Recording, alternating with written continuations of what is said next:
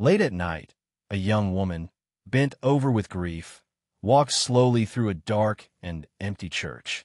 She muttered incessantly that the acquaintance who had recently died had been her whole foolish life's meaning.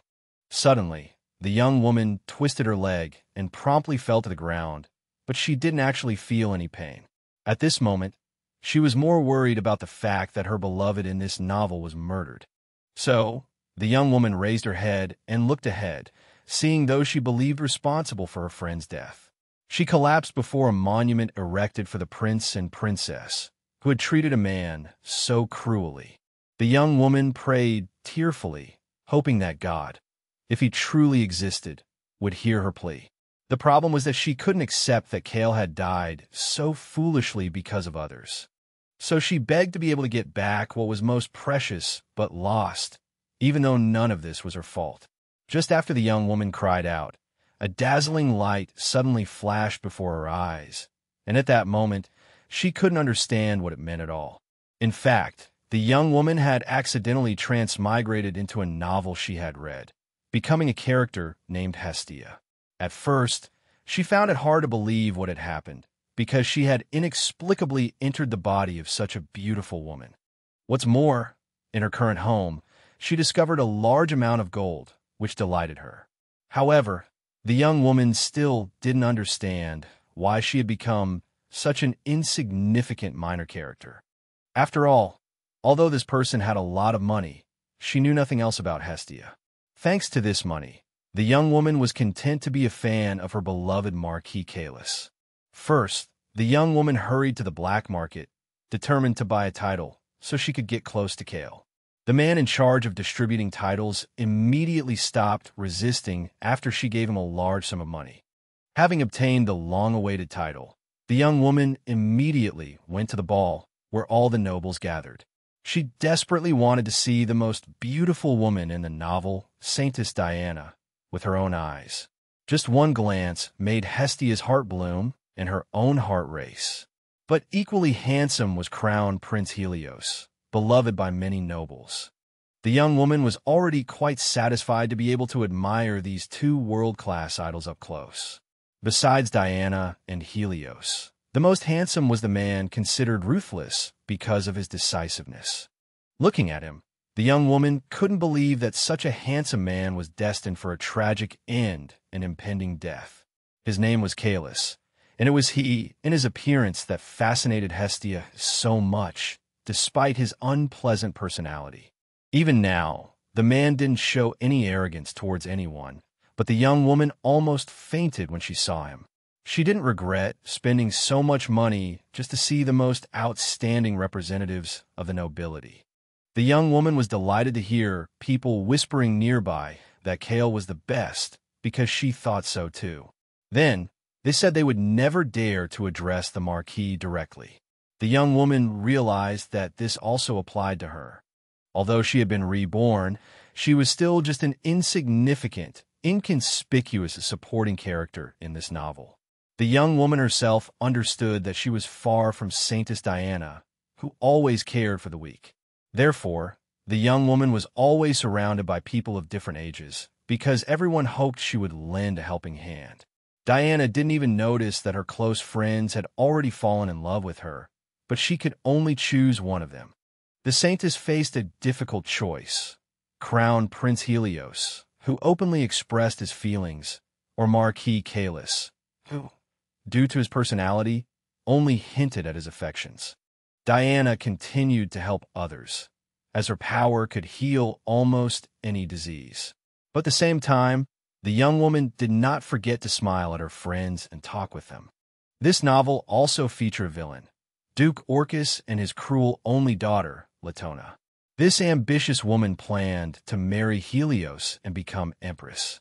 Therefore, she began to openly attack Diana, though the men still supported the Saintess. Latona even loudly declared that if they didn't want the situation to worsen, Helios must accept her engagement proposal. It was common knowledge that if the crown prince married Duke Orcus's daughter, the empire's power structure would undergo a massive upheaval. As Caelus was Helios's best friend, he would never allow such a fate to befall him. So, He didn't hesitate to force the entire Orcus family to drink poisoned tea, leading to their deaths. However, it was because of this incident that an irreparable rift formed between the three of them. When Diana learned of Caelus's actions, she couldn't forgive him, feeling that it was far too cruel. She cried out, saying she didn't want to hear any apologies because he didn't deserve forgiveness. For the Marquis, hearing the words, "I never want to see you again," from his beloved was the most painful thing. According to the novel, after the incident, the beautiful saintess forever turned her back on one of her dearest friends. Eventually, Helios and Diana held a grand wedding, surrounded by the blessings of everyone. The young woman, still feeling like an insignificant extra character, did nothing during this time. She waited a whole year until the novel's story finally ended, before she could return to her own world. When she saw Helios and Diana, she thought they looked incredibly happy and beautiful. Hestia could only hope that Caelus was equally happy, even though he was alone. She suddenly remembered how heartbroken she had been when she read this part of the novel in her own world long ago. Now, thinking back on the Marquis, she only hoped that he wouldn't dwell on the saintess who had abandoned him. Hestia felt a pang of sadness because she hadn't seen the Marquis's face one last time before leaving. She prayed continuously, and after living in the world of the novel for another year, she finally saw Caelus. The man looked as though he should have died long ago, but somehow he hadn't. Caelus's terrible state shocked Hestia. She hadn't expected this at all. The young woman, who had stumbled into the novel's world by chance, had assumed everyone would get a happy ending. Therefore, she also hoped for a good life for herself. So, after Diana and Helios's wedding, she resolved to return to her own world. She fell asleep full of confidence, believing she would wake up back home with her parents.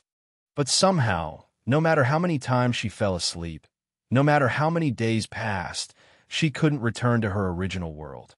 However, she never gave up, always holding on to the hope that she would return someday. Hestia felt it was meaningless to stay in this world of the novel where everything had already ended. But just like that, weeks turned into weeks, and even the seasons changed. Finally, utterly exhausted from waiting to return to her own world, she gave up completely. Hestia truly didn't understand what she had done wrong to be stuck living idly in this world she had stumbled into. Since she had distributed all her wealth in preparation for her return, she now lived a near-impoverished life in a small cabin in the forest. Every time she opened her eyes, she felt as if she had already died and was simply trapped here. She was terrified of being alone, because in the novel's plot, she wasn't needed by anyone. What saddened her most was the occasional news of Caelus's suicide attempts. This deeply saddened her, as she truly wished for the man to live a happy and stable life. She understood that the Marquis had lost his will to live because he had been abandoned by his two closest friends. As Hestia read the news, she couldn't help but wonder who kept miraculously saving Caelus from death. She herself wanted to cry and pray, hoping that he would eventually find happiness in this world. She prayed constantly, hoping to wake up in her own bed and see her family, but for some reason, it never happened. Ultimately, Hestia couldn't understand why she had to endure this torment. With tears in her eyes, she knelt in the middle of the forest, whispering how desperately she longed to disappear from this world. Imagine Hestia's surprise when, at that very moment, the exhausted Caelus appeared before her. She immediately called out to him, knowing she couldn't miss the chance to speak with him. He stopped abruptly, turning sharply to look at her, then rudely asked what this stranger wanted from him. It was only then that she realized the man she loved was truly standing before her, that this wasn't a dream. Suddenly, shouts came from nearby as people searched frantically for the escaped Marquis. He covered Hestia's mouth with his hand and quickly, expertly pulled her behind the nearest tree, unseen. Hestia was so surprised to be so close to the man she loved that she didn't even think to resist. Caelus held her silently until he was certain the servants were gone. Only then did he release her, though she would have happily stayed in his embrace. Unable to let him go, Hestia led Caelus back to the small cabin in the mountains where she lived alone. He apologized for the trouble he'd caused, but Hestia was only worried that her home wasn't tidy. She had never dared to dream that the man she loved would come to her home. Kalis himself seemed perfectly calm, not at all bothered by being in a stranger's house. To start a conversation, Hestia awkwardly approached him and asked why he was alone in the forest. He remained silent, and she quickly added that he didn't have to tell her anything. To her surprise, he confessed his desire to disappear from the world. Hestia was shocked. She suddenly realized she had recently felt the same way, albeit for entirely different reasons. Finally, she admitted her own sadness at being unable to return to her family and friends. Kalis sat motionless at her table, listening intently, though he didn't show it. He lowered his head sadly and murmured that, somehow, they were very similar. The words sent a shiver down Hestia's spine. She had thought the same thing herself. Kalis suddenly confessed that he wanted to die. Hestia was terrified. She only wanted him to be happy. But he calmly replied that if she could persevere and choose not to die, then she was stronger than him. Hestia froze, completely stunned. She couldn't believe the man she loved was in so much pain. She had always thought him strong enough to overcome anything. Now, looking closely, she saw how utterly exhausted he was. Even though Kalis was just a side character, Hestia loved him more than anyone. And in that moment, she realized how much she missed his usual calm and gentle demeanor. Determined to help him, she told him to wait a moment, that she would be right back. It occurred to her that perhaps the reason she couldn't escape the novel was for this very moment, to help Kalis. So, Hestia decided to at least prepare some delicious food for Kalis and let him lie down in a warm bed. She also thought that once the Marquis had rested, they could take a walk together and even have a heart-to-heart talk. But as Hestia opened the front door, she saw Kalis's lifeless body, and all hope instantly vanished. At first, she couldn't even believe her eyes, as she couldn't imagine such a terrible thing happening in her own home. As a result, she dropped all the ingredients she had carefully selected on the floor, no longer caring about them. Hestia stood frozen in horror, staring blankly at the gradually cooling body of her lover who had chosen to end his own life. Unable to bear it any longer, she ran to him, holding his head in her arms, even though she knew it was all in vain. Hestia burst into tears of pain and incomprehension, because just a short while ago, she had felt like she had finally found a place in this world. She truly couldn't understand why, after going through so much, she had to suffer such a terrible blow. Regaining some composure, Hestia looked around the kitchen and found Kalis's farewell letter, in which he apologized for everything. Eventually, the Marquis's death became news in the papers, but coincidentally, it was forgotten just a day later. Because afterward, all the newspapers began reporting on the disagreements between Diana and Helios, which became a more interesting topic. But Hestia was immediately angered by the newspaper's disrespect toward her recently deceased lover. She angrily clenched the newspaper, once again questioning in her heart why Kalis had taken his own life. After her lover's death, Hestia's life changed drastically. She even stopped taking care of herself entirely. Immersed in grief, she became oblivious to the people and things around her. Even when someone shouted angrily behind her, Hestia remained deaf to everything happening around her. She was nearly driven mad, as she would only go to the church and recite various prayers for Kalis. Hestia still occasionally heard scattered rumors about the Marquis's friends arguing, but she no longer cared. She continued to meaninglessly mutter the names of Saintess Diana and Crown Prince Helios, as she didn't care about them at all. Hestia only cared about her lover, who had chosen death, and now she no longer wanted to live either. Until the very last moment, Hestia refused to believe that all of this was real, blaming herself for everything. She wouldn't even acknowledge for a second that Kalis had chosen this fate himself, insisting that he had been wronged. Suddenly, Hestia's eyes widened in terror as she finally realized how much pain her lonely lover had endured during this time. She angrily slammed her fist on the cold floor, convinced that Helios and Diana were ultimately responsible for Kaelus's death. Imagining the Marquis's abandoned body, ultimately unable to find a place in this world, Hestia couldn't help but want to cry. So she cried out loud, praying to heaven, willing to trade her own life for the resurrection of Marquis Caelus. Suddenly, everything around her was illuminated by a bright light, and when she opened her eyes, she couldn't remember what had happened before. She looked around in surprise and jumped up, realizing she was in her room from before she moved to the mountains. She was certain she had been in the temple, but she didn't know which saint had brought her here. Hestia clutched her head in her hands, thinking that people didn't know who she was, otherwise they would have taken her to the mountains already. Then Hestia got out of bed and found that she felt no pain, as if she had returned to her original body. Unable to believe her guess, she rushed to the window, threw it open, and tried to figure out what was happening from the street outside. One can imagine Hestia's surprise when she saw everyone on the street dressed in their finest, celebrating the festival. She clearly remembered that this event was being held to celebrate the wedding of Diana and Helios. It was only at this moment that Hestia realized she had returned to the beginning of the story, even though she hadn't even thought about or asked for such a thing. However, although she couldn't yet find the answers to her questions, she decided not to worry about her return to the past for the time being. Hestia remembered very clearly that today was not only the wedding day of the prince and princess, but also the day of the Marquis's first suicide attempt. Therefore, she immediately ran to find the nearest carriage, wanting to get to Caelus's mansion as soon as possible.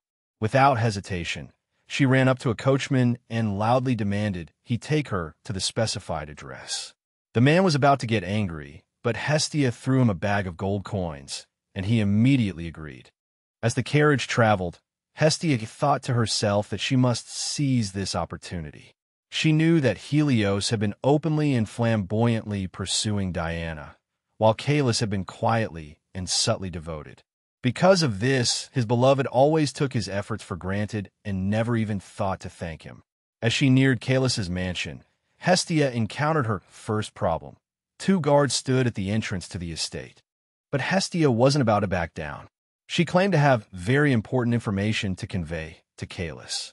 Although the guards were startled by her demeanor, they stated that no one could see the Marquis without special permission.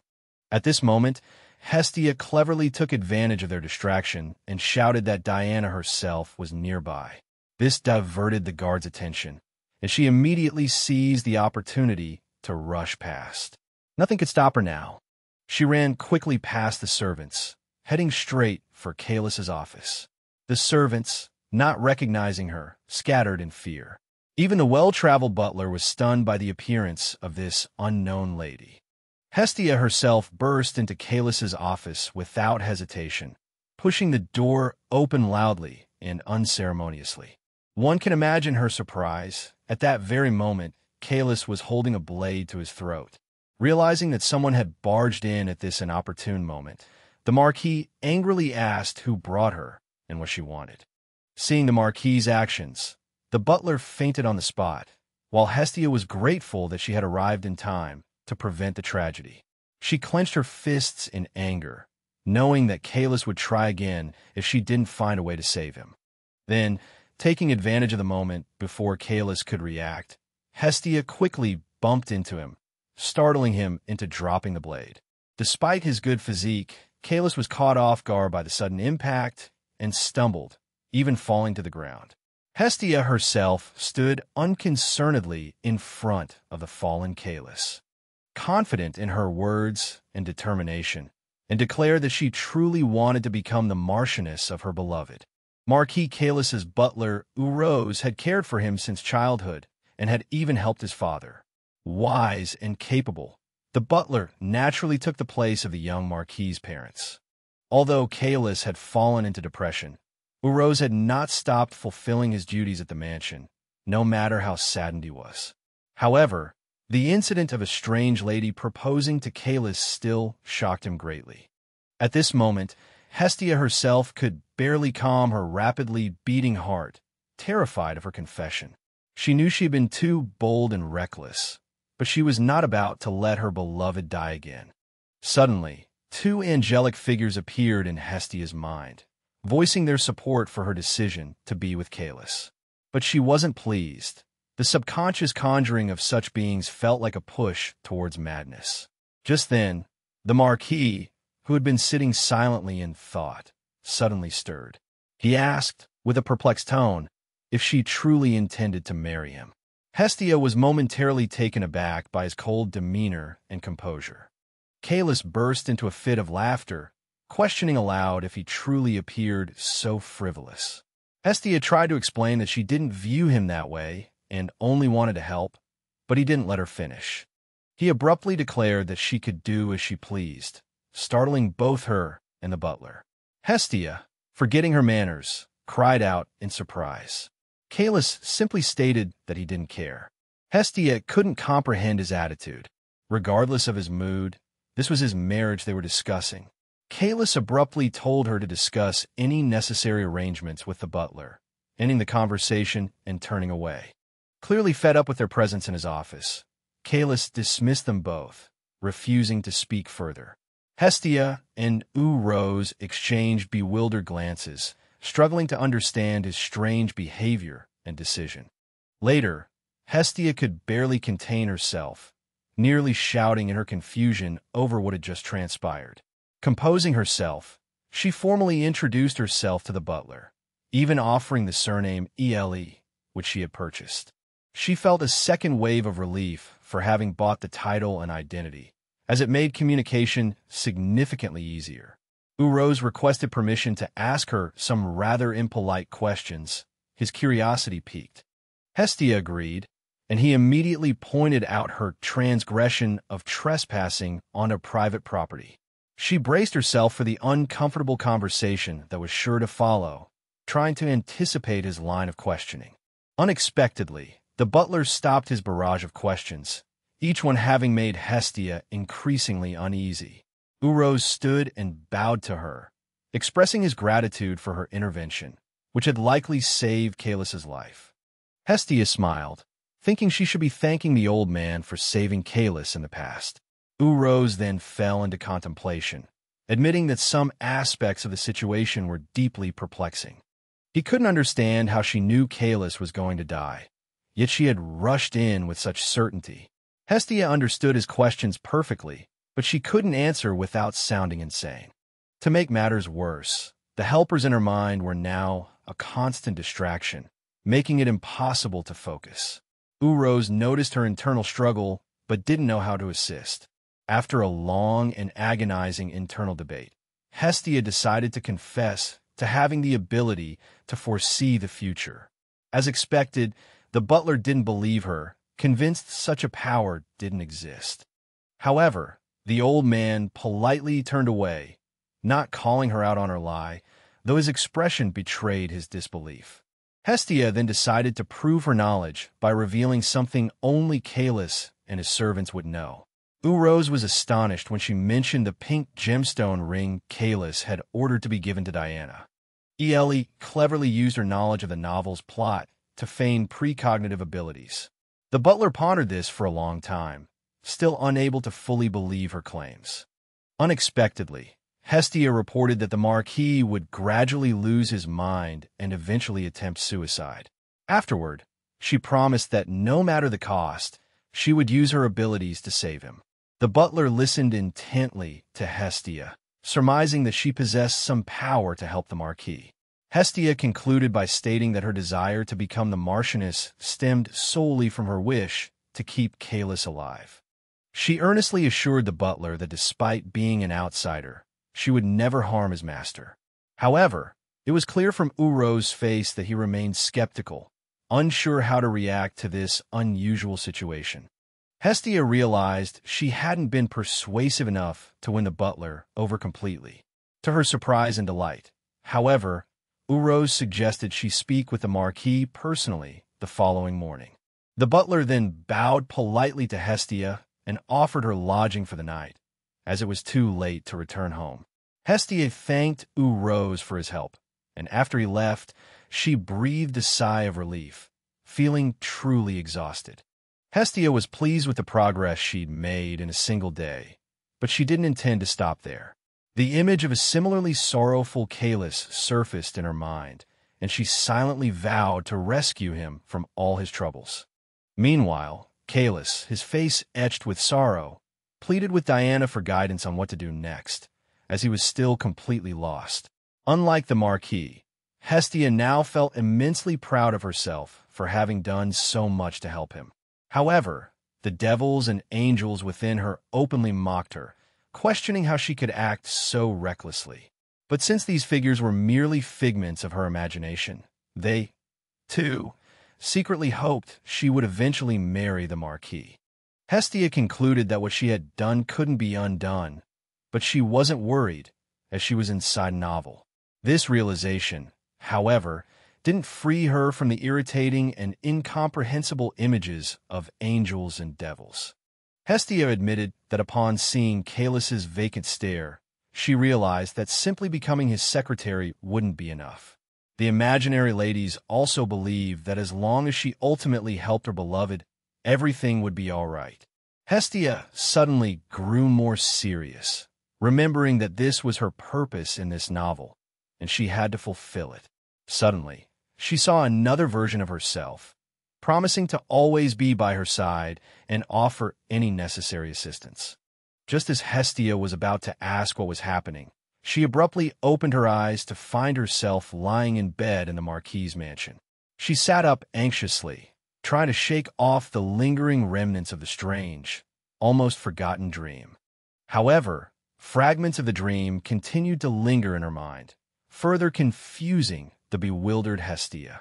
As she left her room, the butler kindly inquired about her sleep and whether she was comfortable. Hestia, smiling, admitted that she hadn't slept so soundly and peacefully in a long time, and was therefore very satisfied. As they walked together towards Kalis's office, Urose remarked on her unusual calmness, which puzzled her. Hestia anxiously inquired about Kalis's current state, especially after yesterday's events. The butler asked, surprised, why she didn't already know the answer, given her ability to foresee the future. Hestia quickly excused herself, claiming she could only see major events, not minor details like this. The butler chuckled, saying he was only teasing, while Hestia, relieved, felt her hair nearly turn white from the tension. However, Hestia was pleased that her interactions with the butler had become much more relaxed than the previous day. She hoped to continue building a good relationship with him, knowing how devoted he was to the Marquis. Hestia was startled when the butler, Urose, admitted to staying up all night preparing the documents. Urose himself, however, seemed unconcerned by his confession, instead reminding the young woman to be more cautious with her words. Hestia responded with a sweet smile, assuring him that everything would go smoothly, certain of her understanding of Kalis. Though the butler trusted her, he still knocked on his master's office door as a precaution, announcing Hestia's arrival. Hestia knew she had to be prepared, allowing no room for error. She almost immediately noticed Kalis sitting listlessly on the sofa, seemingly unwilling to interact with anyone. As they entered the room, Kalis turned his head languidly, with a hint of arrogance, to regard the presumptuous young woman. Hestia felt a pang of unease at the icy sharpness in his gaze. She had thought herself ready to face him, but the sorrowful memory of his death resurfaced. The unpleasant experience and the pressure of the situation caused her to bite her lip unconsciously, betraying her nervousness. Quickly composing herself, Hestia was the first to greet Kalis, unwilling to back down. Despite her outward bravery, she remained deeply apprehensive about their conversation. Fortunately, the butler intervened, handing the documents to the future couple and requesting they review them carefully. Hestia was pleased. Once the marriage contract was signed, she would enjoy the status of Marchioness. This would significantly increase her authority, a prospect for which she felt fully prepared. She was most surprised by Urose's ability to prepare such detailed documents overnight. There was one point Hestia wished to amend, stating her intention not to covet Kalis's assets. The butler, though slightly taken aback, readily agreed to remove that clause from the contract. Hestia had intended to ask Calus a few questions, but he suddenly reached for the documents and, without a word, signed his name, thereby confirming the marriage. This unexpected action startled both Hestia and Rose, who realized Calus hadn't even glanced at the contents. Calus muttered a low, almost threatening warning for them to be quiet, expressing his indifference to the proceedings. Hearing this, Hestia immediately understood the depths of his despair. Nothing seemed capable of bringing him joy.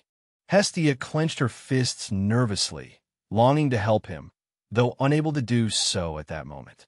With the contract signed, she rose and offered her husband a polite curtsy. Smiling, she promised he wouldn't regret his decision.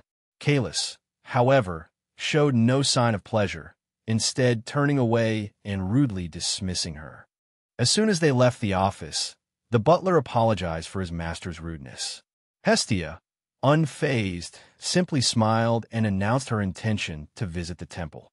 She declared her first act would be to return what Calus had given away, starting with matters concerning Diana, as she knew the truth better than anyone.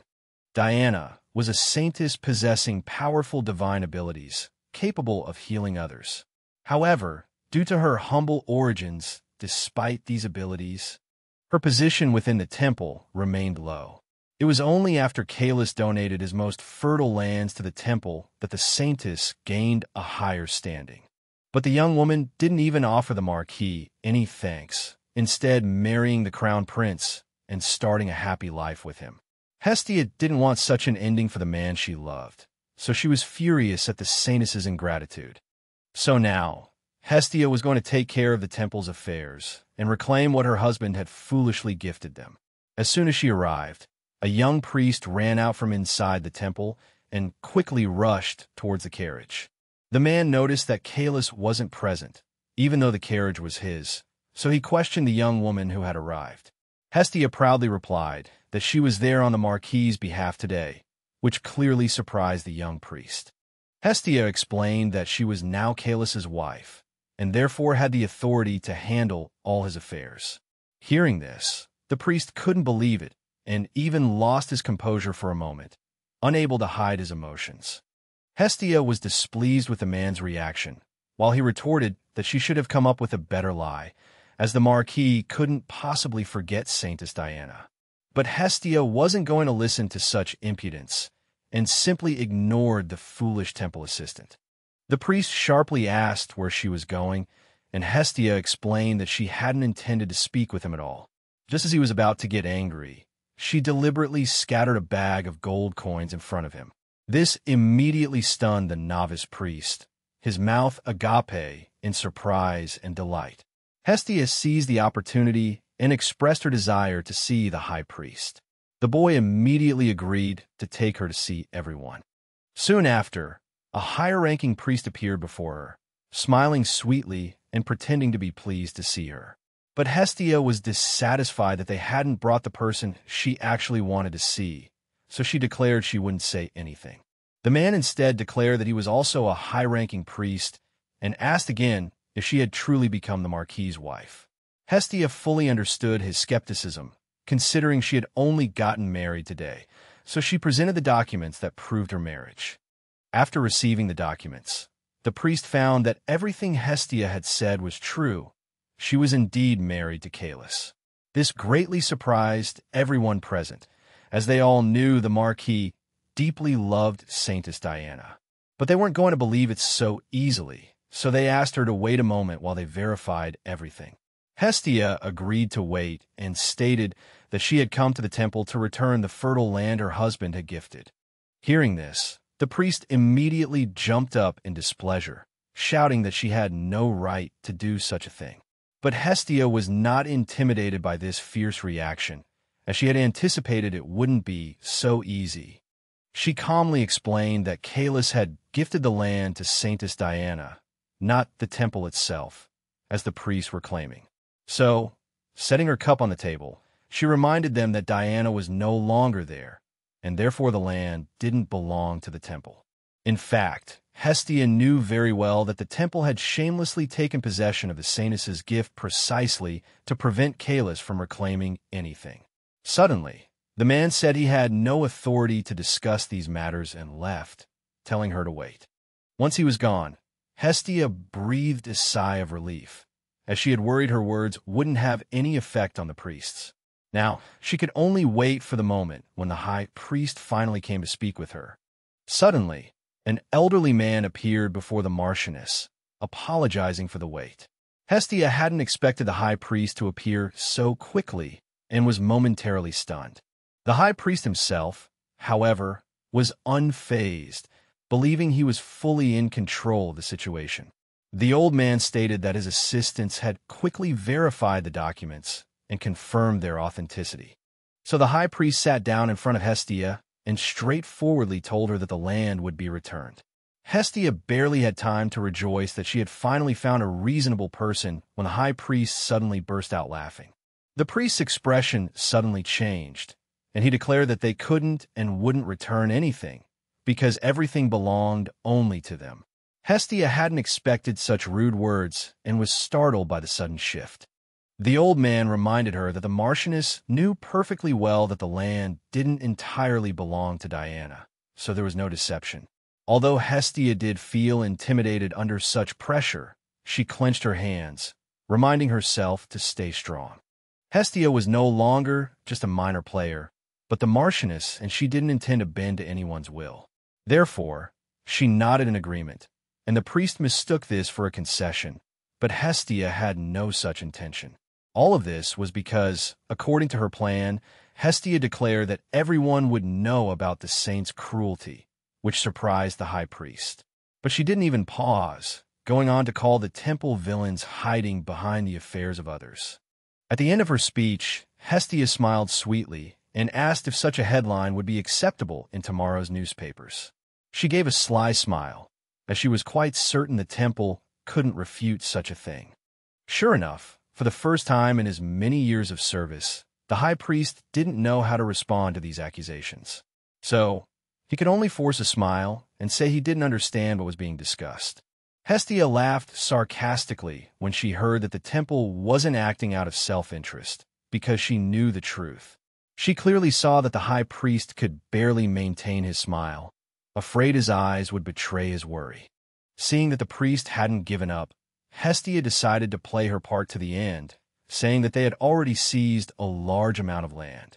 She genuinely found it amusing, even suggesting various ways the newspapers might report on the temple tomorrow. Only now did the high priest realize that he was completely outmatched by this impertinent wife of the Marquis. The old man clenched his hands in anger, because he knew Hestia was absolutely right. Not everyone supported Diana because of her origins. Because the saint often helped the commoners she was born amongst, almost everyone adored her. But conversely, the nobles couldn't accept that a commoner had miraculously married the crown prince. The priest was terrified that people would discover their association with Diana, because no one would approve. Hestia, guessing that she had almost won, said in a low voice that if she didn't get the land, she would definitely make a fuss. Just in case, she added that she would even contact the emperor and inform him of the matter.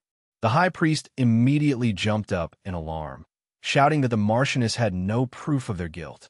But Hestia, still with a calm smile, said that if she were him, she wouldn't be so sure. At the same time, she deliberately fixed the priest with an intense stare, finally forcing him to admit defeat. The old man, encountering such a formidable opponent for the first time, couldn't meet her gaze for long, so he ran off to find his assistants, while Hestia politely asked him to wait a moment, as she had been prepared for this. Hestia watched with amusement as the priests, fearful of an imperial investigation, scurried about. Smiling, she picked up her teacup, thinking that if all the evidence were presented, the temple would definitely lose. The only problem was that Hestia had no evidence at all. She had been bluffing the entire time, and the priest had fallen for it. Therefore, the Marchioness reminded these men once again that she was actually doing them a favor. She approached, took the high priest's hand, and said she intended to resolve all conflicts in the most peaceful way possible. Thus, under the circumstances, the high priest had no choice but to listen to the clever young lady. That same evening, Hestia returned from the temple quite late, and the butler immediately greeted her with concern. The Marchioness didn't say much, simply showing her assistant a document stating that the land had been returned. Urose was immediately overjoyed, as he himself had wanted to return the property but didn't have the authority to do so. At that moment, Kalis silently and discreetly watched the old man and the young woman from the window, but he didn't even smile. From his vantage point, he could clearly see how happy Hestia was that everything had worked out. However, the man didn't intend to participate in this celebration of life and turned away, returning to his office. Only then did the Marchioness realize that she had just felt Kalis's gaze, but when she turned around, she saw nothing. However, she was then interrupted by the butler, who asked why the Marchioness hadn't personally told her husband the good news. The Marchioness herself felt that it would be especially nice to see Kalis, but she believed he wasn't yet used to her. So she suggested ending this tiring day, as it was already late and time to rest. As soon as Hestia entered her room, she collapsed onto the bed, recalling that she hadn't even noticed how the day had passed. The young woman happily thought that with such a good start, she would soon be able to take revenge on the prince and the saint. At the same time, the Marchioness thought about going to inspect the condition of the recently returned land the next day. But before she could come up with a good plan, she quickly fell asleep without even realizing it. Meanwhile, Helios was reading a newspaper that reported the Marchioness's success in returning the fertile land to her husband. He angrily crumpled the document his loyal servant had brought, as he simply didn't believe it. Helios continued to work late into the night, saying that he would go and see for himself to confirm the truth of the matter. Early the next morning, Hestia went to see Kalis, who remarked that she had completed an interesting task. The Marchioness was startled and quickly apologized, realizing too late that she had acted without permission. She hadn't even expected the Marquis to summon her personally so early in the morning, as she had other plans. However, she couldn't ignore her husband, so she went to his office, albeit feeling somewhat awkward. Suddenly, Kalis thoughtfully whispered the young woman's name, as he had only just remembered it. At the same time, he looked directly at his wife, with whom he had nothing in common except for their recently signed marriage contract. Hestia stared back at him in surprise, not expecting him to look at her like that. The man then asked again if he had remembered her name correctly, and she quickly confirmed that he had. But what surprised her most was that Kalis was looking at the newspaper she had specifically brought with her. The Marquis was silent for a moment, carefully reading the newspaper, as he hadn't looked at the news in a long time. Afterward, Kalis suddenly looked at Hestia again and asked her why she had ultimately decided to marry him. This question clearly surprised the Marchioness, as she realized she had never actually explained it to him. Although she had an answer in her heart, actually talking about her feelings was much more difficult than she had imagined. So, her eyes flashing, she made up an excuse, saying that she hated Diana and Helios. But the Marquis narrowed his eyes, clearly not entirely believing this strange statement. So Hestia added that she wanted the saint to apologize to the Marquis for having condemned him. She admitted that she was well aware of the couple's choices and wanted them to regret them. Kalis listened to his wife in silence, lost in thought, as he'd only just now considered asking about her motives. Unexpectedly, he not only recalled matters relating to his friend, but also the events of the previous day. Then, the butler had told him about Hestia's astonishing ability to foresee chance events. The first time Kalis heard this, he naturally didn't believe it, and even gave his loyal assistant a reproachful look. He even asked the old man if he needed some rest, but Urose insisted he was fine. The butler reported that Hestia had known the Marquis's intentions beforehand and had saved him just in time a few days prior. Furthermore, Urose expressed his own opinion that Hestia genuinely cared for her current husband. Kalis himself recalled that when he proposed that Hestia become the Marchioness, she hadn't shown any interest in status or wealth. But he still couldn't believe that everything Hestia had done was for him, so he asked if they had met before. Hestia couldn't immediately answer this question, because from the Marquis's perspective, they truly hadn't. Kalis then asked if there was another reason why Hestia chose him, but she felt she had no other choice. Finally, Hestia decided to stop avoiding the question and asked the Marquis in return if he truly disliked everything she had done.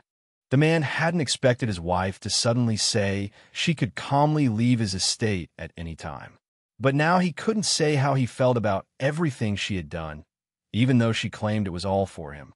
So the Marquis took the opportunity to change the subject, mentioning that Helios had recently sent a letter. He stated that he wouldn't interfere in her affairs, and she could do as she pleased, leaving Hestia deep in thought. But then he added that he was very interested to see how things would eventually turn out, a statement that instantly delighted Hestia. She couldn't help but smile with satisfaction and promised to return immediately after meeting the Crown Prince. Caelus promised to sign a document confirming their marriage, which pleased Hestia even more. But then, the Marquis abruptly and rudely ushered her out the door, prompting the butler to rush over. Urose worriedly explained that the Marquis simply hadn't fully recovered yet, so there was no need to be upset. But Hestia wasn't concerned about that at all. She was more focused on her upcoming meeting with the Crown Prince. The butler, immediately realizing the gravity of the situation, promised to make all the necessary preparations. The servants were surprised to learn that their mistress was going to the palace for a meeting. The maids, full of energy, immediately set about making Hestia look like a true beauty, quickly and effortlessly selecting an outfit for her. Hestia looked at herself in the mirror with surprise, as she truly did look much more beautiful than usual. Seeing Hestia admiring herself, the maids were satisfied with their work, as they had done an excellent job. Their support surprised Hestia, but she was still happy to receive their care. The Marchioness felt she hadn't done anything to earn the servants' trust, which made their help even more surprising. She knew she was about to meet two of the most beautiful people, so she had to look the part. Hestia cheerfully and confidently bid farewell to the manor's staff, temporarily departing for the palace. But when she saw Princess Diana up close, Hestia was immediately struck by her beauty. Although Hestia wore a very beautiful outfit, she immediately realized she paled in comparison. In fact, Diana was also surprised by the Marchioness's appearance, as she hadn't known her friend had married. Hestia politely curtsied to the princess, while the princess, forgetting her etiquette, carefully studied her visitor. Suddenly, the saint hesitantly asked if they had met somewhere before. In fact, Hestia vividly remembered the first time she saw Diana, the first moment she arrived in this world. Back then, although simply dressed, the saint possessed an undeniable elegance, always striving to help everyone who sought her aid. This girl was not only breathtakingly beautiful and gentle, but also wielded truly formidable power. Because of this, people flocked to see her, even just for a glimpse, and deeply loved the kind and lovely Diana, for she had once saved them. Hestia knew very well that it was no coincidence Diana became the heroine of this novel. She was entirely deserving of the title. Moreover, standing before the princess now, the Marchioness herself was captivated by her abilities and appearance. Within a short period, relying on her own abilities, Diana had achieved a remarkably high status and married well. But the Marchioness wasn't about to admit she had been keeping tabs on the saint, so she simply offered a faint smile. Then, suppressing her true emotions, she asked the Crown Prince's wife if she was truly mistaken. A moment later, Hestia presented her marriage certificate as proof of her recent nuptials. She explained that Caelus believed these documents would be sufficient to earn the trust of the Crown Prince and Princess. Sure enough, after carefully examining the document, Helios acknowledged it was indeed Caelus's handwriting. This astonished Diana, who demanded to see the document herself, after which she too was convinced of the marriage's authenticity. However, the saint still couldn't comprehend how her former friend could have married so easily and hastily. Helios fully supported his wife, knowing the Marquis well enough to be certain this wasn't his usual style. Yet, neither of them could refute the official document and Caelus's handwritten letter.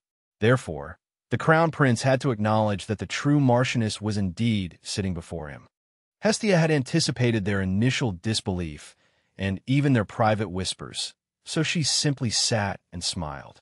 At this moment, she realized that the royal couple couldn't find even a hint of falsehood in her words.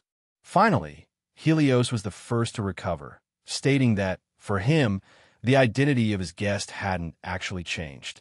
He accused Hestia, in a threatening tone, of overstepping her bounds by seizing land from the temple, claiming it was a threat to him. But the Marchioness, unafraid of such an accusation, simply questioned what threat he was referring to. Although he remained indignant about her recent actions, the Marchioness remained firm in her conviction. Suddenly, Elias reported that the temple was exploiting Diana's status to seize land, which startled the saint. Unable to bear such an accusation, the princess immediately rose to defend the church's property. However, the Marchioness, with a smile, asked if the saint shouldn't be siding with the royal family now. The Marchioness had carefully considered every aspect of this conversation, so she knew precisely what to say and when. Unexpectedly, she was suddenly reminded of the past, when, on the verge of death, she had sought help from the temple. But after Diana became a princess, she no longer helped ordinary people, so Hestia had been refused. Therefore, Caelus' wife now had even more reason to win this debate, and she continued to present various arguments. As a result, the crown prince's wife was completely flustered and bewildered, unsure how to respond to the accusations. Just then, the crown prince abruptly intervened on his wife's behalf, rudely demanding the Marchioness watch her words and not insult the saint. Hestia immediately realized she needed to feign apology, so she bowed and asked their forgiveness. Then, she asked Diana if she wanted Caelus to donate the land to the temple, which again caused displeasure and surprise. The Marchioness then unexpectedly declared that her husband had only donated land to the temple because he had once held feelings for the saint. She asked the married couple if they wanted her husband to be bound by past feelings. Both Helios and Diana fell silent. Hestia guessed that neither of them had anything to say to her, which actually pleased her. The Marchioness's plan was to explain to everyone the meaning behind Caelus' past actions, that they were all born out of love. Moreover, the lady was quite certain that the crown prince and the saint would never ignore the feelings of their former friend. Hestia spoke a lot during the silence, and Helios's face darkened noticeably after listening. Suddenly, he accused Hestia, saying that their wedding date was the day after their anniversary. But Hestia had an answer for that too. She explained that two people didn't necessarily have to be in love to become husband and wife. But Helios still couldn't believe that his former friend would choose such an uncultured girl. Only at this moment did Hestia reveal that she also possessed abilities, news that greatly shocked both the crown prince and the saint. The Marchioness explained with a sweet smile that she could foresee the future, so she wasn't as useless as she appeared. But after saying these words, Hestia was immediately met with Helios's extremely distrustful and suspicious gaze. But what was more important to the Marchioness was that Diana seemed extremely shocked, as she hadn't expected things to turn out this way. Helios said that she wouldn't believe it herself, so she could prove her words by predicting a small future event. Later, when she told this to Caelus, he was particularly interested in this detail. Hestia said the notorious thief would soon be caught. The crown prince still didn't believe her, although he remembered the prediction. Suddenly, Hestia heard Caelus ask her what Diana had said about everything she had heard in their conversation.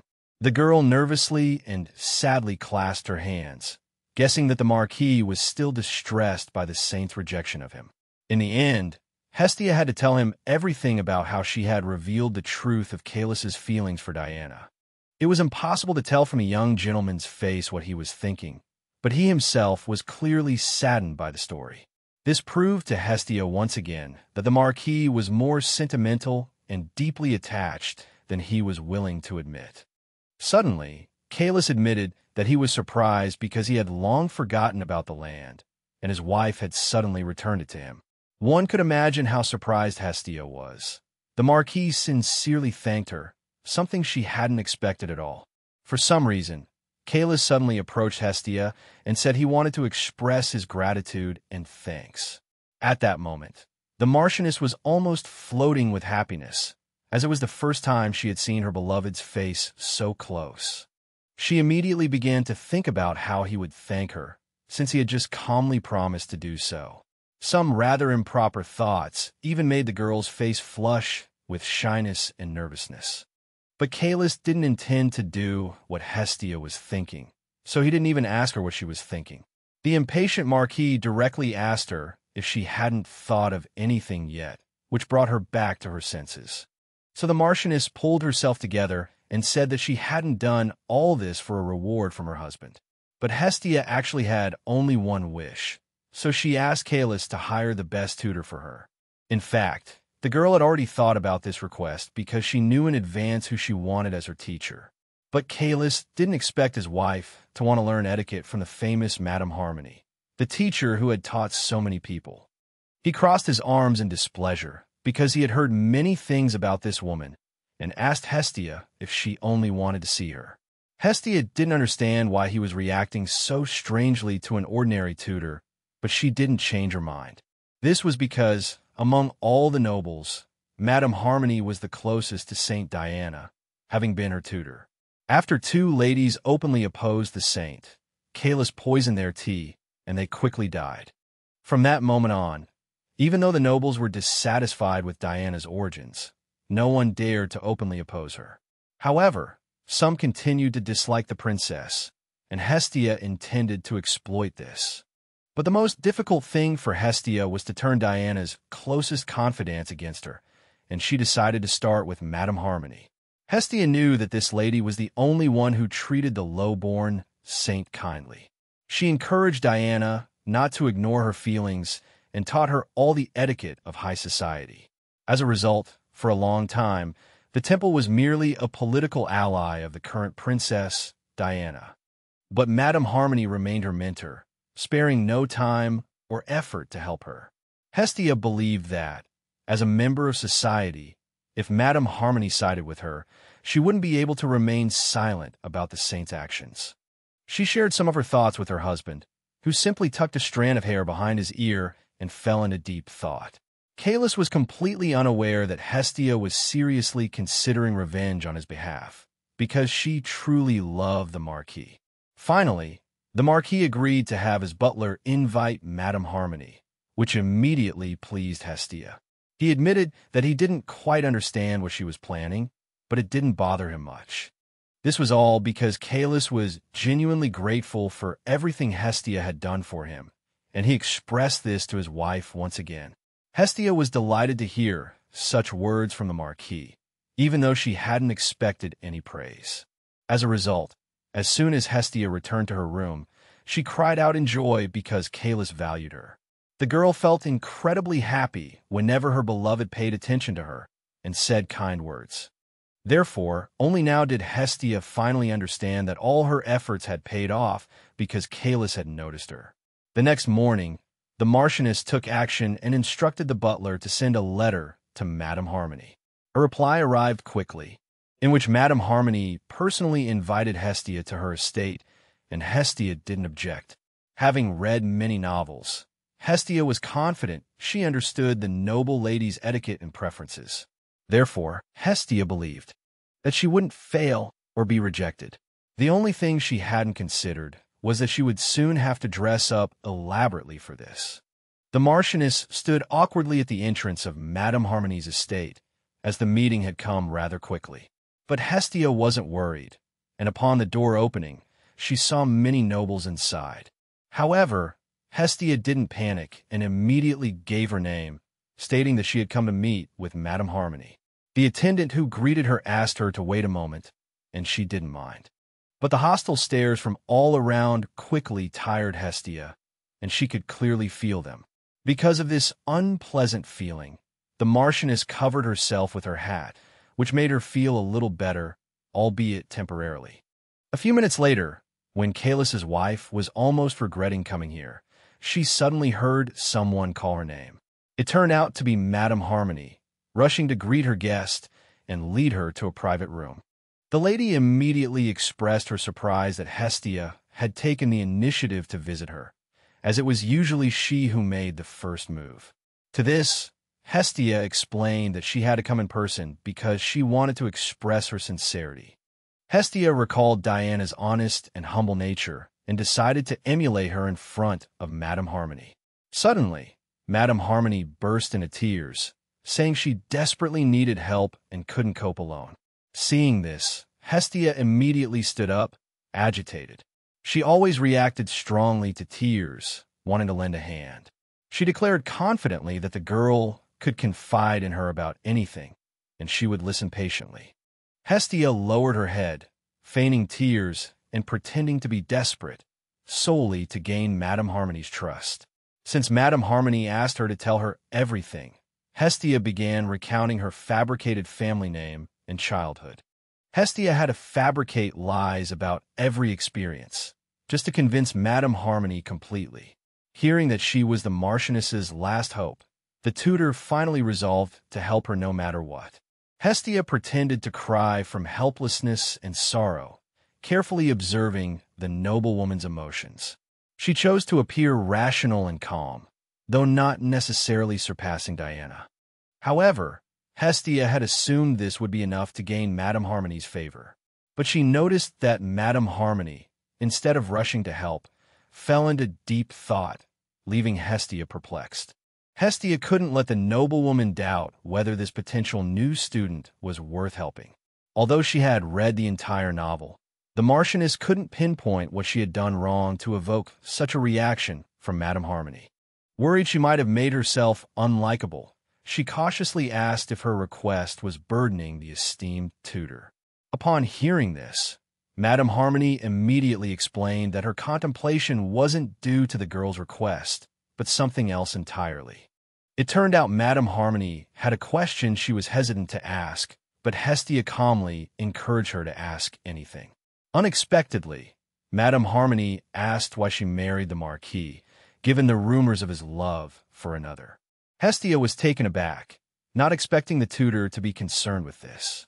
However, she quickly realized that she had piqued Madame Harmony's interest, which was a good thing. So she continued her charade, claiming she had secretly admired Caelus for a long time.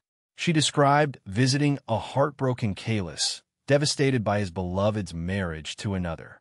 In his despair, he agreed to the marriage with Hestia, and now she wanted to repay him with kindness and good deeds. Madame Harmony was surprised and pleased by her pure intentions towards her husband. Hestia even confessed that she went to the temple because she didn't want her husband's generosity to go unrewarded. She was now certain that Madame Harmony completely believed her and was ready to take her side and teach her. But just in case, Hestia added that she was aware of her place and wouldn't presume to compare herself to someone of higher standing.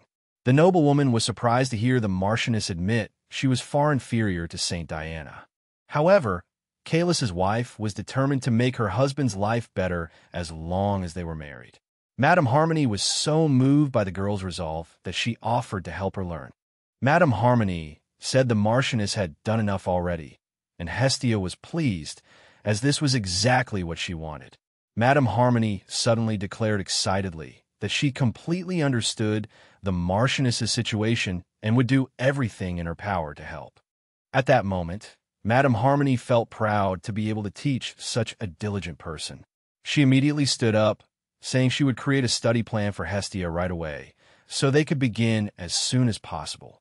A few days later, the maid Clarisse approached the Marchioness with a smile, informing her that the robber had recently been caught. This wasn't surprising to Hestia, as she had known about it beforehand, which is why she had told Helios in advance. The young woman couldn't even hide her emotions, as she was incredibly happy that her prediction had come true.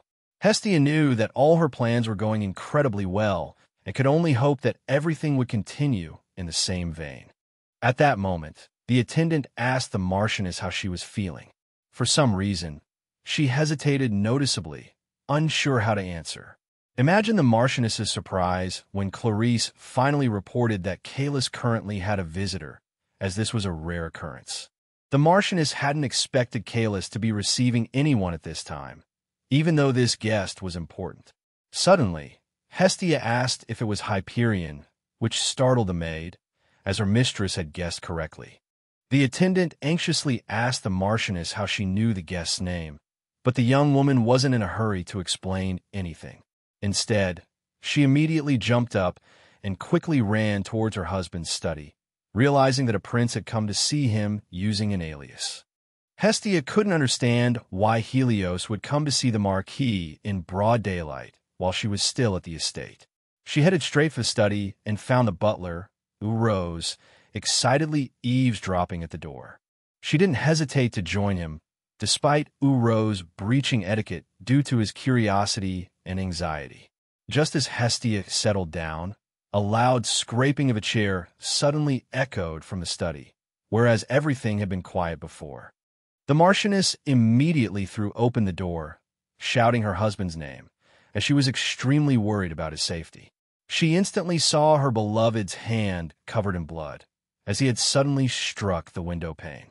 Meanwhile, he was standing before his former friend, Helios, who was just as alarmed as the arriving Hestia.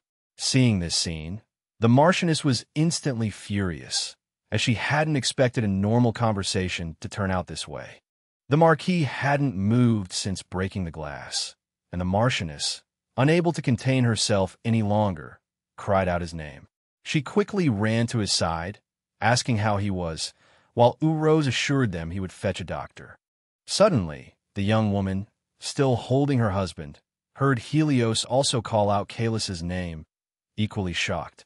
The Crown Prince clearly didn't understand what had happened or what to do to make things right. The Marchioness immediately realized that this was all because of him and yelled at the prince to leave. Helios was startled by the shout, as it was the first time he had been reprimanded so loudly and directly, despite his lack of ill intentions. He quickly realized there was nothing more he could do, apologized to his former friend, and turned to leave. As soon as Hyperion left the study, Caelus' legs gave way, and the Marchioness barely managed to support him. Hestia pleaded with her husband to hold on, as the butler would bring the doctor soon. At that moment, the Marchioness looked at his face and grew even more worried, realizing that the Marquis's demeanor contradicted his words. Although he claimed not to care at all, it was clear he was emotionally distraught because of his friends. After a while, the doctor thoroughly examined Caelus, with Hestia still by his bedside, as she remained deeply concerned. She didn't know if she could be of any help, because this time, even knowing the plot, there was nothing she could do about her husband's situation. The doctor reported that the Marquis's wound wasn't deep, so he should recover quickly. However, these words didn't entirely calm the girl, and she inadvertently voiced her desire to know what her friends were discussing. Suddenly, Caelus asked if she was truly that curious, startling the Marchioness, who hadn't noticed he had awakened. But what surprised Hestia most was the Marquis's question, suggesting she should have known about his former friend's visit today. The Marchioness immediately explained that such details were beyond her precognitive abilities, so she couldn't help. To this, Caelus merely nodded curtly and turned away, simultaneously clenching his injured hand, despite the sharp pain from the unhealed wound. Hestia hadn't expected to hear the Marquis's confession that he immediately recognized the prince and didn't want to receive him. Subsequently, without turning back, Caelus said that if he could, he would avoid the Crown Prince forever. Helios hadn't come to see Caelus without reason. He genuinely wanted to know how his friend was doing, but was unaware of this. But the Marquis himself didn't understand what he was feeling, why he was so pained by everything happening around him. The prince asked what had happened, but Caelus rudely interrupted him, asking if he was enjoying his honeymoon. To this, Helios confidently stated that he had come to ask questions, to find out if his friend had truly married. The Marquis couldn't help but retort that it wasn't only princes who could marry. He had simply done what he deemed necessary and right. Caelus suddenly raised his voice, completely unlike his usual self, claiming the lady was too suspicious. Abruptly, Caelus asked Helios, in a bewildered tone, what right he had to interfere now, having chosen the princess and abandoned his former life. Unwilling to admit how much pain he was in, Caelus subconsciously acted rudely, masking himself with indifference. Caelus recalled Saint Diana's beautiful figure, and how she had rejected him despite all his help. This caused the Marquis even more pain, and he gritted his teeth in anger, unable to suppress the heavy emotions within him. One can imagine the Crown Prince's shock when his former friend confessed to having contemplated suicide on their wedding day. Kalis calmly explained that in the end, it was Hestia who had burst into his study and, using her precognitive abilities, stopped him. Hearing his former friend say this, Helios clenched his fists in anger. Kalis told him that his decision to marry the Marchioness had nothing to do with the prince. Suddenly, the Crown Prince asked the Marquis why, if he was truly suffering so much because of them, he had remained silent.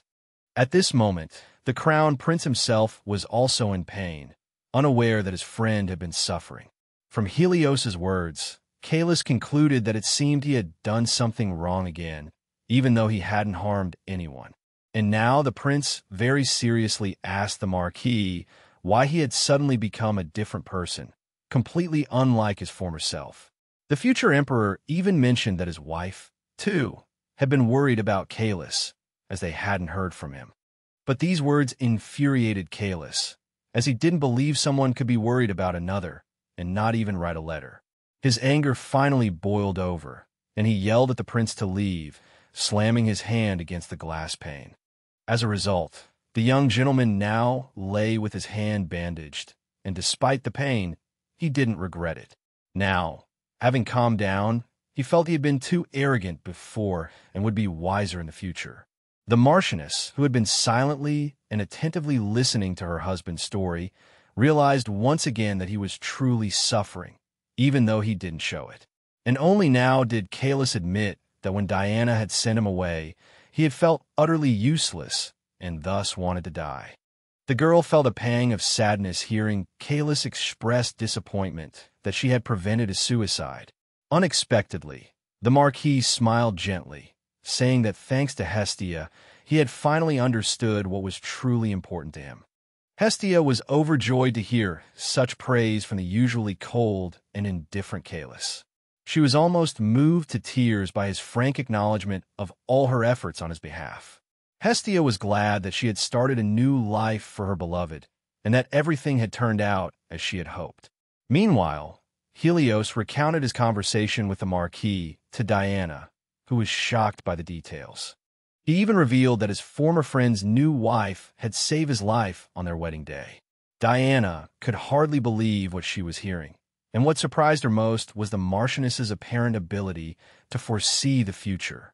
In her mind, Hestia's holy image didn't align at all with that of a gentle, kind, and selfless woman. Gritting her teeth in frustration, the princess resolved to uncover the Marchioness's true motives. Hestia, who had been living for the Marquis, soon found herself in a situation she would deeply regret.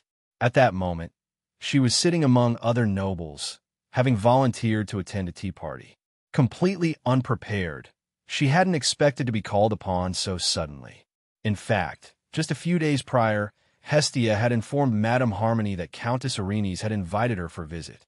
The Marchioness herself wasn't thrilled about the invitation, but refusing seemed too impolite, even with her limited knowledge of etiquette. In truth, she had known the invitation was coming, having read the novel's plot, but she hadn't expected it so soon. Adding to her distress, even her teacher had absent-mindedly remarked that such behavior wasn't befitting a countess. In reality, Erinyes' influence was no less than Madame Harmony's, though she wasn't known for her generosity. However, Hestia still didn't quite understand why Madame Harmony was so wary of this invitation. The biggest concern for the Marchioness was the likelihood that she had been invited out of mere curiosity and would undoubtedly be subjected to a barrage of questions. Having just become Kalis's wife, she didn't want to make any mistakes that could cause a scandal. Yet, she needed to gain public support, so she intended to accept the invitation. Despite her fear, even the original novel offered little information about Countess Erinyes. As the Countess wasn't a significant character, Hestia had no idea how to interact with her. Seeing her so worried about the tea party, Madame Harmony felt helpless. Hestia even began contemplating how to bribe this future acquaintance. However, For some reason, her teacher assumed she was only concerned about the topics of conversation. Ashamed of her own indifference, Madame Harmony felt completely at ease, while Hestia was filled with anxiety. Eventually, the Marchioness concluded that she couldn't ignore Arenes, even though her formal etiquette lessons hadn't begun. To Madame Harmony's surprise, Hestia suddenly declared her willingness to do anything for her husband's happiness. Madame Harmony was pleased to see that even in this moment, Hestia was thinking of Caelus first, not herself. Moreover, Hestia understood that if she declined the invitation, rumors about the Countess would quickly spread to her. Unwilling to let Hestia fall prey to the cunning Arenes, Madame Harmony agreed to accompany her. She even smiled happily, finally realizing how and where she could be of use. Before Hestia could say a word, Madame Harmony had settled the matter. And so, the two of them arrived at Arenes's tea party, where the Countess greeted everyone present with great enthusiasm. The lady hadn't truly had time to choose any tactics for herself yet, which only frightened her more, but she still tried to communicate. What bothered Hestia the most was that somehow she was sitting too close to the Countess, and she didn't understand how it had happened. Hestia exhaled, trying to calm herself down, remembering that Madame Harmony had already taught her some etiquette. Suddenly, Arenes seemed to deliberately draw everyone's attention to Hestia, something Hestia had never anticipated. The girl immediately recalled Madame Harmony's training, how Harmony had meticulously gathered information about all these ladies beforehand. The teacher had regretfully said that she was certain the Countess would look down on Caelus's wife, as she was the youngest. She had asked the young Hestia if she wanted to rise above all those noble ladies and reach the summit, but the Marchioness had no such desire. In fact, this was precisely the answer Madame Harmony wanted to hear, so she smiled kindly and said she would tell Hestia how to please the ladies. So now Hestia was fully prepared in a very polite, humble, and low-key manner to offer pleasant compliments to the ladies around her. Therefore, the girl blushed, saying that she was becoming nervous from sitting among such beautiful and noble ladies. One can imagine the Marchioness's surprise that such a simple method actually worked, and the ladies around her all gave her sweet smiles. Hestia herself didn't really enjoy flattering others, but she had no other options for the time being. Harmony had taught her that first impressions were the most important, so Hestia tried her best to please everyone. Since everyone at the tea party was interested in how Hestia became the Marchioness and reclaimed the territory, she vividly recounted the experience. And all these embellished stories worked even better than the teacher had anticipated, as the ladies listened with pleasure. The Marchioness understood that since Arenes had singled her out of curiosity, all she needed to do was keep that curiosity growing, and she did just that. She saw the nobles whispering, hoping they would quietly start gossiping about Saint Diana. What the Marchioness wanted most was to tarnish the saint's image within this aristocratic circle, as it would ultimately benefit her greatly. Suddenly, a lady asked her if she was worried about her husband Caelus's lingering feelings. Although the Marchioness felt extremely uncomfortable with this question and even clenched her fists, she had long prepared herself for similar inquiries. Harmony had explained that this was how the nobles would test Hestia's reaction, and she absolutely could not appear impolite at that moment. Hestia herself was well aware that if she suddenly did something wrong, her status would plummet. However, Hestia anticipated that Diana herself would sooner or later hear all the conversations at this table. So she took the initiative and said that she had no need to worry at all, because the Marquis had already forgotten the saint. That same evening, as soon as Hestia returned to the manor, she collapsed onto the bed from sheer exhaustion. She concluded once again that interacting with people was the most difficult thing, including noble tea parties. Hestia had successfully made the ladies at the table sympathize with her, instead of the beloved Saint Diana. Now, the Marchioness was pleased that in her confrontation with the saint, there were now more people on her side. She remembered how Arenes had suddenly mentioned to her that sometimes Diana would invite young girls to her palace. Hestia didn't understand why these simple words caused such a stir among the ladies. Faced with their indignation, Arenes suddenly advised the ladies to speak less, as their status was lower than Diana's. At that moment, the Marchioness realized that these nobles were already tired of the saint. They just hadn't shown it. Since Hestia knew Helios would soon summon her to the palace, she decided to make good use of this. So she sincerely offered to personally relay the nobles' questions to the crown prince once Diana appeared at the palace.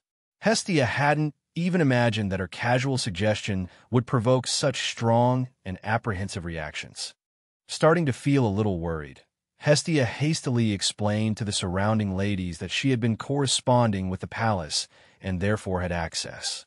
For a moment, the ladies murmured amongst themselves, no longer upset by Hestia's unexpected interjection into their conversation. Then, to Hestia's surprise, they unanimously entrusted the Marchioness with communicating with the crown prince.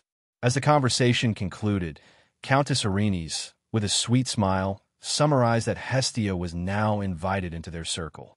Now, Hestia's only concern was figuring out how to obtain information from Diana for the nobles.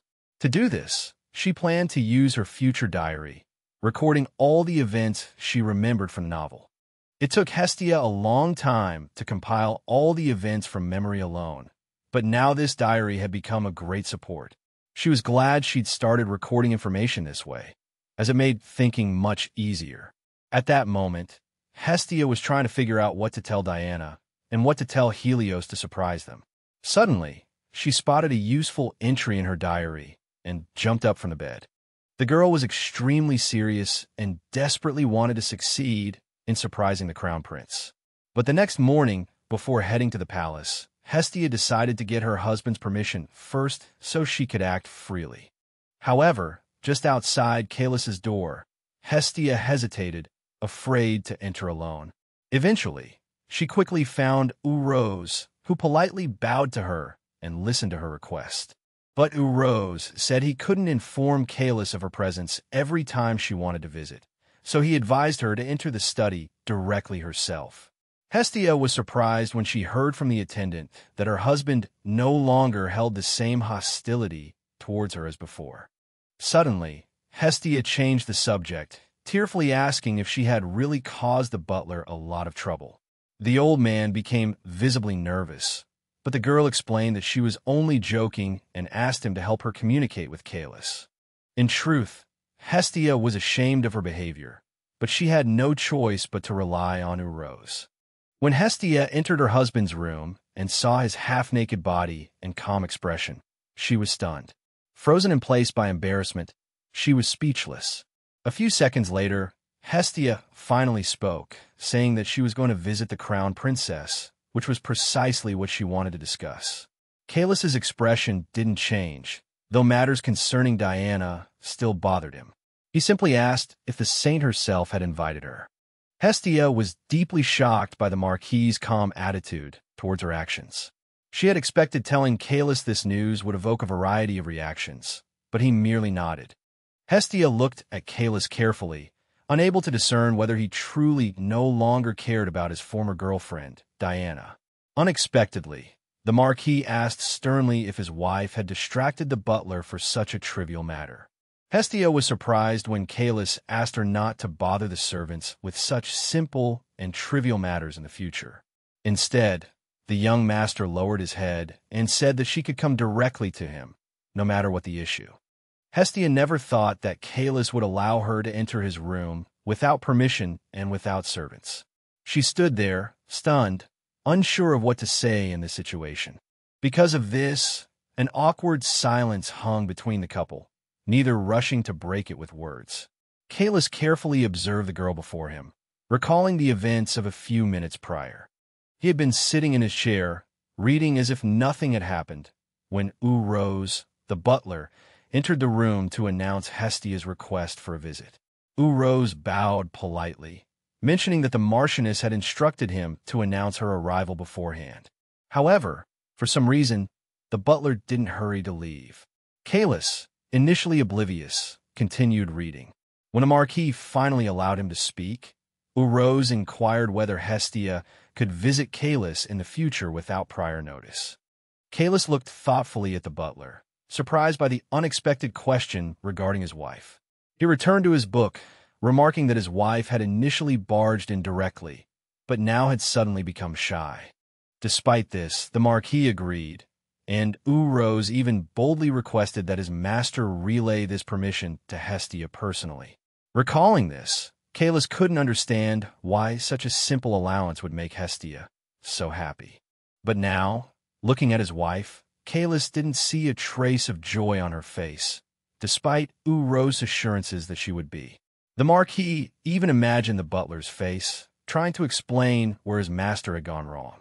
Meanwhile, the Marchioness was lost in her own thoughts, completely oblivious to her husband's emotions.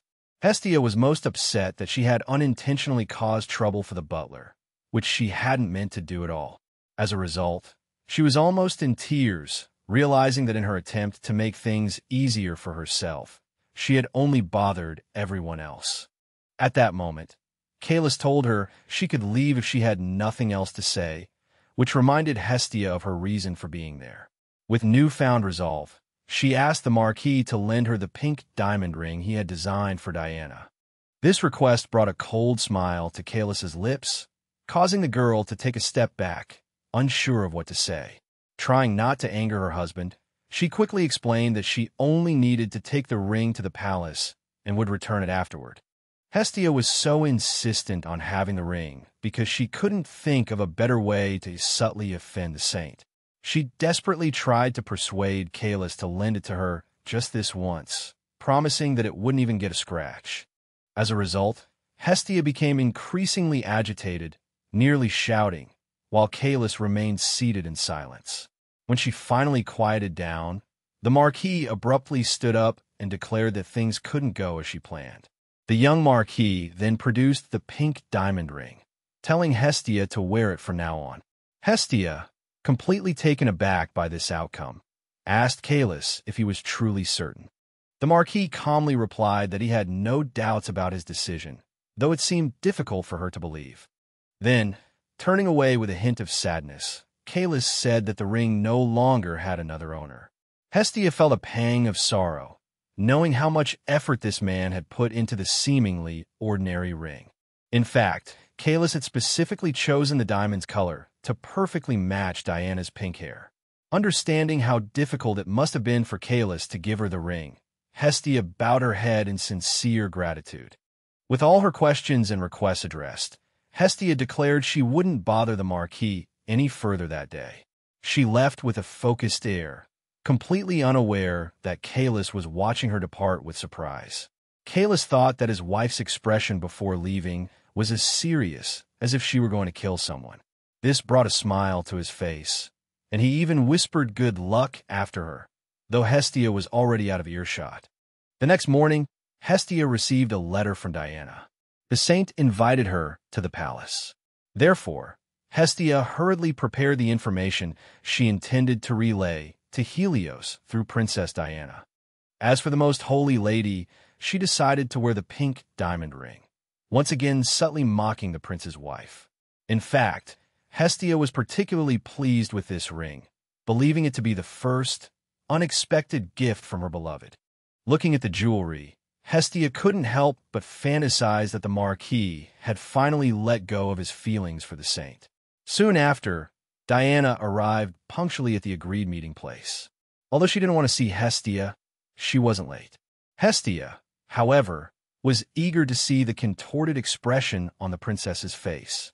When the Marchioness saw the arriving saint, she immediately smiled sweetly and thanked her for allowing the visit.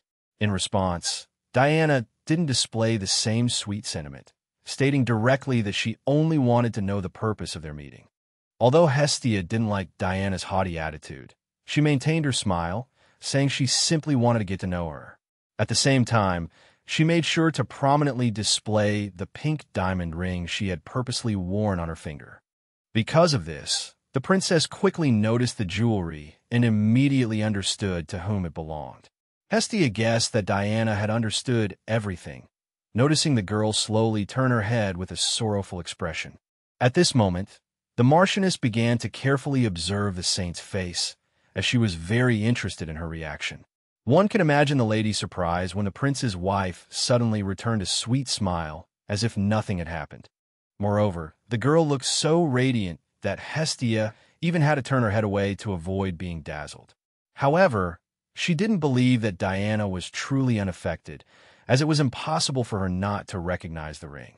But then, Hestia inadvertently glanced at the princess's hand and noticed it trembling intensely, despite her best efforts to conceal it. This made the Marchioness smile slyly, guessing that Diana was merely hiding her negative emotions. The prince's wife clearly understood everything yet pretended nothing was amiss, which made Hestia chuckle inwardly. The saint, at this moment, realized she had to be more wary of the Marchioness, just in case.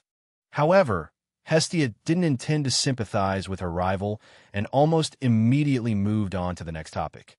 Caelys's wife reminded her that she had already proven her ability to foresee the future and placed an envelope in front of Diana. The princess hadn't expected her guest to bring a letter and immediately began to examine it with interest. One can imagine her surprise when she discovered that the Marchioness had written a prophecy about the future in the letter.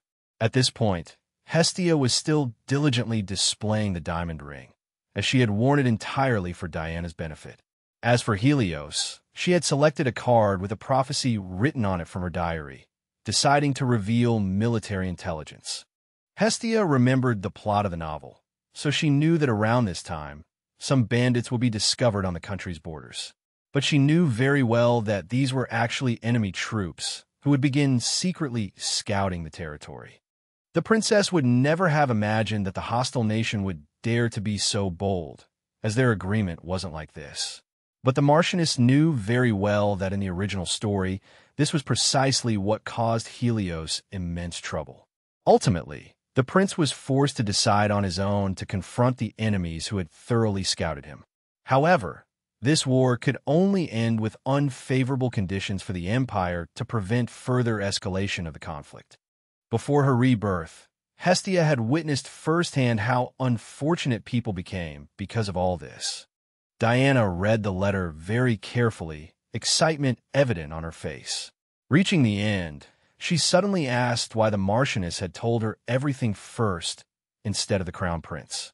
To this, Hestia calmly replied that she wanted to know the date of Diana's next tea party, leaving the saint utterly shocked.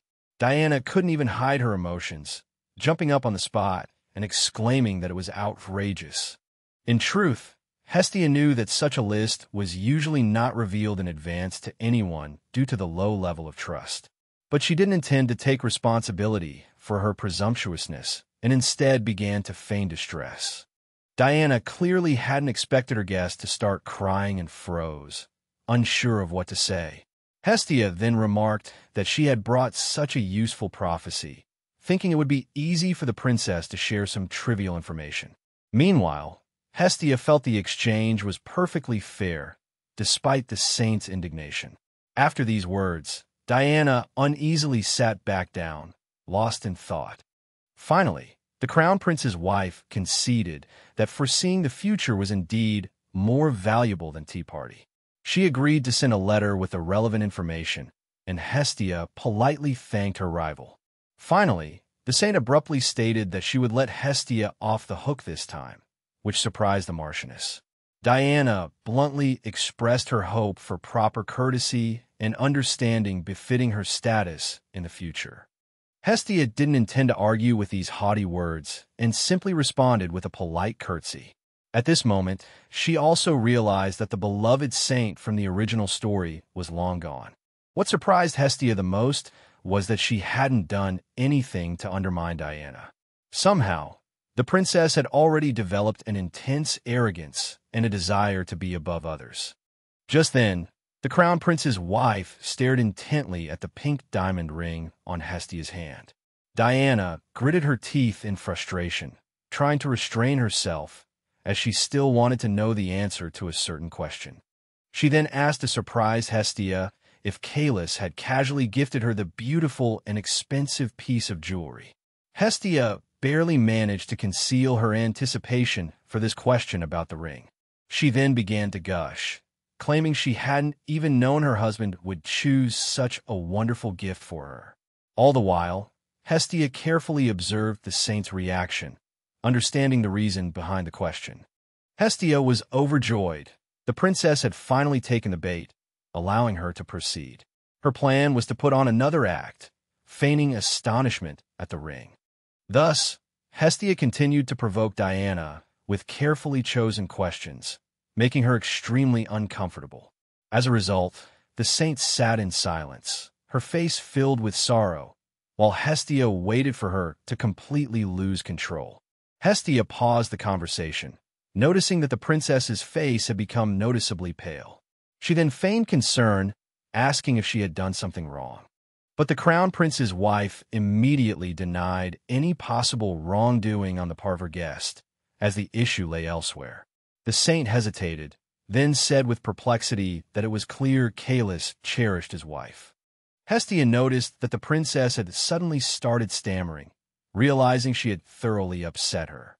She then remarked to Diana that it was the first time she had seen such a beautiful pink diamond. Following this, Hestia deliberately moved to the crux of her plan, mentioning that the gem's color seemed to match the saint's hair. Upon hearing this, the princess's expression darkened further, becoming impossible to conceal. Hestia suddenly pretended to have just realized what she had said to Diana. By this time, Diana was nearly in tears from guilt, completely unable to think. Hestia abruptly jumped up from her seat and asked if this beautiful ring wasn't originally intended for her. The question resulted in an awkward silence between them, as the saint was utterly speechless. Hestia hadn't anticipated this turn of events, so she herself was considering what to say next. Mentally assessing the situation, she finally clenched her fists in anger, realizing Diana had held out until the very end. So Hestia decided to draw attention to herself once more, collapsing back in her chair and covering her face with her hands. She pretended to be deeply hurt by not knowing the ring's true owner. Diana couldn't ignore this, so she also jumped up from her seat and began to comfort her guest. Diana's face showed how sorry she was for everything that had happened, even though she couldn't do anything about it. Hestia was secretly pleased, having finally succeeded in disrupting the saint's peaceful life. After all, regardless of what happened in the original novel, Diana had always behaved impeccably. Now, for the first time in her life, Diana was being painted as the villain, which was very unpleasant for her. Hestia concluded that the princess still had a conscience, as she asked for forgiveness and tried to comfort her. But Hestia wasn't about to let Diana off the hook so easily. She declared that it was because of Diana that she realized her own limitations. Diana whispered almost inaudibly that she should be thanking Hestia for saving Caelus's life. Hestia hadn't expected to hear words of gratitude from the arrogant girl and was visibly surprised. She was even a little frightened by the expression on Diana's face as she said goodbye. Hestia wondered if her words had truly stung the princess more deeply than she had imagined. But as long as she achieved her desired result, Hestia was quite satisfied with any price she had to pay. Later, when Hestia returned to the estate, Urose immediately came out of the house to greet her. Noticing her smile, he asked if the meeting had gone well, and she immediately replied in the affirmative. Clarisse then asked her to be sure to tell her all the details immediately next time, which Hestia didn't refuse. She then inquired about the Marquis, and upon hearing he had shut himself in his study, suggested bringing him some novels. Urose was pleased, as he hadn't expected Hestia to notice such a minor detail. Hestia hastened to explain that she could see all sorts of things, and these premonitions were completely beyond her control. As a result, Hestia became overly worried and concluded that she would have to be even more careful with her words in the future. Urose then asked her what she planned to do now, and she paused, having not yet decided. But Hestia quickly realized she wanted to tell her husband about what she had just done, and she relayed this thought to Clarisse. She didn't expect Caelus's first question to be about how Princess Diana was doing.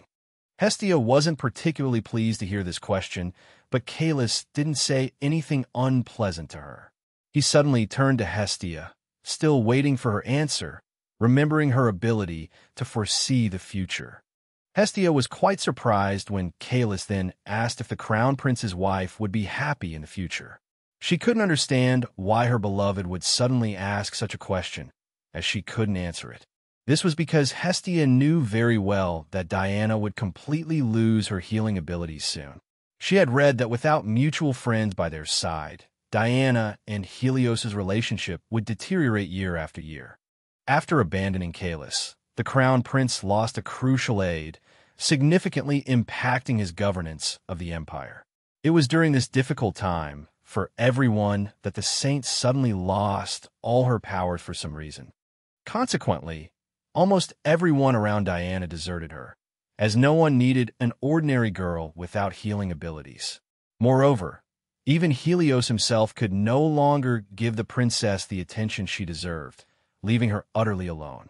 Before her revival, Hestia hadn't even considered the serious problems Diana and Helios would face in the near future.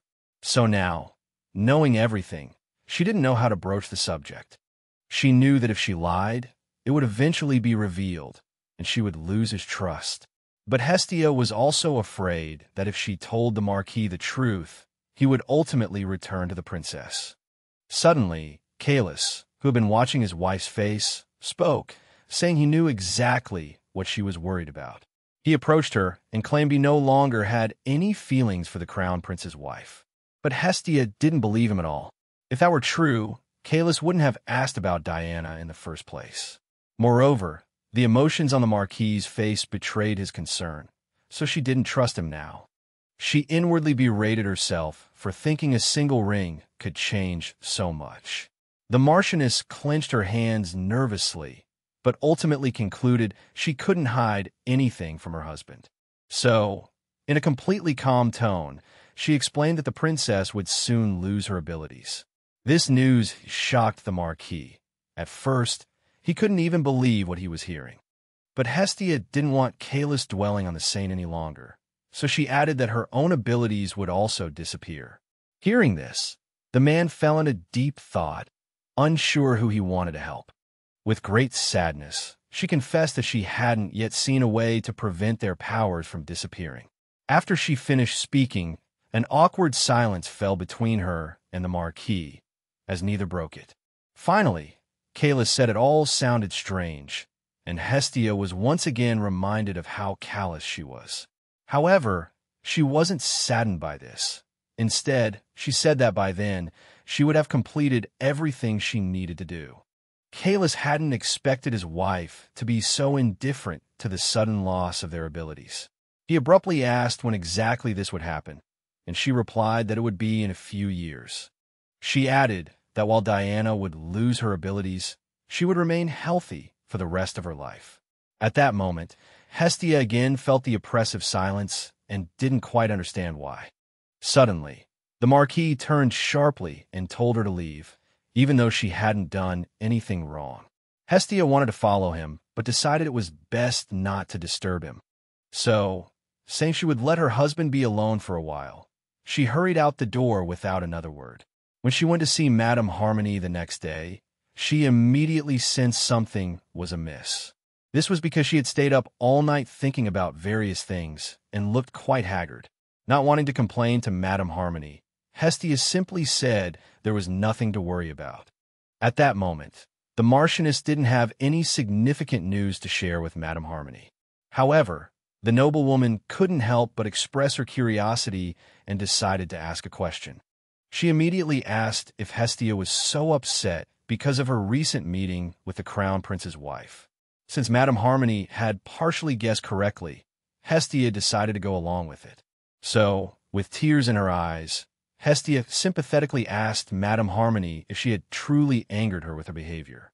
Then, Hestia decided to recount the incident with the ring that occurred during her meeting with the crown princess. Even Madame Harmony hadn't realized that the ring was originally intended for Diana, not the Marchioness. Therefore, Hestia put on a convincing act, pretending to be deeply hurt and upset by this accidental circumstance. Hestia even claimed that the saint recognized the ring immediately, although this wasn't true at all. Madame Harmony was very upset, feeling that Kalis should have been more careful about such matters. Hestia suddenly felt that her teacher's reaction was too subdued, so she decided to push further. Flushing red, she excitedly asked what would happen if Diana suddenly tried to separate her and her husband. Hestia knew her own sobbing was over the top, even to her, but she still wasn't planning to back down. Suddenly, Madame Harmony tightly grasped Hestia's hand, vehemently declaring that the princess would never do such a thing. This surprised Hestia, who had gone to great lengths to tarnish the saint's image in her teacher's eyes. But it was all for naught, as Madame Harmony began to tell the Marchioness how kind Diana was. The noblewoman even offered to speak with the saint herself, a suggestion Hestia immediately begged her not to follow through on. A while later, Hestia walked alone in the Marquis's garden, needing time to think.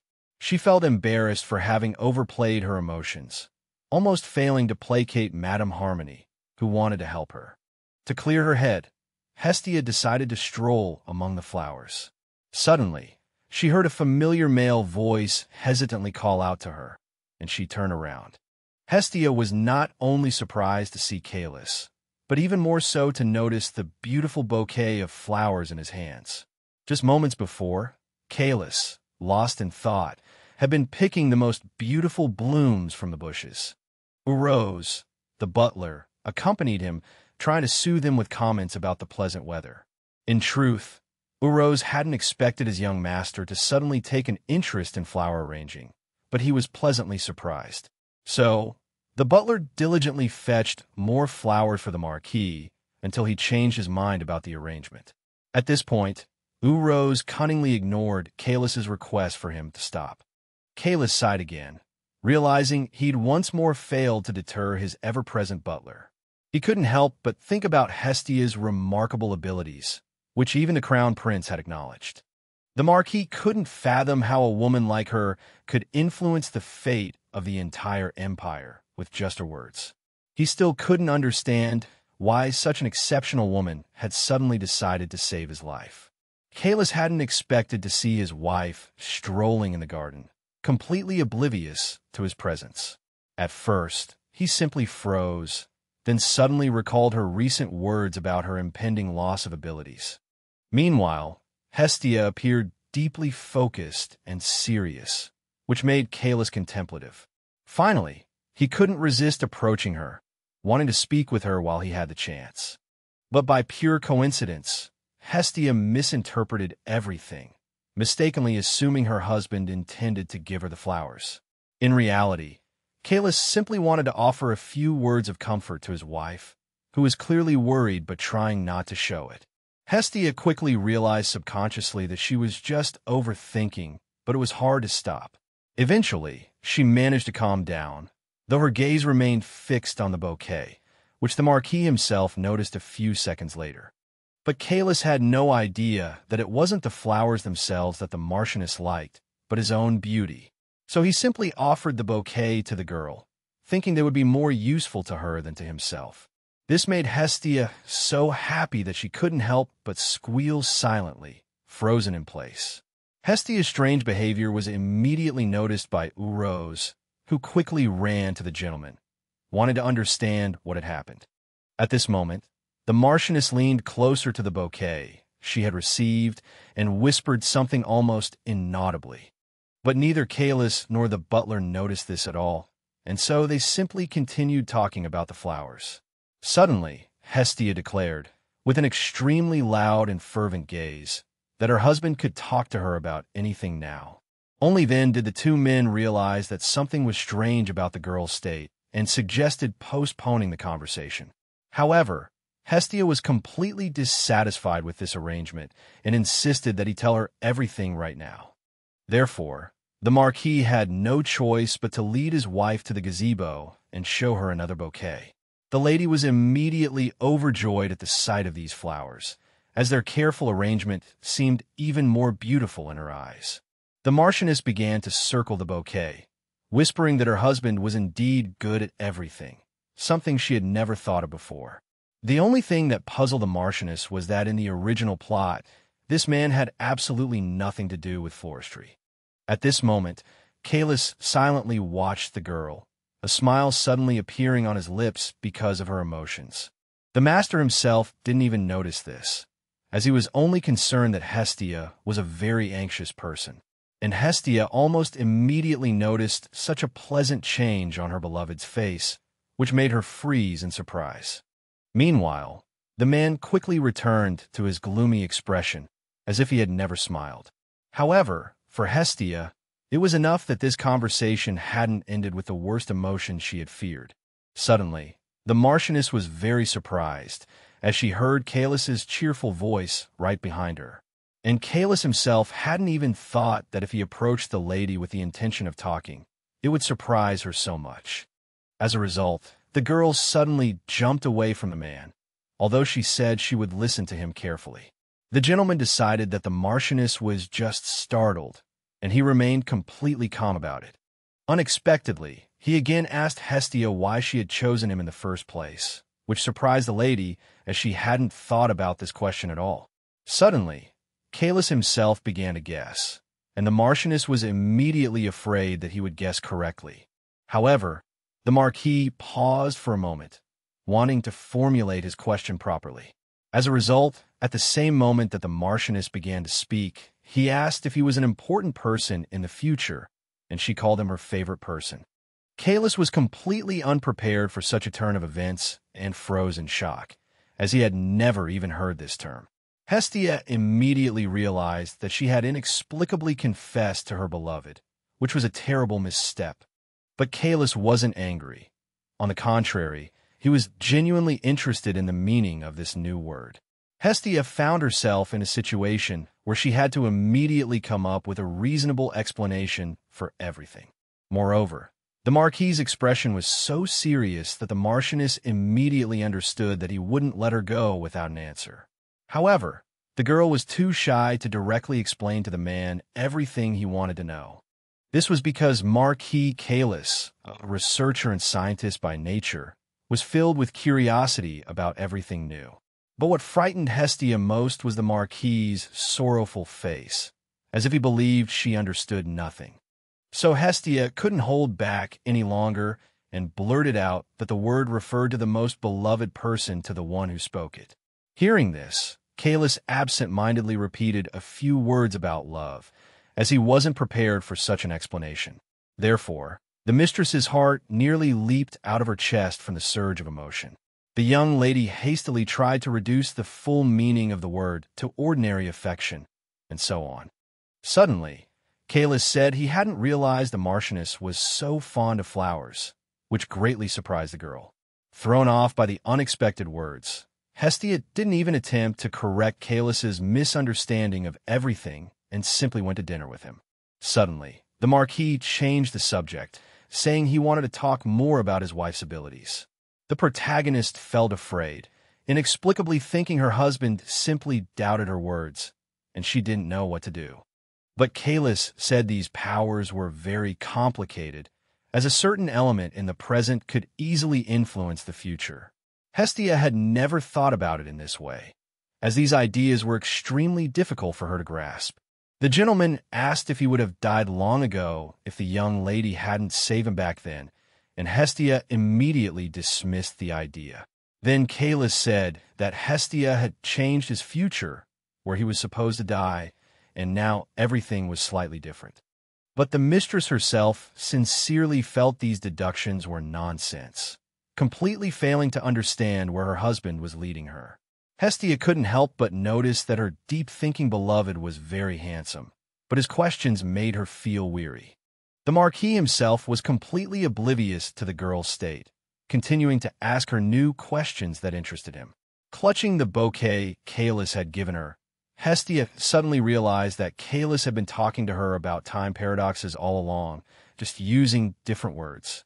Only now did the mistress finally realize that there was no guarantee that current events would repeat the plot of the original novel. Hestia immediately understood what enormous trouble she would be in if her lies were exposed prematurely. Suddenly, Kalis asked her if she had saved him because she saw that he would be important in the future. However, due to the Marquis's early death, the novel didn't mention any benefits he would bring. Meeting the boy's serious gaze, Hestia realized she had saved him simply because she sincerely wished to continue seeing him. The young lady immediately realized that she couldn't answer this question too casually, as Kalis might suspect something. Suddenly, the Marquis approached his wife and gently asked if it was truly so difficult for her to say such things to him. Unable to bear such gentle pressure, the girl quickly turned away to avoid becoming even more shy. Finally, Hestia said that even if she died, the world would continue to turn, a statement that deeply affected Kalis. But he pretended that nothing was wrong, simply agreeing that the Marchioness's judgment was very wise and correct. Then Kalis suddenly whispered, almost inaudibly, that no one actually cared whether he existed in this world or not. The girl didn't want this at all, but the boy still concluded that he wasn't someone who absolutely needed to be needed. The mistress herself also knew very well that after the novel ended, such a supporting character didn't need to exist at all. But Hestia didn't intend to admit this, and exclaimed that Kalis didn't need to be great to live. The Marquis was struck speechless with shock and sadness, and despite the young lady having violated all rules of etiquette, he didn't retort. However, the young lady very sincerely stated that as long as a gentleman could influence the life of at least one person, he was already great. The meaning of this sentence instantly snapped Kalis out of his daze, as it was truly too unexpected. Angry that her husband thought her useless, Hestia clutched the bouquet tightly. Then, summoning her courage, she suddenly cried out that she needed him, because she loved him very much. Just as Kalis finished speaking, Urose, alerted by the shout, appeared between them. Hestia asked, puzzled, why he was there, and he calmly explained that dinner was ready. Urose then tried to inquire about what the two had been discussing, but Hestia dismissed it as unimportant and hurried away. At first, no one noticed, but then Kalis burst out laughing, finally understanding the meaning of her words. The Marquis, unable to contain himself any longer, roared with laughter, a rare display of emotion that startled both Hestia and Urose. But at this moment, Kalis cared nothing for appearances. He simply wanted a laugh. Hestia, who had never seen him even smile before, found him even more captivating than usual. She suddenly remembered that in the original novel, Kalis only laughed around Princess Diana. Because of this, Hestia didn't regret her outburst at all, happy that he was so joyful. Finally calming down, Kalis told Urose he had a favor to ask, and the butler prepared to listen. However, instead of a difficult request, the Marquis simply asked him to arrange a pleasant dinner. Urose hadn't expected such a simple request, but he was more than happy to make it the best dinner possible. Later, when Hestia returned to her room, she was even more surprised than the butler, and couldn't calm down. She was so nervous that she could barely taste her food throughout the entire meal. However, she couldn't help but smile, knowing that Kalis had laughed so genuinely for the first time in a long while. Pushing open her bedroom door, a happy smile on her face, Hestia looked forward to a good night's sleep. But she was astonished to find her room dramatically transformed, and not by her own hand. Her room was now filled with beautiful, fragrant flowers. Completely taken aback by the dazzling display, Hestia was momentarily speechless. Then she noticed the bouquet Kalis had proudly shown her earlier that evening, sitting on the table. Hestia was even more surprised, realizing they were a gift from him. Only now did she understand what Kalis had asked of Urose, cleverly done so she wouldn't suspect. However, she had no doubt that the butler had chosen and arranged the flowers. She gently touched the blossoms, the same ones her husband had picked and arranged himself, a sense of bewilderment washing over her. Slightly overwhelmed, Hestia thought that regardless, she was happy to receive a gift from her beloved. Meanwhile, Kalis remained in his study, unable to sleep after the day's events. Recalling the previous day, he couldn't help but smile. She had truly made him happy. The next morning, after waking and having breakfast, Hestia immediately sat down to work. She tried not to feel disappointed by the lack of a reply from the princess regarding the upcoming tea party. Unsure of the best time to suggest a date for Diana, Hestia continued to ponder the matter. A few minutes later, after organizing the letters, Hestia froze, taking a deep breath. Unable to do anything with the room overflowing with flowers, she decided to call for Urose. But when Hestia arrived at the butler's office, she found only a mountain of various work documents piled on the desk. The Marchioness was immediately taken aback by the sheer volume of paperwork stacked on the small table. Confused, she looked around. Someone had told her Urose should be here, but she couldn't see him. Suddenly, from beneath the mountain of papers, she heard a faint voice weakly calling her name. Hestia quickly and deftly swept some of the documents to the floor, revealing the butler trapped beneath. Seeing the butler's state, she was frightened. She certainly didn't want him to suddenly die like this. Panicked, she shook Urose vigorously, but minutes passed without a coherent response. Only later did she learn, to her astonishment, that the butler slept less than 3 hours a day due to work. Hestia hadn't considered that in this world there were no worker protection laws. She hadn't even realized that due to Kalis's inaction, all the estate's work fell upon the butler. The only thing that puzzled her was that, until yesterday, the old man had seemed perfectly fine and energetic. In reality, Urose had only been pretending to be overworked, but he hadn't expected her to see through his act so quickly. The butler felt somewhat ashamed of his lie. While he did want to achieve his intended goal, he knew his master rarely laughed. Yet the Marchioness had made him laugh in such a short time. Because of this, the old man felt it would be better if the young Marchioness continued to manage everything. Suddenly, Hestia pulled him from his thoughts, wondering why he had fallen silent. The butler replied that he was dizzy from lack of sleep, but she wasn't entirely convinced. As she suspected, he suddenly began talking about her taking charge of the estate's management. Hestia immediately reminded him angrily that she was only a wife in name and had no right to do such a thing. The Marchioness stated that her husband wouldn't allow it, to which Urose assured her he would immediately seek his approval. Hestia realized she was trapped. If the butler insisted, things would go his way. Deciding to deal with this later, she asked where Kalis was. With a cheerful smile, the butler informed her that the Marquis was holding a tea party on the estate's terrace. Before he could finish, she dashed out the door, eager to see him. Urose was left alone in his office to continue his work. Kalis, calmly sipping his tea, saw Hestia rushing towards him and asked with displeasure what had happened.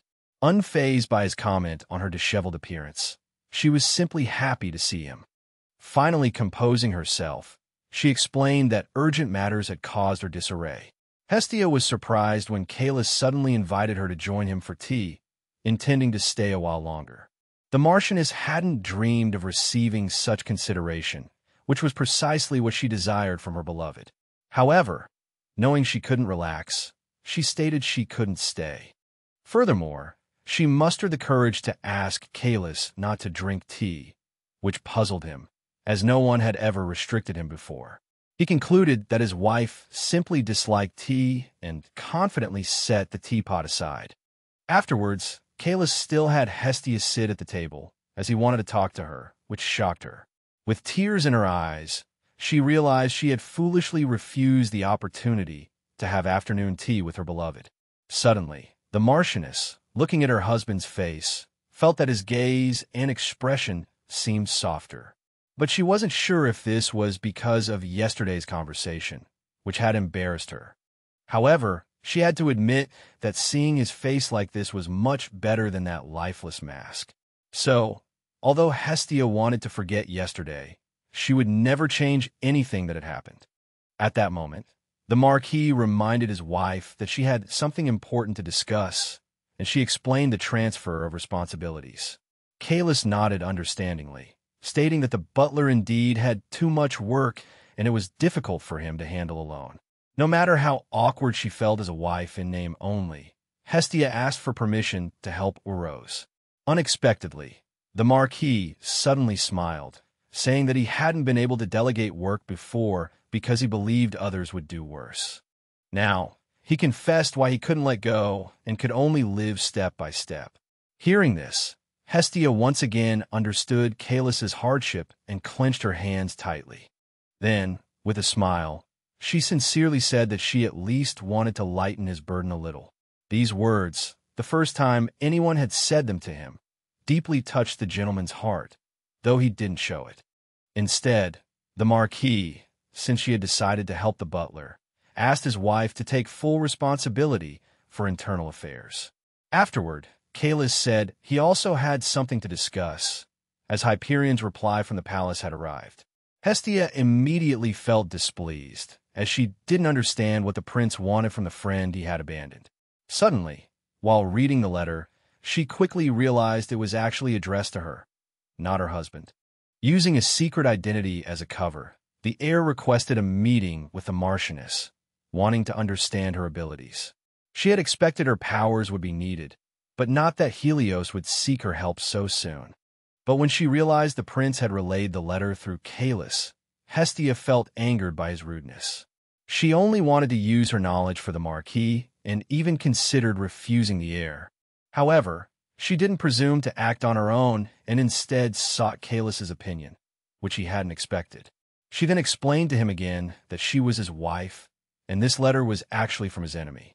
Caelys just chuckled softly, saying that she didn't need to worry about such trivial and uninteresting matters. Hestia didn't even realize that the Marquis was well aware of all her secret trips to the palace. Although she had briefly mentioned her affairs before, she still felt very ashamed, her cheeks flushing noticeably. So, Hestia slammed her hand on the table and declared loudly that she wouldn't hide anything from Caelys in the future. Furthermore, the Marchioness frankly admitted that she didn't actually like seeing the crown prince, even if he had made a request. Unexpectedly, Caelys fell silent, caught in unpleasant memories. Diana's words surfaced in his mind, saying she preferred Helios and intended to choose him. At that moment, the princess genuinely couldn't understand how anyone could dislike the heir. Now, in stark contrast to these memories, Hestia firmly stated her dislike for the prince. Realizing his wife was completely different from the saint, the Marquis gave another gentle, fleeting smile. However, the gentleman suggested she meet his old friend, as he might be quite persistent.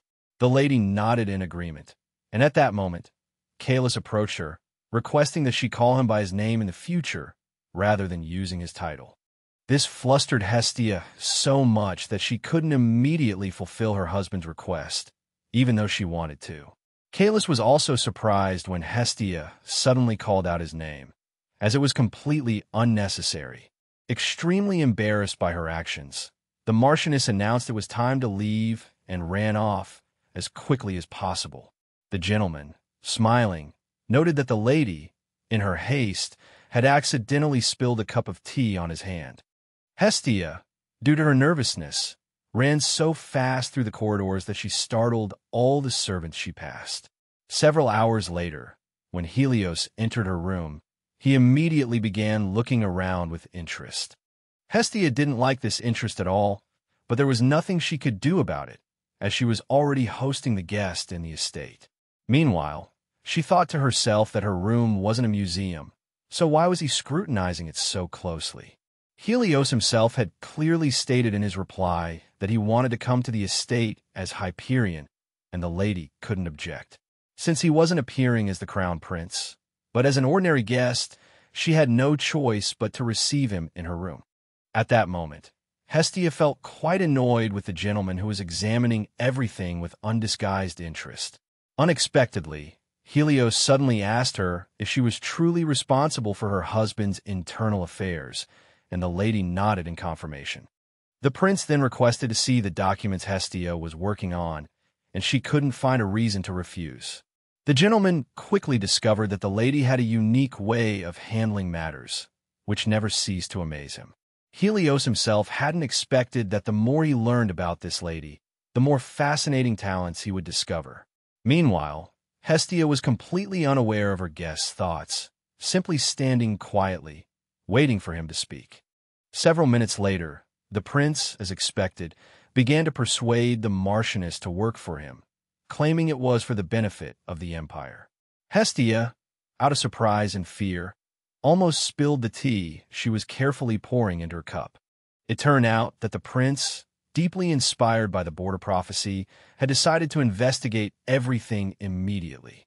The Marchioness couldn't think of how to respond to this confident and bold man, and in the end, could only politely refuse. Ultimately, the lady excused herself by citing her husband's health, and the prince noticed that she hadn't hesitated for even a second. However, he wasn't planning to let Hestia off so easily and insisted that household matters weren't that important. Finally, Helios couldn't hold back any longer and asked the Marchioness why she had provided information about the border if she didn't intend to help. Hestia, with a subtle smile, explained that she had only wanted to inquire about the Saints' tea party, nothing more. Helios then reminded her that he was the prince, but the lady still insisted that she had an appointment with Mr. Hyperion today. Faced with this, the prince finally couldn't help but say that it was selfish to use such an ability only for herself. Although Hestia was extremely angered by these words, she calmly stated that she was simply prioritizing her husband. What hurt Helios the most was that she suddenly brought up the fact that he was enjoying happiness with Diana, while Caelus was alone. Afterwards, the gentleman realized that he couldn't persuade this clever girl with words and would have to find another way. He took a thoughtful sip of tea and then suddenly coughed violently, spitting out everything he had just tasted. While Hestia tried to figure out what was happening, the prince, due to his physical condition, kept coughing and didn't explain anything to her. When he finally recovered, Hestia was surprised to hear him declare that his wife also made exactly the same tea. Now Hestia felt offended, as she knew perfectly well that Diana wouldn't make tea at all. Incredulous and angry, Hestia lifted the teacup, wanting to taste it herself to confirm whether it was truly good. But the drink did indeed taste terrible, which surprised Hestia greatly, yet she accepted the crown prince's opinion. Suddenly, Helios couldn't help but ask the Marchioness what she wanted, which immediately brought a sly smile to her sweet face. The Marchioness politely requested the return of her husband's title, which immediately angered the prince, as this matter was very difficult to handle. But Hestia wasn't going to change her mind, because she sincerely wanted the guest to finally suffer a little too. This request put Hestia completely at odds with Diana, just as she had been with the villain Latona. Moreover, returning the title would clear the Marchioness's name, but it was unclear whether her former friends would dare to take such a difficult step. Finally, Helios admitted, somewhat dejectedly, that the final decision rested with his father, but he would do his best. So Hestia pressed him again, stating that these were her conditions, and she was willing to use her abilities in exchange. Helios didn't respond, as he understood he was in an extremely difficult situation, but he had to be far-sighted. The prince sat sullenly with his head lowered, while Hestia happily thought that this situation wouldn't last too long, but it was enough to calm him down. To help him a little, Hestia suddenly proposed a plan of action, but it required written confirmation. However, Helios wasn't happy about this, as it was too difficult to find a reason to return the title. However, after some thought, Helios decided that this was better than getting nothing, so he agreed to the Marchioness's plan. Hestia was very happy that she had managed to secure such good conditions for herself and smiled sincerely. A few minutes later, as Hestia watched Helios leave, she couldn't believe he needed her abilities so much. In fact, Hestia felt more at ease when Helios had looked down on her, thinking he had everything under control. Hestia intended to use this at all costs to push Caelus to the top, because she loved him very much. A few days later, Hestia packed her things and went to her friend's house, as she had received a letter about the date of the tea party. Countess Erinis immediately greeted Hestia with a smile, as she was happy to see such an interesting person. However, the Countess didn't miss the opportunity to reproach the Marchioness for not telling her everything in the first place. Although Hestia was indeed a little embarrassed, she wasn't going to give up on her established goal, as she wanted to form an alliance with the Countess. Hestia had known for a long time that a face-to-face conversation would leave a deeper impression, even if it was a little late. Ultimately, despite the recent reproaches, Countess Erinyes was still very friendly towards Hestia. The noblewoman carefully made sure the ladies had some refreshments while they discussed the latest news. Suddenly, Hestia offered to prepare tea for everyone, which surprised Erinyes, as this rarely happened. The Countess lowered her head thoughtfully, saying it was obviously difficult for Diana to prepare it alone. Then, the Countess said with some concern that Diana would probably ask Madame Harmony for help again. Hestia immediately noticed that Erinyes was very worried about this, although she pretended that everything was fine. She disliked the presence of another lady, as almost everyone bypassed Countess Erinyes to seek help from that lady. Now, Countess Erinyes was certain that despite maintaining a neutral stance, this other lady craved attention. Hestia decided to utilize the information she possessed. Turning to Countess Erinyes, she feigned regret, mentioning how many overlooked the Countess due to mistrust. Countess Erinyes expressed confusion as to why Madame Harmony would assist her in such an important event, given her mere status as a teacher. She added that Diana likely chose Madame Harmony only because she was unaware of the Countess's wisdom and experience. Imagine Hestia's surprise when Countess Erinyes suddenly flashed a chilling smile, asking if Hestia truly believed that. Hestia, genuinely thinking Erinyes would appreciate the conversation and that she was on the right track, was clearly mistaken. Suddenly, the Countess smiled sweetly, admitting she shared the same sentiment and lamented that almost everyone underestimated her. Then, she pointed out that due to the flood, all the nobles struggled to gain Helios's trust, a fact Erinyes was well aware of. The Countess abruptly stood, indignantly declaring that the emperor should always prioritize his people, and the nobles only hindered him. The truth was, during the flood, the citizens pleaded with the emperor, but he was preoccupied with his own affairs. Since others lacked the authority to interfere in territories not their own, Diana managed to summon Helios and Caelus. It was during this period that the saints' affections for the future heir deepened, as they spent considerable time together. Hestia was well aware that the Marchioness handled all the paperwork for the prince while he spent his days with his beloved. Finally, Hestia forced herself to calm down and confirmed that the emperor was deeply displeased with the noble's conduct that year. But as long as Countess Erinyes was willing to assist, Hestia was fully capable of creating cracks in the high walls of the palace. These words astonished the Countess, who even questioned the feasibility of such a scheme. Noticing the intrigue in Erinyes' eyes, Hestia explained that at the tea party, she would orchestrate a situation to put Diana in a predicament. The Countess surmised that she would then be required to step in and assist the princess, thus earning her trust. Given the prince's wife's naive nature, she would undoubtedly trust the noble who aided her.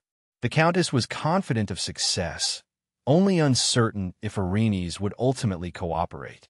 When Erinyes inquired about Hestia's desired compensation, Hestia requested her companionship within noble circles. This request surprised the Countess, as she couldn't quite grasp why the young Marchioness needed such a thing. Nevertheless, they formed an alliance, although Hestia remained unable to feel joyful upon returning to her estate. She could only hope Erinyes would keep her word, ultimately leading more noble ladies to her side. Lost in thought, Hestia discovered a letter on her bed, a royal pass. An entrance brooch was also enclosed, surprising her, as she hadn't anticipated the prince needing her abilities so urgently. Hestia did intend to make some predictions, having already agreed. Simultaneously, she wished to learn more about the saints' tea party. Suddenly, Hestia foresaw favorable events unfolding in the coming days and decided to capitalize on this opportunity.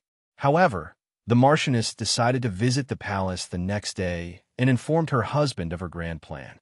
Nearing sleep, Hestia smiled, envisioning the following day being as pleasant as the current one. However, Hestia ended up drenched in a cold sweat from nervousness, as she hadn't anticipated such a turn of events.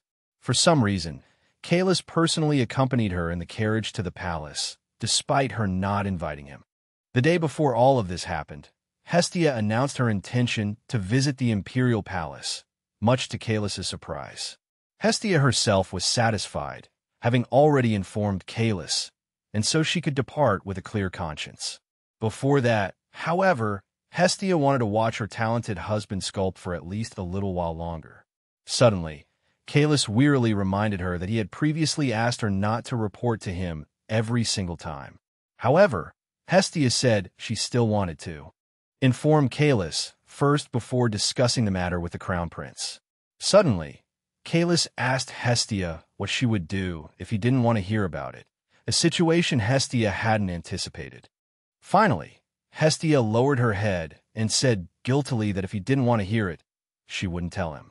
Kalis suddenly moved closer to Hestia and said that it would be enough for him if she just called his name. This request confused Hestia again, as no matter how hard she tried, she still couldn't get used to addressing him that way. Kalis gazed intently into Hestia's eyes, still wanting to hear her say his name.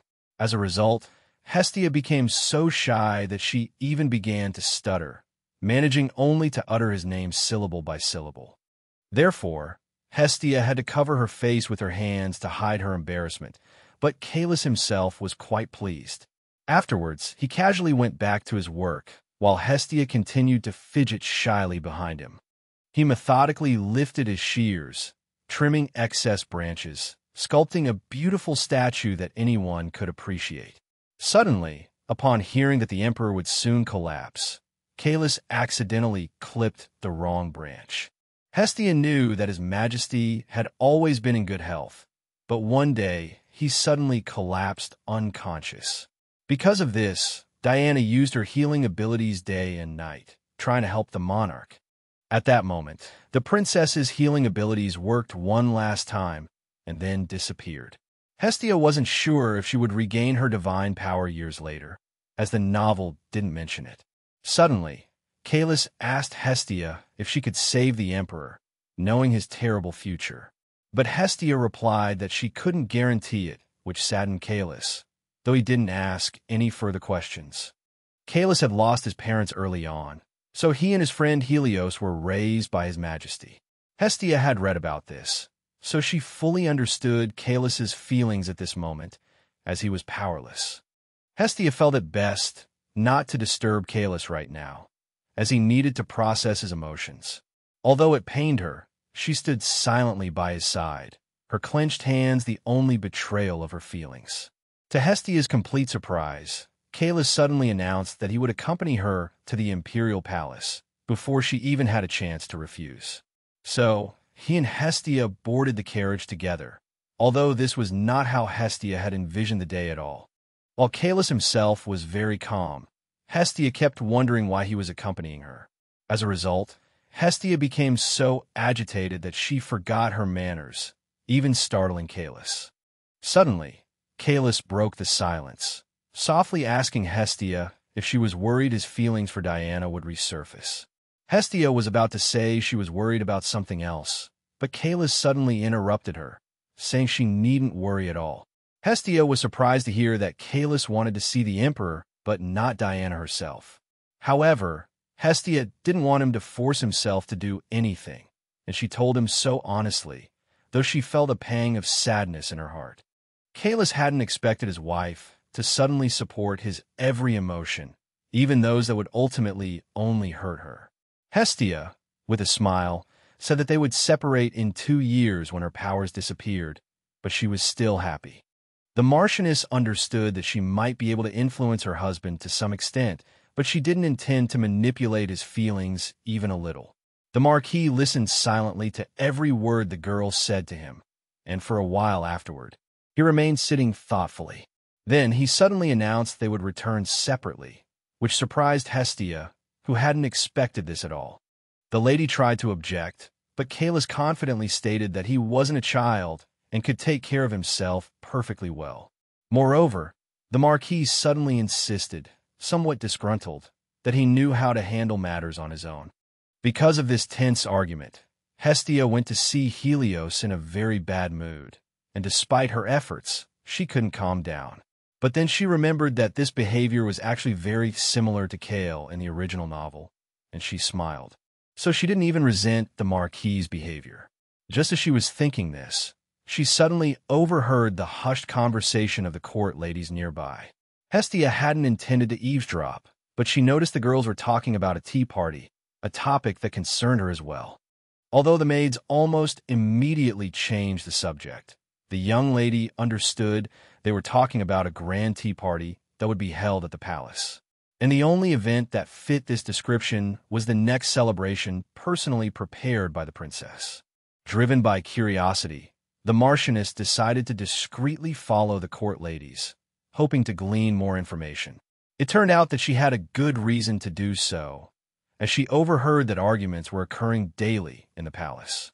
Hestia knew that Madame Merope had been a highly capable court lady for the late Empress and had worked there for a long time.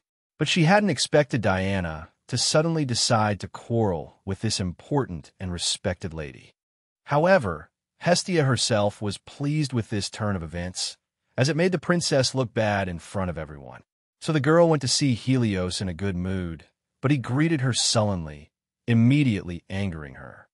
Because of this unwarranted grievance, the Marchioness even changed her original intention to greet the boy politely, even though she had previously intended to observe etiquette.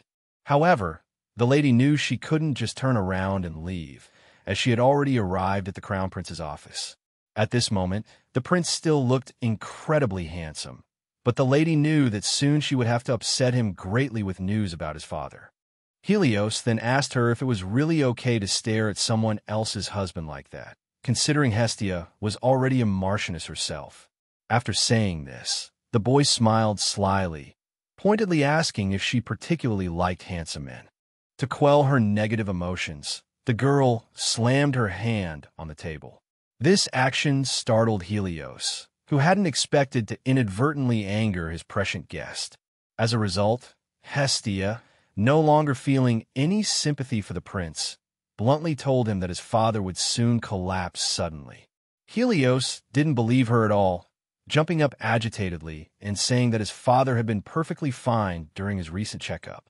The crown prince completely refused to acknowledge that the future Hestia had seen would definitely happen. He asked if there was any way to save the emperor, and the girl suggested he keep someone by his majesty's side at all times. However, the lady reluctantly reminded him that even with all these precautions, it might not help his majesty. Helios finally couldn't contain his emotions and sadly asked what good the princess was if she couldn't even save her own father. Hestia decided to remain silent, giving the man some time to calm down so he wouldn't inadvertently snap at her. For Hestia, all the events she foresaw thanks to her knowledge of the novel's plot were indeed fast approaching. The Marchioness knew that Diana had tried every night to heal the suddenly ill emperor, but to no avail. However, His Majesty eventually passed away, making Hestia realize that even the power of healing wasn't omnipotent. Unexpectedly, with a single gesture, Helios summoned the nearest butler, Zenon, who immediately appeared in the office. The crown prince then excitedly ordered the aide to rush to the emperor's side, promising to follow shortly. But Hestia immediately objected to the crown prince's actions, as his command was too abrupt. Helios didn't understand why the prophetess suddenly stopped him, especially since she had previously suggested sending someone to his father's side. At this point, the Marchioness explained that Caelus was currently in audience with the emperor, and she hoped Diana wouldn't inadvertently see him. Suddenly, Zenon interjected, saying that the princess had gone to have tea with the emperor a few minutes ago. This shocked both the crown prince and the Marchioness, as the situation had become even worse for them. Since Hestia and Helios knew very well what kind of tea Diana was drinking, they immediately rushed to find her. At this moment, Hestia was extremely worried that Diana was practically in the same place as Caelus. But the prince was preoccupied with his own thoughts, and as they ran, he suddenly asked permission to ask a question, which the Marchioness agreed to hear. Then, the crown prince very seriously asked if the emperor's collapse could have been caused by accidental poisoning. But the Marchioness had no evidence of this, so Hestia suggested they simply run faster to ensure they arrived in time. By now, Diana had prepared the tea and was delighted to finally be having tea with her family. Suddenly, the princess unexpectedly saw the Marquis, whom she had previously dismissed, right in front of her. This stunned the princess, as she hadn't expected Kalis to come to the palace at all. She couldn't help but call out her former friend's name, and upon hearing her voice, the Marquis immediately turned around. The young gentleman desperately tried to avoid the person he loved deeply, but failed, freezing in front of Diana. But what surprised him most was that his wife, whom he had repeatedly told not to come looking for him, suddenly appeared nearby as well. However, the Marchioness paid no attention, even running over breathlessly, momentarily speechless. Hestia didn't know if her husband had already seen Diana and spoken to her, and was therefore very worried, unable to calm down for a long time. Behind the Marquis was the Crown Prince, also panting, who suddenly called out his former friend's name. Since Kalis didn't want to talk to the Crown Prince, he took his wife's hand and led her away. This action greatly saddened Helios, but he didn't follow the Marquis, deciding to respect his unwillingness to talk. Thus, at this moment, the main characters parted ways, each taking their chosen path. Hestia was overjoyed, as it was the first time her husband had suddenly taken her hand and led her somewhere. Only after walking in silence for a few minutes did the Marchioness begin to wonder why the Marquis was holding her hand and hadn't let go. Suddenly, the Marchioness heard people talking behind her, and someone calling the princess's name. She immediately realized Diana was nearby. Despite her inner fear, Hestia turned around to confirm the visitor's identity herself. Sure enough, Diana was innocently talking to her maids, very close to the Marquis. Hestia couldn't even imagine how Kalis was feeling at this moment, having unexpectedly encountered the source of his pain. The Marchioness guessed that the Marquis was desperately suppressing his emotions, which was why he was holding her hand and walking quickly forward. When they had walked far enough, Hestia smiled, tried to encourage her husband, saying he had done well. But the Marquis remained indifferent, seemingly not understanding why the girl was praising him now. Suddenly, Kalis cried out emotionally that Hestia had no right to judge him because she knew nothing about the real him. These words shocked the Marchioness so much that she couldn't utter a single word in her defense. Hestia tried to explain that she hadn't meant to offend her husband, but he wouldn't listen. For the first time since arriving in the world of the novel, the Marchioness felt a sharp pain in her heart. So, the girl fell silent, and after a while, with great remorse, asked the Marquis for forgiveness. Only then did Kalis calm down somewhat, and ordered his aide to take them back to the estate as soon as possible. That same evening, Hestia stood on the balcony with a glass of red wine in her hand, trying to relieve the tension that had accumulated throughout the day. She sincerely wondered if she should have prevented the Marquis from going to the palace with her, so he wouldn't have ended up so angry.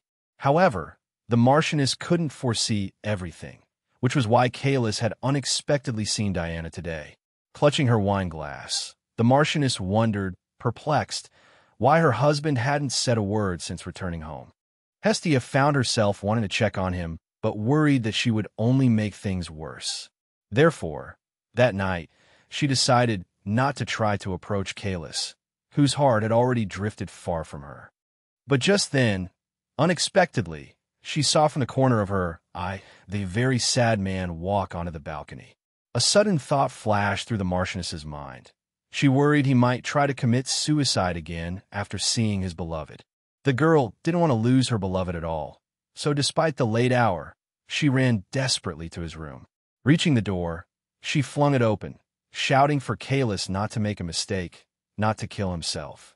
Imagine Hestia's surprise when she found herself facing a bewildered and completely confused Urose. She froze in astonishment, unable to offer a single explanation for her loud outburst just seconds before. It turned out that Kalis had only gone out onto the balcony for some fresh air and had just returned to his room. He dismissed Urose, and the butler immediately obeyed, despite the Marchioness's repeated protests and pleas. As a result, Hestia felt completely alone, even though her husband was standing behind her, waiting. To Hestia's further surprise, the man suddenly approached from behind and gently touched her with his clothes. Then, He whispered that he had something important to discuss with his wife, which shocked the girl even more. Even Kalis himself seemed genuinely perplexed for the first time, unsure of what he was doing, but he didn't back down. He gently embraced the Marchioness and suddenly apologized for what had happened that afternoon. Blushing, the Marchioness immediately turned her head away, saying she was perfectly fine. Still not turning around, the girl asked how her husband was feeling at that moment. Kalis replied quite relaxedly that he had slept for a while, so he felt much better than he had in the morning. Unexpectedly, the Marquise suddenly asked why she wouldn't look at him, and the girl didn't know how to answer. So, the man finally left the Marchioness alone, stepping aside to allow Hestia to compose herself. The Marchioness didn't expect the Marquis to suddenly say that he had seen her drinking wine on the balcony, and quite freely at that. Even worse, the girl had behaved rather ungracefully while lost in thought, unaware that someone was watching her. Suddenly, Kalis called out to his wife again, holding up a bottle of wine and inviting the Marchioness to have a drink with him. Hestia couldn't possibly refuse such an offer, as she immediately felt as if she were in a dream. The Marchioness had never imagined that she would one day drink so comfortably in her beloved's room. Since she didn't know if she would ever have such an opportunity again, she decided to gaze at his face as much as possible. The sight of the half-naked Marquis was so beautiful that Hestia couldn't take her eyes off him for even a second. Overwhelmed by her emotions, she even bumped into the table, just to try and compose herself. Kalis watched his wife's fidgeting with surprise, wondering if she had drunk too much. Meanwhile, the Marchioness couldn't help but think about how wonderful her husband was, her heart pounding with love. Suddenly, the Marquis approached her and asked why she was blushing so fiercely. He was genuinely worried that she might faint, but his approach only made the situation worse. As a result, Hestia blushed even more, though she was floating on cloud 9. To break the tension, the Marquis asked her loudly about Diana's reaction when they met. At this question, Kalis's previously romantic expression immediately darkened, and Hestia realized she had overstepped. However, the Marquis didn't blame his wife for the sensitive question, but instead sat down beside her. After a few seconds, Kalis admitted that he had noticed Diana's surprise at seeing him in the palace. But the saint quickly regained her composure and treated him as usual. The princess even scolded him for visiting without any prior notice. Unlike Hestia, the Marquis couldn't speak as easily and comfortably as he was still in pain. Diana then casually suggested they all have tea together since their old friend had come to see the emperor. The princess spoke so quickly that Kalis didn't even have a chance to say a word to her. Only now did he realize that he had been captivated by the saint in that moment, despite his efforts to resist. Unable to bear it any longer, the Marquis suddenly asked Hestia why she was so sure he could forget his feelings for the saint. He confessed that he had been anxious throughout the entire meeting and couldn't even converse normally with the emperor. Hestia hadn't realized how much her husband cared about what had happened between him and Diana. Kalis looked down at his hands, wondering what he had done wrong if Diana could still talk to him as usual. Hestia understood that all she could do for the Marquis was listen, so she continued to sit silently. Kalis suddenly asked sadly, as if not addressing anyone in particular, why he had wasted his life on these useless efforts. Hestia's eyes widened, finally understanding the depth of the pain he had been suppressing. In the original novel, the Marquis had been the happiest man in the world, but that was only when he still loved Diana. So Hestia wanted to comfort him, tightly gripping his hand and declaring that everything he had done was not in vain. Hestia guessed that it wasn't the saint herself that the Marquis was trying to hold on to, but his feelings for her, because Kalis was someone who truly knew how to love, and he had told her so himself. She held her husband's hand tightly, letting him feel her warmth, hoping to distract him, at least a little, from his heavy thoughts. Kalis hadn't expected her to suddenly tell him that she looked forward to his future peace and happiness. Immediately intrigued, he asked Hestia if she had seen what would happen to him. Hestia replied that she couldn't see the future she desired, but she would do everything in her power to make him happy. Hestia suddenly realized she had been holding her husband's hand for a long time. Flustered, she jumped up and excused herself, saying it was late and she needed to retire for the night. Before Hestia could take a step, Kalis, with a look of anxiety, caught her hand. Surprised, as their conversation seemed to have concluded, Hestia looked questioningly into her husband's eyes. However, Kalis seemed to change his mind. Lowering his head, he told Hestia she could return to her room. Hestia guessed he had been about to say something else, but decided to give him time to fully compose himself. Hestia hadn't expected that in the following days, she wouldn't even see her husband. She had scheduled so much work for herself that she didn't return to her room until late each night, falling asleep the moment she lay down. Hestia was handling so many things at once that she had no time for herself. She did this because she desperately wanted to be prepared for any unexpected situation. One day, just as she was about to fall asleep, Hestia sat up abruptly in bed. Something had occurred to her. Clenching her teeth, she realized she had forgotten something very important. Hestia wrote a letter to Lady Harmony, who arrived at her estate the next morning. Lady Harmony admitted she was surprised to receive Hestia's urgent message. Hestia was a little embarrassed to admit that she hadn't even considered what to wear to the tea party. With almost every dressmaker busy, her only hope lay with her teacher. Hestia knew she couldn't be outshone by the princess at the celebration. With no time for a new dress, she decided to alter an old one. Hestia knew this wasn't entirely proper etiquette, but under the circumstances, she couldn't think of another solution. She said she was already aware of the gossip surrounding her, so she had nothing to be ashamed of. Still, Hestia hoped that if she presented herself at her best, the noble's opinions might change. Lady Harmony was pleased to hear such mature words from Hestia, feeling she had grown considerably. Lady Harmony embraced Hestia warmly. In truth, Hestia was subtly using her teacher.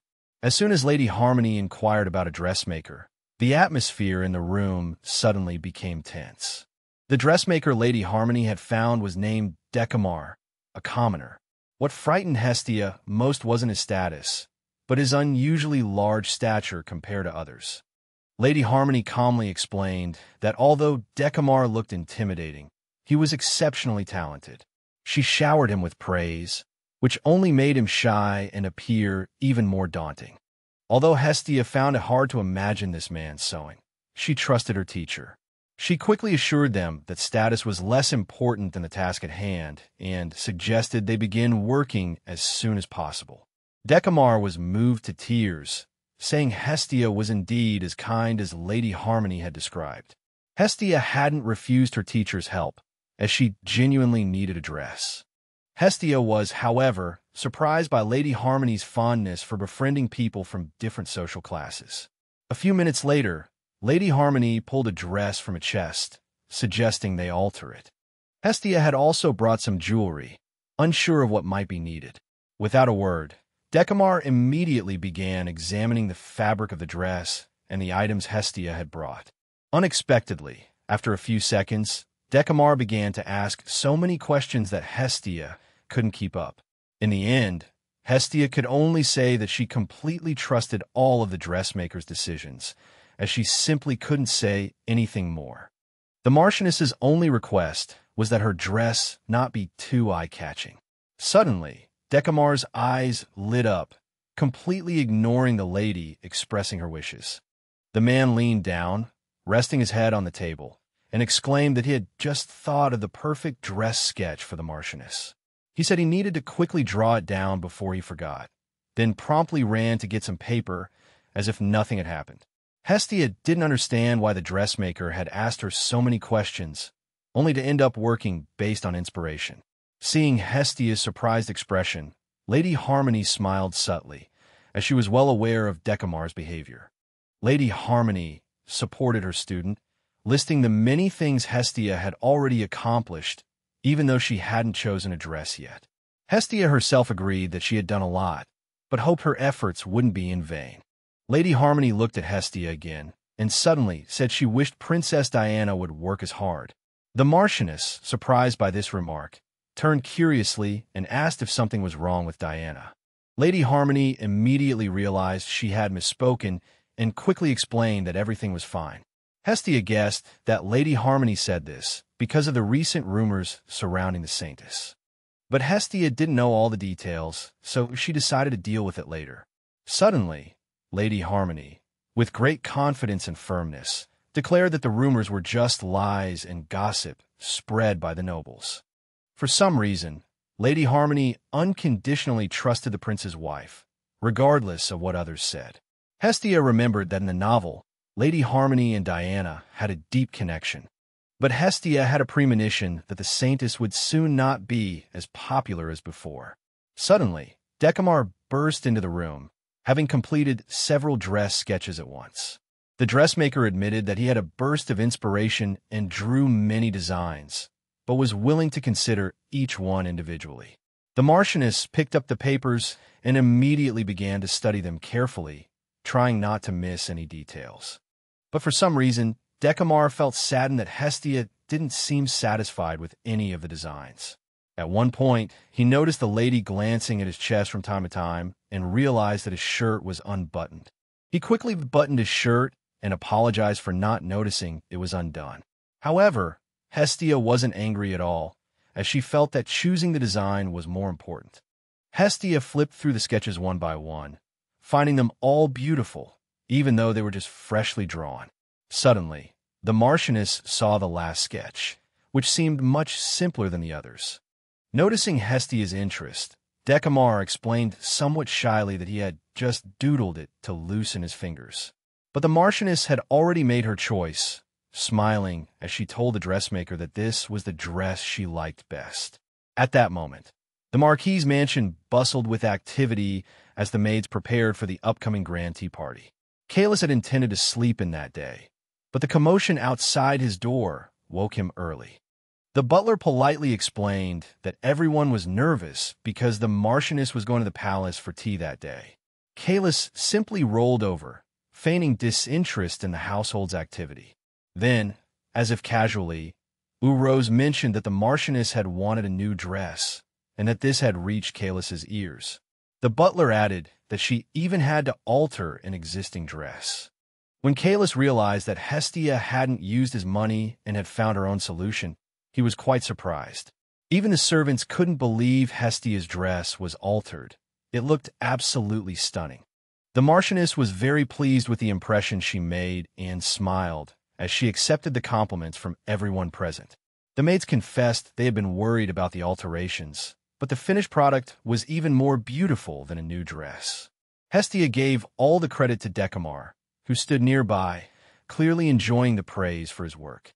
The servants immediately began whispering amongst themselves, mentioning that the dressmaker was a commoner, but Hestia didn't mind at all.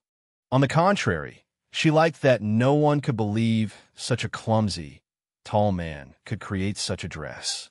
In fact, even Hestia herself couldn't have imagined the dress would turn out so beautifully.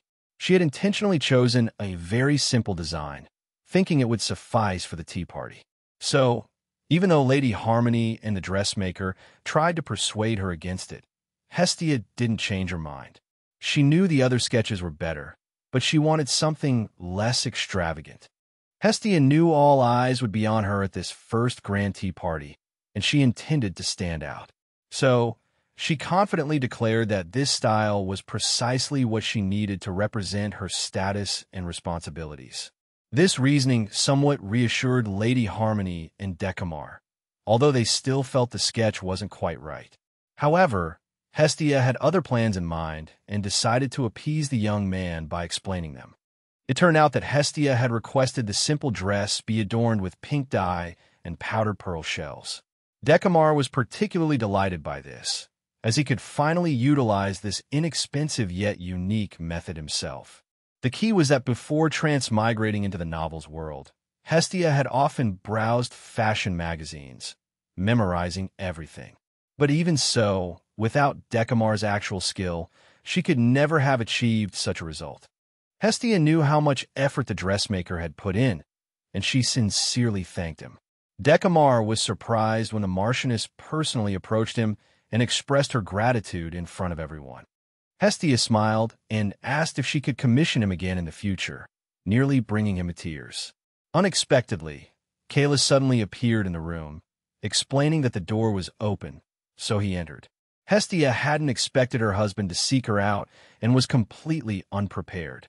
She immediately recalled that the Marquis had never actively sought her out before and hurried to greet him. Kalis didn't rush to explain his presence. He simply stared at his wife's dress. He looked her up and down, but couldn't detect any sign of alteration. Then he suddenly handed Hestia a bag of gold coins, telling her to give it to the dressmaker immediately. Having done what he intended, he turned and left without another word. The servants immediately began whispering, as they loved to gossip. Hestia overheard them saying that even dressed so beautifully, Kalis hadn't appreciated her appearance. Taking a deep breath and slowly exhaling, Hestia reminded herself that it didn't matter, because in his eyes, only the saintess was beautiful. She believed she could never compare to the princess and force herself not to feel sad. But just then, the Marchioness heard her husband's voice again. He called out to her softly, almost hesitantly. To everyone's surprise, Kalis suddenly declared that the dress suited his beautiful wife perfectly. At first, Hestia thought she had misheard, as Kalis had never complimented anyone before. She truly believed he only praised Diana, so she was bewildered by his sudden compliment. However, as Hestia remained speechless from shock, Kalis's expression darkened. He finally turned to leave, wishing his wife a pleasant time at the tea party. In truth, the single compliment had left Hestia blushing with affection for him. Watching Kalis depart, she was reminded again of how important Diana had been to him. The fact that Kalis had sought her out was significant in itself. Hestia realized this was the first time he had come to her since she arrived at the estate. Before, she had always gone to his room to receive instructions. Now, Kalis had come to her, simply to provide the necessary funds, and she was touched by the gesture. Before he disappeared down the hallway, Hestia quickly called out to him, making him turn around. As he looked at her, she smiled sweetly, thanking him for coming to see her off. Although Kalis's expression remained somber, he nodded politely and calmly before leaving. Back in his study, Rose, filled with curiosity, began to question his master. Kalis, slightly tense, asked to be left alone to rest. But Rose remained restless, pleased that his master had finally decided to support his wife. Kalis himself didn't fully understand why he had done such a thing for Hestia. Her bright, sweet smile, so different from Diana's, surfaced in his mind. Hestia had already arrived at the palace, not wanting to be late for the tea party. She almost immediately encountered Countess Elenice, who complimented her appearance. Hestia admitted to feeling nervous before the event, and Elenice shared her own anxieties. Hestia was surprised when Elenice, once again, inexplicably reassured her of her full support.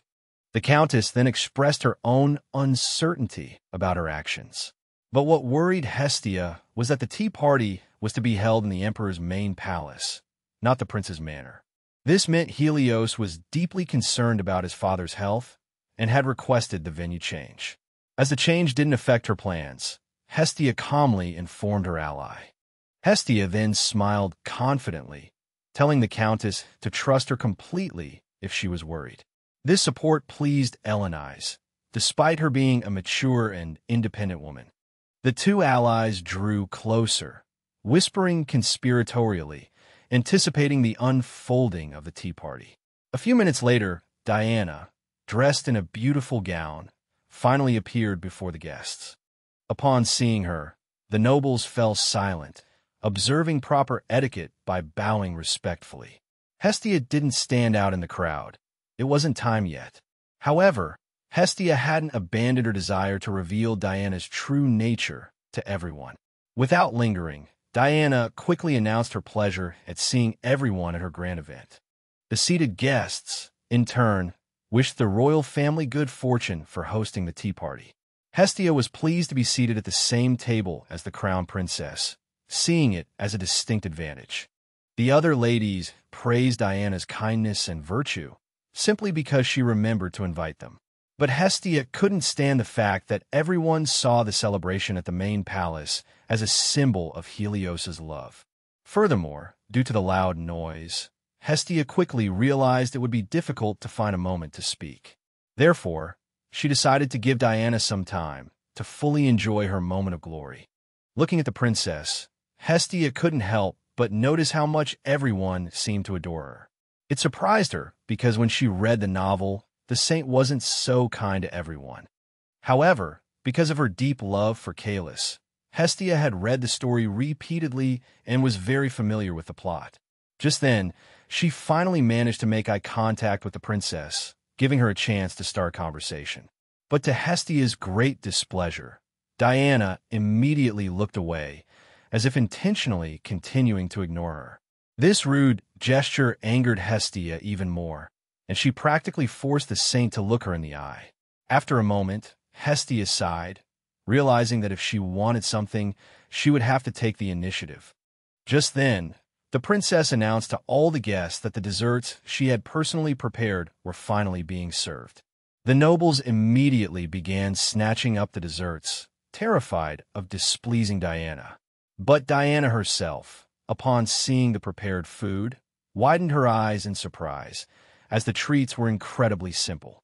Hestia knew very well that such plain desserts were readily available to commoners.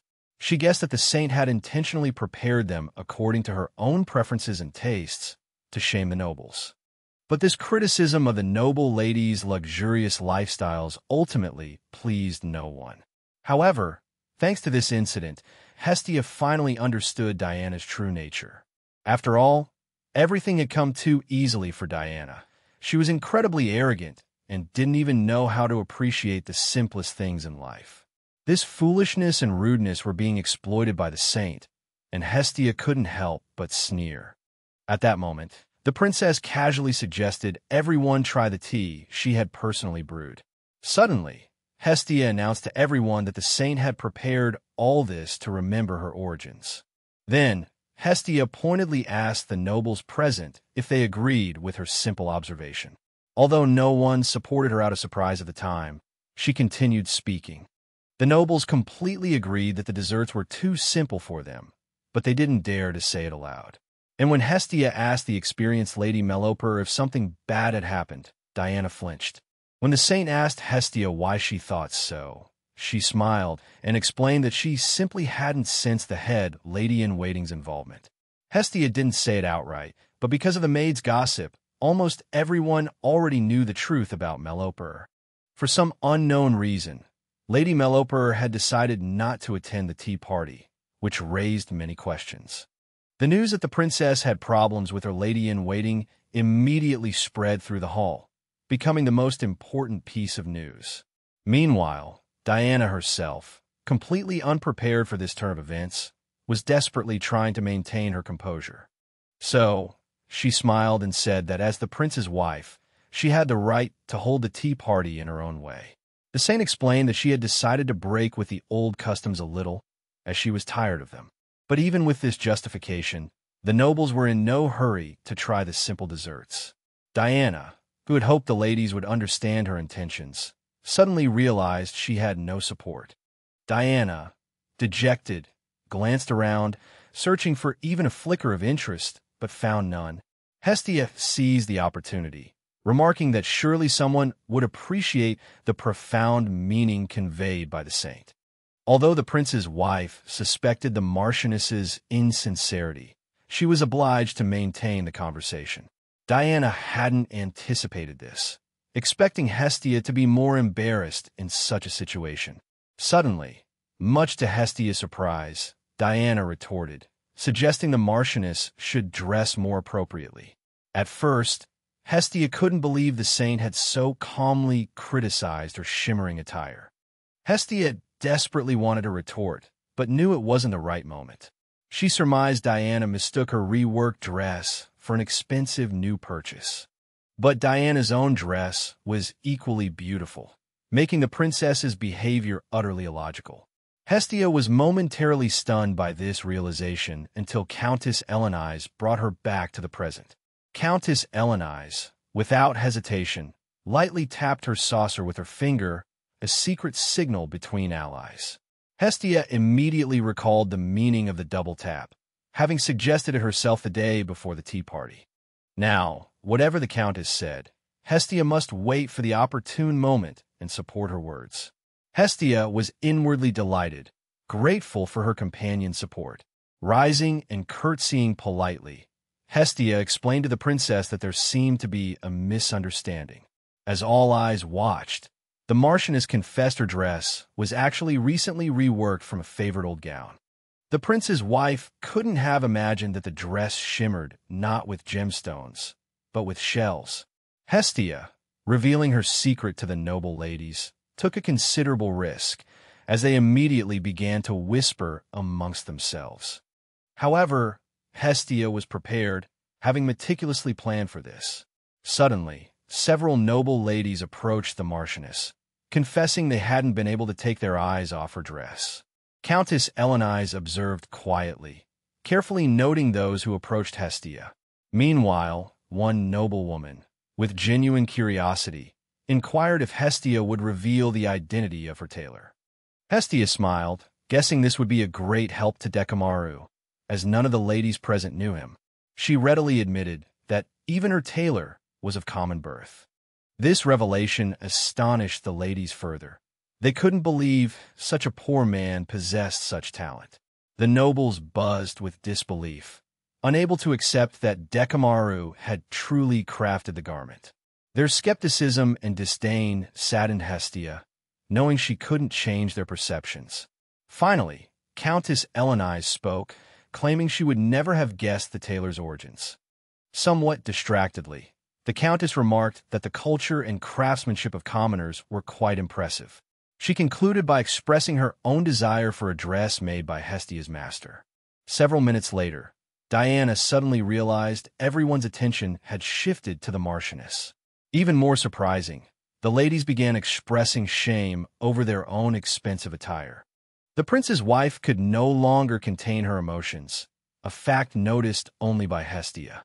Hestia, watching her rival intently, saw Diana on the verge of crumbling with frustration.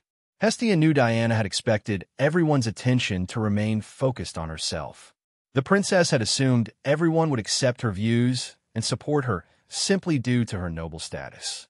In her dreams, the saint had countless times imagined how pleasantly she would smile at the end of the tea party. But as it turned out, Hestia didn't even have to try too hard to surpass her rival by a long shot. However, her performance with Countess Elenice wasn't over yet, so the Countess spoke again. Smiling slyly, she asked if the Marquis really hadn't allocated any money for his wife, since Hestia had to rework her dress. The Marchioness immediately entered actress mode, trying to make her expression look confused and surprised. In truth, the two allies had discussed this topic in advance and had even tried to steer the conversation towards it. Because of this, Hestia cheered loudly and joyfully in her heart, though she couldn't tell anyone. Before the tea party began, they had agreed to bring up Caelus naturally. But the Marchioness herself hadn't known how to bring up the most important topic and pique the noble lady's interest. She was surprised that Countess Elenice was able to bring it up so easily and naturally. At this moment, Hestia smiled back, reassuring the Countess that she hadn't asked anything inappropriate. Hearing that the Marquis himself was concerned about his wife's dress, Diana lowered her head even further. Hestia kept an eye on the dejected Diana with her peripheral vision, very satisfied with the result. In fact, the saint was even more disheartened to hear that Caelus fully respected Hestia as his wife. So the Marchioness raised her voice as much as possible so that the princess could clearly hear her answers to all the questions. A few minutes later, the Countess felt it was time to move on to more serious topics, so she mentioned Helios. Diana was very surprised when Countess Elenice said her husband had severely criticized the Marquis's coldness. The princess immediately guessed they were talking about the incident where Caelus personally dealt with the villains of the Orcus family. What the saint didn't expect was that Hestia suddenly said she thought her husband's actions that day were perfectly justified, then turned to the princess and asked if she really thought Calus had done wrong. The incident where the Marquis forced the Duke and his daughter to drink poisoned tea wasn't simple, because Calus initially had good reason to treat that family in such a way. The Orcus family had caused too much trouble for the Empire, so whenever they were mentioned, Helios would angrily slam his fist on the table. The man genuinely opposed his friend dealing with these harmful nobles alone. But Hestia knew very well that the prince couldn't ruin his own reputation no matter what. Helios himself knew he couldn't do anything, or Duke Orcus would start to retaliate. So Calus patted his shoulder reassuringly, reminding him that he must always support the imperial family. The Marquis himself firmly believed in his reasons, all for the sake of his friend and the wise ruler. Moreover, he sincerely wanted to help Diana, but that day she hadn't considered his motives at all. So Hestia defended her husband even more firmly, convinced that the Duke would cause a lot of trouble. But the princess firmly believed that no goal should justify the Marquis choosing such methods. The saint reminded her that the Empire had laws, and Calus had to abide by them too. To this, Hestia retorted by asking why he hadn't been punished according to national law, leaving Diana speechless.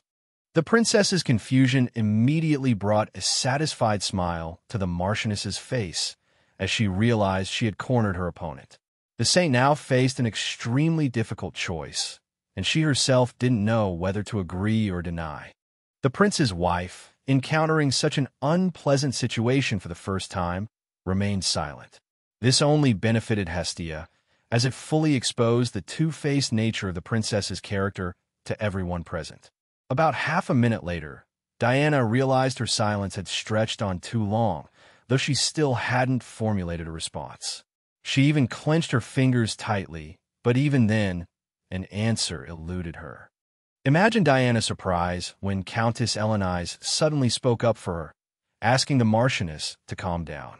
Elenice firmly believed Hestia was putting undue pressure on the saint and requested she stop.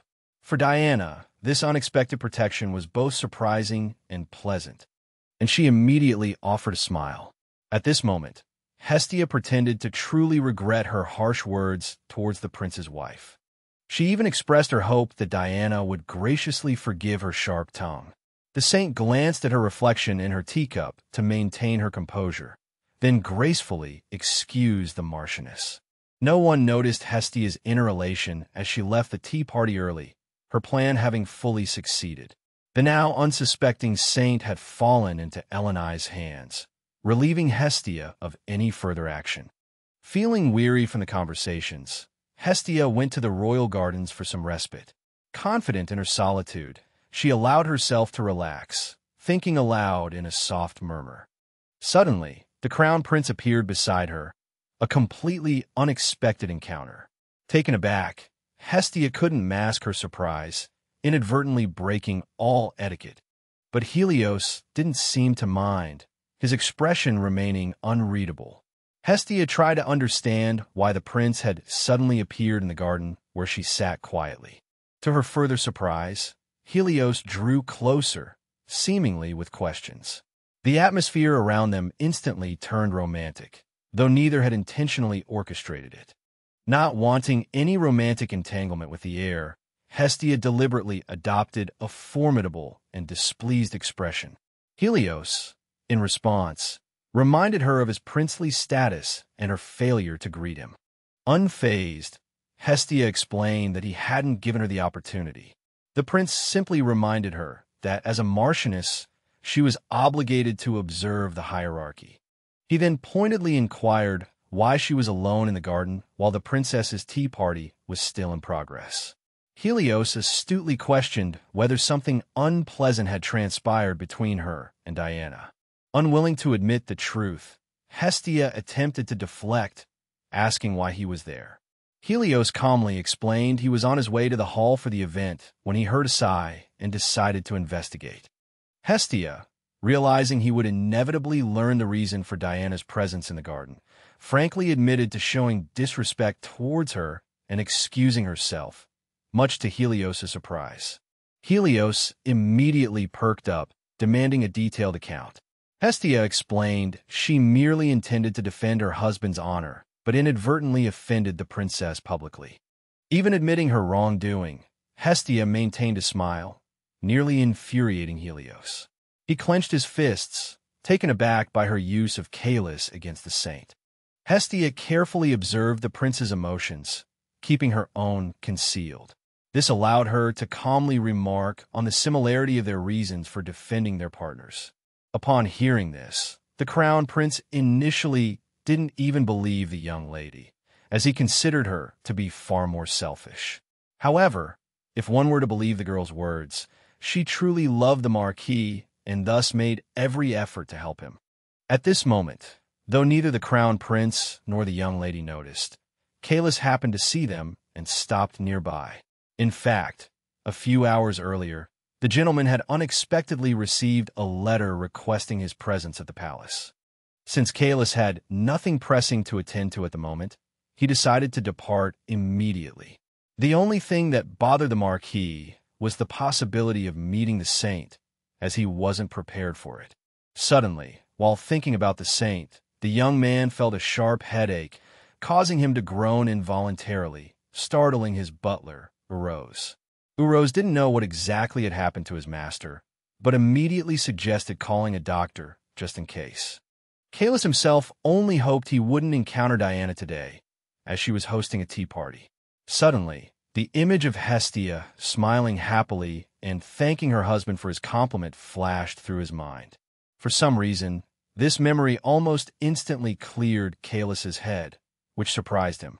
He quickly proceeded to the palace, where Emperor Carius greeted his loyal Marquis with a sincere smile. The emperor immediately began inquiring about Caelus's wife, which he hadn't anticipated at all. Finally, His Majesty had to admit that he had summoned his old friend purely out of curiosity before the recent wedding. The Marquis, guessing that everything else was just a pretext, began listing Hestia's shortcomings. But in the end, even he didn't expect to conclude his speech with the phrase, "That girl truly cares for me." Imagine Caelus's surprise when, after listening attentively, the emperor suddenly declared that the young lady truly loved her husband. The man hadn't even considered what kind of feelings the girl had for him. However, if the ever-smiling young lady truly loved the Marquis, then many things became clear to him. Suddenly, Caelus snapped back to reality from his recollection, hearing Hestia loudly exclaiming her love for someone. He didn't know what had transpired between his wife and his former friend, but decided to eavesdrop just in case. The atmosphere between the two was clearly not suited for a casual conversation between friends, yet they were alone with each other. Suddenly, Helios demanded that the Marchioness explain why she loved her husband so much, despite having never met him before. Since the young lady kept her head down, unusually silent, the prince assumed she had nothing to say. But just then, with a sparkle in her eyes, the girl began listing the countless reasons she loved Caelus. The crown prince couldn't even imagine someone being able to articulate so many reasons as Hestia did. As a result, the Marquis, who had been eavesdropping on his wife's words, felt somewhat ashamed of how he learned all of this. Thinking that the young lady might truly love him, he quickly left to avoid being discovered. At this point, Hestia, agitated by the question, felt a surge of genuine anger towards the crown prince. Since there was nothing else to do during the tea party, she decided to go home and talk to him later. Imagine the tired girl's surprise when she suddenly noticed a familiar figure appear ahead. Hestia never thought Caelus would visit the palace again, as he didn't want to see Diana. As the Marchioness excitedly ran toward her husband, he calmly explained that he had come on personal business. Suddenly, the protagonist realized that the man had just called her by a nickname, something he had never done before. Therefore, Hestia froze, feeling as if everything happening before her eyes was a dream. Meanwhile, Caelus himself continued to act as if nothing had happened. However, the young lady herself couldn't control the wild thumping of her heart, which pounded with excitement and surprise. While outwardly she tried to remain composed, Inside, she was reeling and screaming from everything that had happened. As a result, Hestia found herself unable to stand properly and accepted the butler's assistance. Meanwhile, Kalis, who had already boarded the carriage, noticed that the young lady had offered her hand to the attendant, not to him. When the servant solicitously inquired if she was all right, she stubbornly insisted she was ready to depart for the estate. Suddenly, the Marchioness realized she hadn't told her husband the specific location of the tea party. But for some reason, she couldn't bring herself to ask him now, when they were alone together. Meanwhile, Kalis was trying to understand why. If she truly loved him, she didn't seek his help at all. Upon arriving at the estate, the Marquis was the first to jump out of the carriage, wanting to offer his hand to his wife. This surprised the young lady so much that she froze again, unsure what to do. Flustered, she reminded Kalis that it wasn't her birthday, so he didn't need to be so attentive. However, he hadn't been thinking along those lines at all. Hestia still worried that there was some hidden motive behind his actions. But even the surrounding attendants urged her to simply take his arm, so she decided to comply. Although the Marchioness was still incredibly nervous, she offered her hand to him for assistance. Then, as Kalis helped her down, Hestia managed to thank him in a voice that didn't tremble with shyness. He didn't respond, simply wanting to savor this, for him, pleasant moment. As for Hestia, she couldn't recall what happened next, completely overcome with happiness from her beloved's attentiveness. As a result, when she opened her eyes, it was too late to get up, although she herself was unaware of this. All the events of that long evening seemed shrouded in mist, but she was certain she hadn't drunk any alcohol the night before. For some reason, the Marchioness still felt incredibly happy, even though there was no longer any reason for it. Hestia had intended to do some work, organizing her memories of the novel. But in the end, she decided to go straight to sleep, wanting to preserve this pleasant feeling for as long as possible. Just as she was about to fall asleep, it suddenly dawned on her that she hadn't felt this happy since she'd been caught up in this whirlwind. That same night, the princess asked her husband, perplexed, if she had done something wrong years ago. The crown prince was preparing for bed when he was taken aback by her sudden anguish, stemming from an inexplicable guilt. Finally, Helios asked her what was wrong, preemptively stating that the saint could never do anything wrong. But these words didn't comfort Diana in the slightest, as her doubts were now even stronger. So she confessed that the Marchioness had recently asked her why, if her husband was truly guilty, he hadn't been punished according to imperial law. Helios immediately recalled Hestia's sweet smile as she insisted she only loved the Marquis. Before he could say anything to his wife, she burst into tears, saying she couldn't resist Hestia at all. What tormented the princess most was whether she should have properly condemned her former friend. Helios sat down in front of her and reassured her that he didn't doubt her noble character in the slightest. He understood that Kalis had committed those terrible acts only for the sake of the empire and his close friends. And the fact that the saint hadn't blamed him meant she still hoped they could be happily reunited in the future. But only recently had the prince realized that this would never happen, because he had been too complacent, too selfish. As a result, his best friend had come to hate him instead of loving him, and this wounded the crown prince deeply. However, Helios didn't think he had the right to stop the fleeing Marquis or bring him back. At that moment, the crown prince only blamed himself for losing his closest friend and didn't know what to do next. Therefore, when his wife confided her concerns to him, he became even more contemplative. Diana confessed that she had expected her husband's support, but now Helios didn't know what the right course of action was. So, the crown prince suddenly asked Diana if perhaps they should finally reconcile with the Marquis. This agitated Diana so much that she jumped up from her seat, while Helios was still trying to explain everything. The princess recalled that she had never abandoned her beliefs and principles in her entire life. Therefore, the saint feared what changes might occur in her life if she easily forgave Kalis. Seeing the tears on his wife's face, Helios immediately cast aside all his thoughts, wanting only to help her. The crown prince embraced his beloved tightly, asking her to forget everything he had just said. Diana didn't answer, only silently nestled in the Crown Prince's arms, feeling the tears still sliding down her cheeks. The next morning, Hestia was very surprised because the butler suddenly brought several letters at once.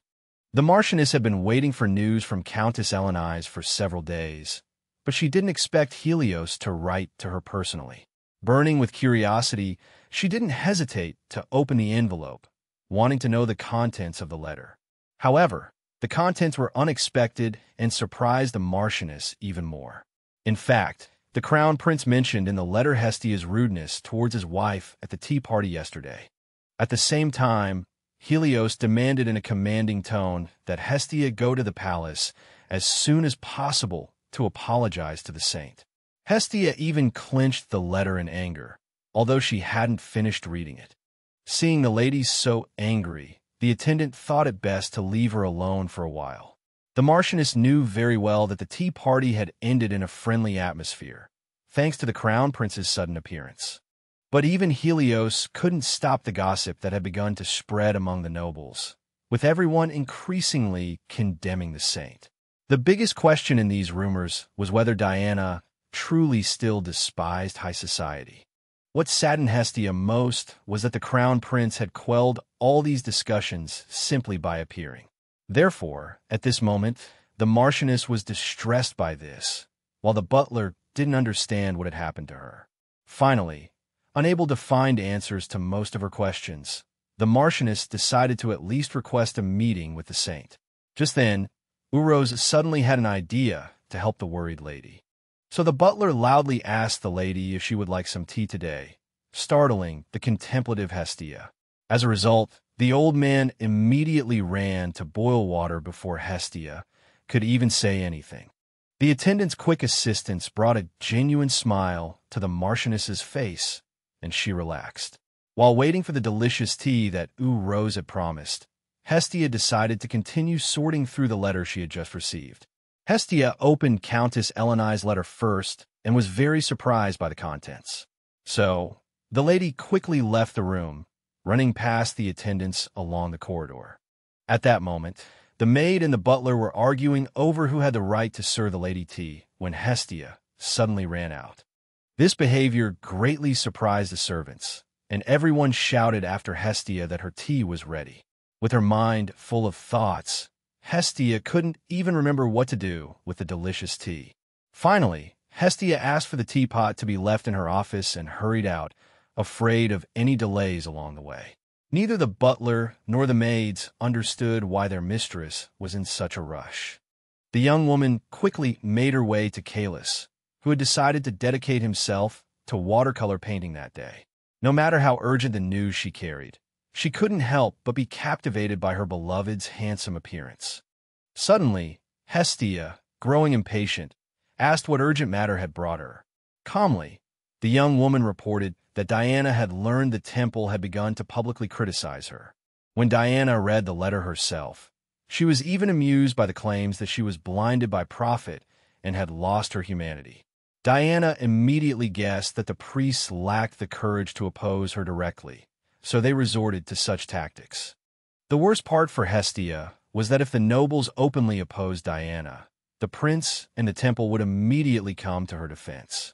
Therefore, Hestia clenched her fists on the table, desperately trying to think of a way to strike a significant blow against the church.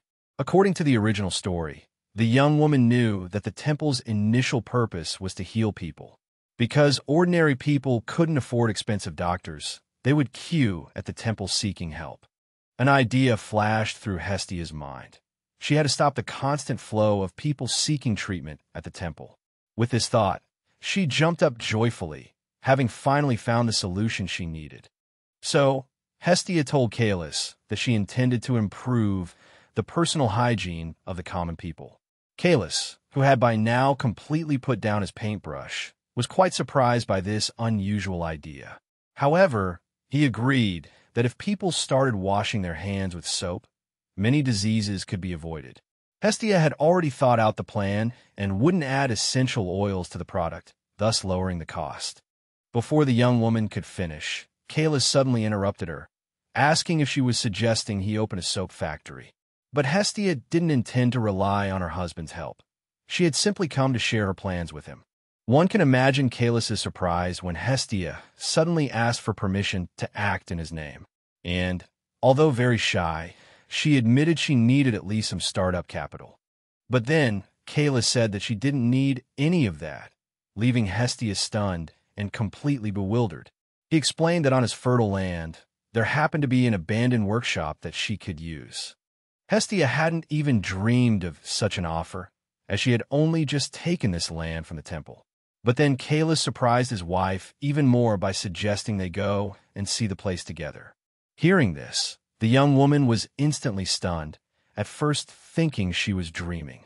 It was utterly incomprehensible to her that her beloved had personally suggested they go on an outing together. To compose herself, Hestia even had to turn away, as only then could she think clearly. She even specifically asked Kaelus to stay at least a little distance from her so she could calm down. But even this didn't help, and she had to rush to her room, desperately trying to calm her racing heart. Kaelus, watching her, concluded that she had suddenly become much happier. Hestia herself seriously doubted whether she could actually embark on this journey with her beloved. But just then, Kaelus suddenly entered the room, leaving her no time to think. Kaelus wanted to hear from Hestia herself that she wanted to go, so he asked her not to be afraid to express her desires. Hestia was horrified when her husband suddenly said that she didn't want to go with him, implying her silence meant refusal. So, Hestia explained as naturally as possible that she was simply worried about her beloved's comfort. She said she could go to the workshop by herself, so Kaelus didn't need to accompany her at all. Suddenly, Kaelus startled the Marchioness by saying that everyone around them thought he was very ill, gravely so. Even though the butler was handling all matters perfectly, it couldn't dispel the rumors. Hestia hadn't even imagined the situation was this serious, and nervously clenched her fists in the hem of her skirt. Kaelus said that if he were to appear in public even once with his wife, these rumors would disappear on their own. However, despite these difficulties, the Marchioness didn't think she had failed in her duties. She hadn't expected Kaelus to sincerely praise her for everything she had done for him. Hestia hadn't realized how much it meant to her to hear even a single kind word from her beloved. Looking at him, listening to his voice, she felt all her worries quickly dissipate. The Marchioness understood once again what gave her strength and the will to live, because she didn't want to exist without Kaelus. So she thanked him, but he suddenly fell silent, becoming somewhat melancholic. Kaelus realized that this trip would inevitably force him to confront his memories, and this was difficult. However, Hestia had done so much for him. He couldn't refuse her such a small request now. If before he had given without receiving anything in return, now he felt Hestia's efforts and wanted to reciprocate. So, to avoid delaying the decision any further, Kaelus decisively suggested they leave that week, and Hestia gasped. She suddenly remembered she still had to apologize to Diana, and anxiety flooded her again. But for her, this trip with her beloved was far more important than apologizing to the arrogant princess. However, in this situation, she couldn't make the wrong choice or face the heir's wrath. Kaelus guessed that his wife hadn't agreed yet because she had other things to do this week. He was about to suggest postponing the trip, but Hestia's eyes shone, firmly stating that she could arrange everything. This enthusiasm worried Kaelus slightly, but he didn't object, only offering his support. So, the next day, when the princess was ready, Hestia immediately went to the palace. In truth, she wanted to avoid it all, but she simply considered it part of her duties. Although Diana guessed the apology wasn't sincere, the Marchioness didn't care. She bowed politely and said she was sorry for disappointing the saint at the tea party. When Hestia mentioned her moral principles, the princess was taken aback, unsure how to respond. Finally, the prince's wife said she believed her guest, and Hestia smiled gratefully. Then, eager to prepare for her trip, Hestia apologized again and prepared to leave. But the princess suddenly called her back, as she had a very important question to ask. Hestia was surprised when Diana suddenly asked if she had seen anything else concerning the Emperor's sudden collapse. The question immediately plunged her into thought, and she asked if something unfortunate had happened to the saint.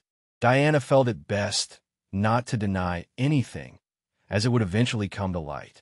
So she said that His Majesty had suddenly fallen ill last night, but she had been present and able to assist him in time. But Hestia immediately guessed that if everything had ended well, Diana wouldn't be asking about the future. Therefore, the Marchioness asked if the saint had encountered any problems with her powers, which instantly frightened Diana. Unwilling to accept this terrifying reality, Diana jumped up, insisting she was perfectly fine. But by the end of her indignant denial, even the princess herself seemed unsure of what she had just said. Thus, Hestia finally concluded Diana's powers were weakening daily. Judging by the saint's reaction, Diana had noticed her powers hadn't fully healed the Emperor and had sought Hestia's advice. However, Hestia decided to give the princess a bit of a buffer, confessing that she'd had a premonition about her. Then, with an impassive face, the Marchioness declared that in less than 2 years, the saint's powers would completely vanish without a trace. Upon hearing this horrifying truth, Diana's legs went weak, and she nearly fainted. She couldn't believe such a thing, insisting that her abilities couldn't disappear, as they were a gift from the gods. However, Hestia was determined to convey the truth to Diana and explain that her own abilities were also a gift from the gods. The saint didn't take this news well, evident in her visibly shrinking form, though she remained silent. Diana's reaction brought a smug smile to Hestia's face, determined to make the princess believe her. She hoped Diana would stop denying the fact that she would soon be unable to help others. To offer some comfort, the Marchioness admitted that she, too, had been extremely shocked when she first saw the premonition. As soon as she mentioned wanting to tell Helios, Diana immediately and fearfully begged her not to. Terrified, Diana clutched Hestia's shoulders, pleading with her to keep silent. The princess barely managed to say that she would tell her husband later, but not now. What surprised Hestia most was that Diana suddenly called her by her name, as if trying to win her favor. Meanwhile, the saint's hands continued to tremble, still panicked by the impending loss of her powers. Diana's behavior instantly reminded Hestia of her own past expression and urge to flee. Still unsure what it all meant, Hestia decided to observe and try to understand the situation. She nodded, agreeing to remain silent since Diana pleaded so earnestly. However, the Marchioness didn't stop there. Leaning closer, she told the saint how to conceal the truth for a little longer. Upon hearing this, Diana's expression shifted again, falling back into the panic and helplessness brought on by the news. Hestia, having said all she could, announced she needed to return to her affairs. Hestia remained uncertain whether the prince and princess could withstand the loss of Diana's powers or if it would lead to conflict. At that moment, Diana resembled a protagonist cruelly abandoned after a happy ending in a novel. Suddenly, Diana recalled the noble's past gossip and disdain towards her background. She felt the immense pressure of their past questions. What can you even do? Then, the Marchioness remembered who had always rescued and supported Diana during such difficult and oppressive times. Every time, Helios and Calus would gently comfort the saint, assuring her that she was indeed worthy of her gift to help others. They would tell her almost in unison how special she was, and Diana had come to believe it. Moreover, the common people adored the saint, as she could heal almost any illness. So, when she unexpectedly married the prince, everything seemed natural to her.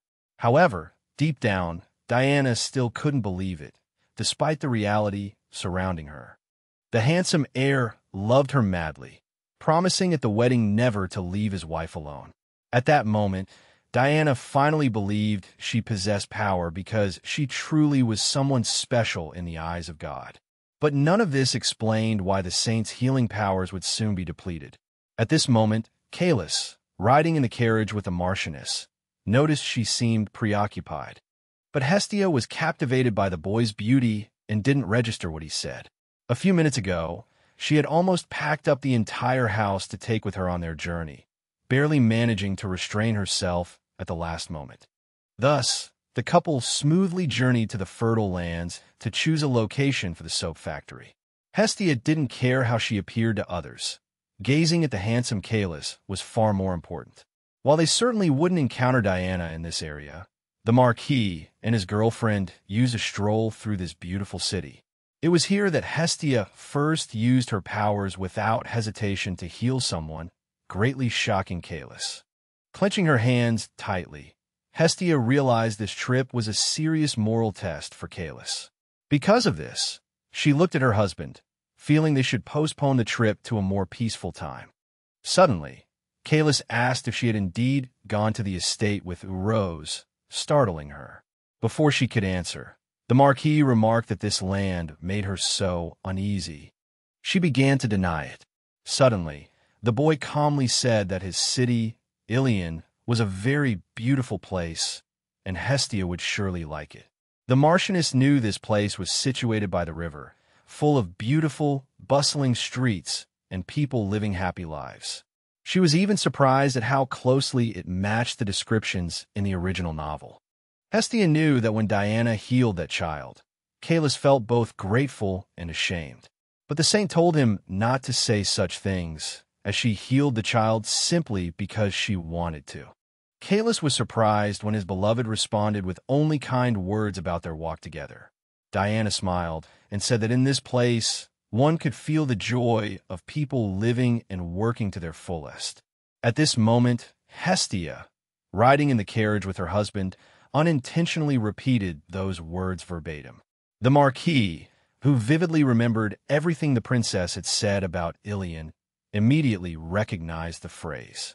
When Kalis asked how she knew those words, Hestia realized she had given herself away. She covered her mouth in surprise, completely unsure how to escape this awkward situation. Suddenly, the carriage unexpectedly hit a rock and jolted violently, startling everyone inside. This incident somewhat saved Hestia, as the fright bought her some time to delay her explanation.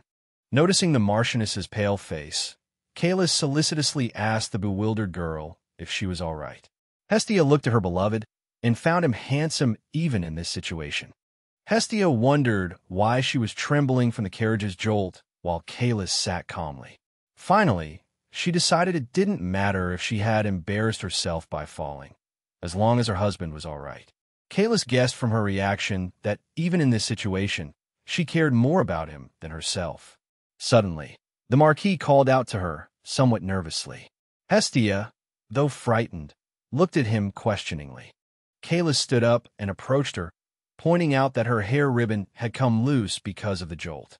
Just then, the coachman hit another rock, this impact so significant that even he jumped. The coachman, ashamed at his inability to navigate the rocky road smoothly, caused the carriage to jolt. Hestia was thrown sideways, landing against Kalis, who braced himself against the seat, hovering over her. He immediately apologized and attempted to move away, but the carriage lurched again, preventing him from doing so. Hestia inhaled his light, pleasant scent as his hair brushed against her cheek.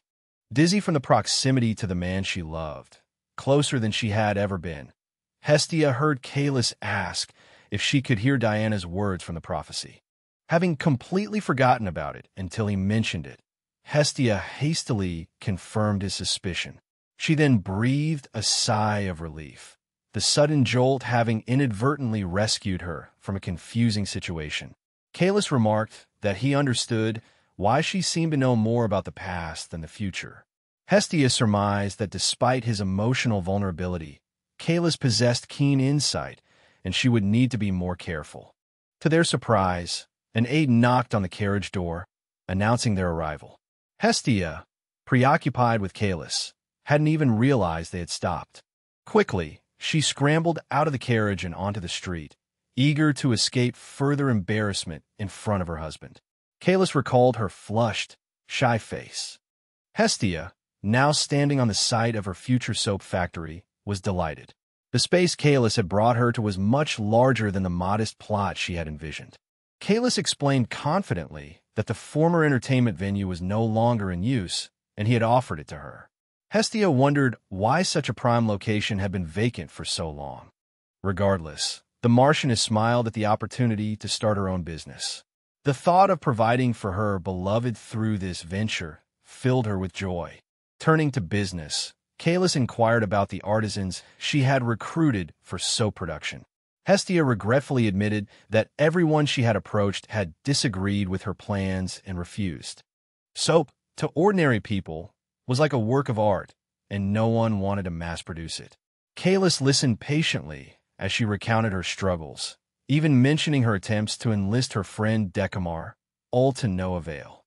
To her surprise, Kalis expressed interest in the details of the tailor who made her dresses. She was taken aback when he asked how close she was to the commoner. Hestia quickly clarified that they were just friends. Kalis then inquired if the tailor could help recruit workers for her venture. Still unsure of his intentions, she listened as he declared he would personally gather the necessary manpower. Confused, Hestia asked why the young gentleman would trouble himself. Kalis retorted angrily, asking if she truly didn't need his help. She quickly backtracked, accepting his offer. He heard her say once again that he needn't exert himself for her. Hestia was surprised when Kalis replied that his efforts were partly for Ilion, the abandoned place. He then asked if a husband didn't have the right to help his wife with her business. Stunned, Hestia stood frozen. Flushed and shy, she managed to utter his name, expressing her gratitude. Suddenly, Hestia noticed the aides were very close to them and shyly took a step back. Even Kalis seemed surprised when an aide informed him of an unexpected visitor. Hestia was certain the building had been abandoned, so there shouldn't be any visitors at all. Before the aide could explain further, the workshop doors burst open and an elderly man appeared. It turned out the elderly man hadn't seen Kalis in a long time and was worried he'd missed this opportunity. Only then did the aide explain that the village elder from Ilion had rushed over, overwhelmed by his longing to see them. Noticing the elder's exhaustion from running, Hestia worriedly rushed towards him. Kalis hadn't expected his wife to be so familiar with the village elder. He even felt that his wife's relationship with the elder was closer than with anyone else.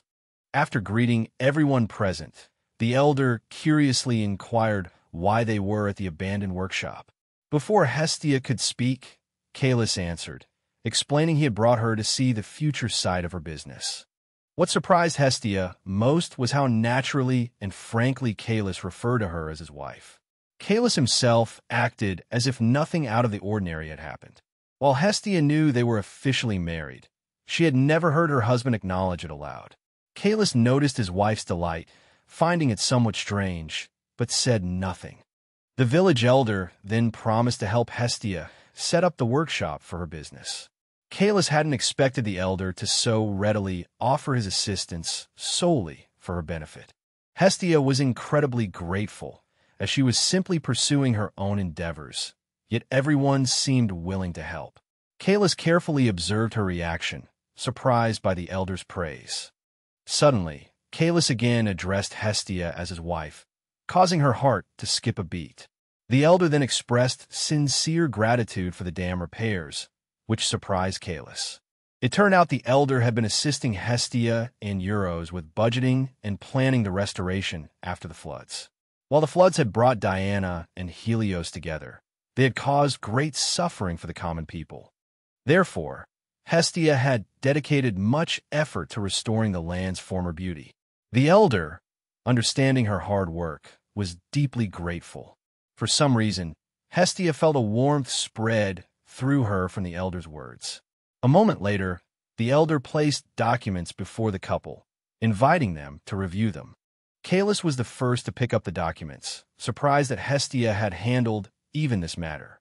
Meanwhile, the young Marquis was astonished by how skillfully she handled all the financial statements. He privately wondered if she could have truly accomplished all this without expert assistance. Noticing Hestia looking at the documents with him, she explained she simply hadn't seen this particular report yet. Kalis readily showed the documents to Hestia, who was grateful, as she also wanted to be fully informed. She studied the documents carefully, and Kalis asked if she noticed any errors, but everything was in order. Hestia confidently stated that the financial plan was almost identical to her initial proposal. The elder, observing the couple, smiled at their sweet and amusing interaction. Hestia explained to the Marquis that she was learning new things every day, and her highly skilled steward often helped her. She earnestly believed that since she was now the Marchioness, it was her duty to be able to handle all sorts of documents. Then, she turned to the elder and began offering him advice on city management. The elder nodded in agreement with each of Hestia's suggestions and assured her that he would do his best, so she needn't worry. At this moment, Kalis suddenly concluded that Hestia, though unaware of it herself, easily charmed those around her. Unexpectedly, the elder suggested they all go together to see the recently repaired dam. He proudly boasted that the repairs were excellent and a must-see. Hestia herself was eager for a walk, but she worried about Kalis, as he had once visited this place with Diana. At that moment, the Marquis was calmly drinking tea, making it impossible to discern his thoughts. Therefore, to prevent her husband from going to a place that might evoke unpleasant memories, Hestia decided to decline and planned to visit the dam alone. However, just as Hestia said they wouldn't go for a walk, Kalis suddenly spoke up, saying they would. The Marchioness was surprised he suddenly expressed a desire to see the results of her efforts in the city. Kalis was further convinced that the dam would be a perfect location for their first walk together in nature. But what surprised Hestia most was that the gentleman wanted to appear with her in public as a true married couple. However, to Kalis himself, this idea wasn't strange at all, so he remained calm. He stood up, extended his hand to her, and personally invited her to walk to the dam with him. Hestia was stunned by everything that was happening, standing there with her mouth slightly agape. She stared at her beloved with wide eyes, realizing that her life with such an outstanding man was like a fairy tale. So, although a little timid and hesitant, she placed her hand in her husband's with a joyful heart. As they walked along the dam, Hestia felt as if she were in a long, vivid dream. Even though she couldn't be completely alone with her beloved due to the presence of servants, Hestia wasn't saddened by this. Her only concern was that the accompanying aides always kept a certain distance. What made her even more embarrassed was that whenever she looked at the servants, they would immediately wink at her in support. So, Hestia decided to focus on her own pleasant feelings as she held her husband's hand. She even knew very well that the newly built dam was a beautiful place, having read about it in the original story. Back then, Kalis and Diana had also walked this path together, smiling happily and enjoying each other's company. Now, all Hestia could do was walk with the Marquis, afraid to remind him of the saint again. Suddenly, Kalis broke the long silence between them, deciding to confess something to her.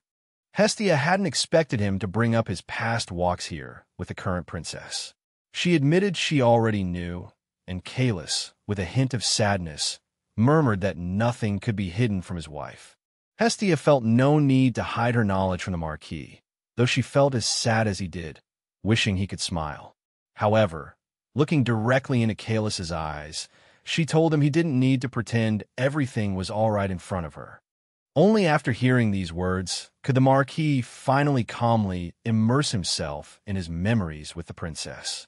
Back then, as he walked with Diana, Hestia had been amazed by everything around her and shared her wonder with her friend. The young lady was even moved by the sunlight reflecting on the water's surface. She always told the Marquis about these things, and he would respond with a smile. He had once said that the saint shone so brightly that he felt unworthy even to accidentally brush against her. Even now, the gentleman himself didn't understand the reason for his actions back then, as he felt they were completely unnecessary.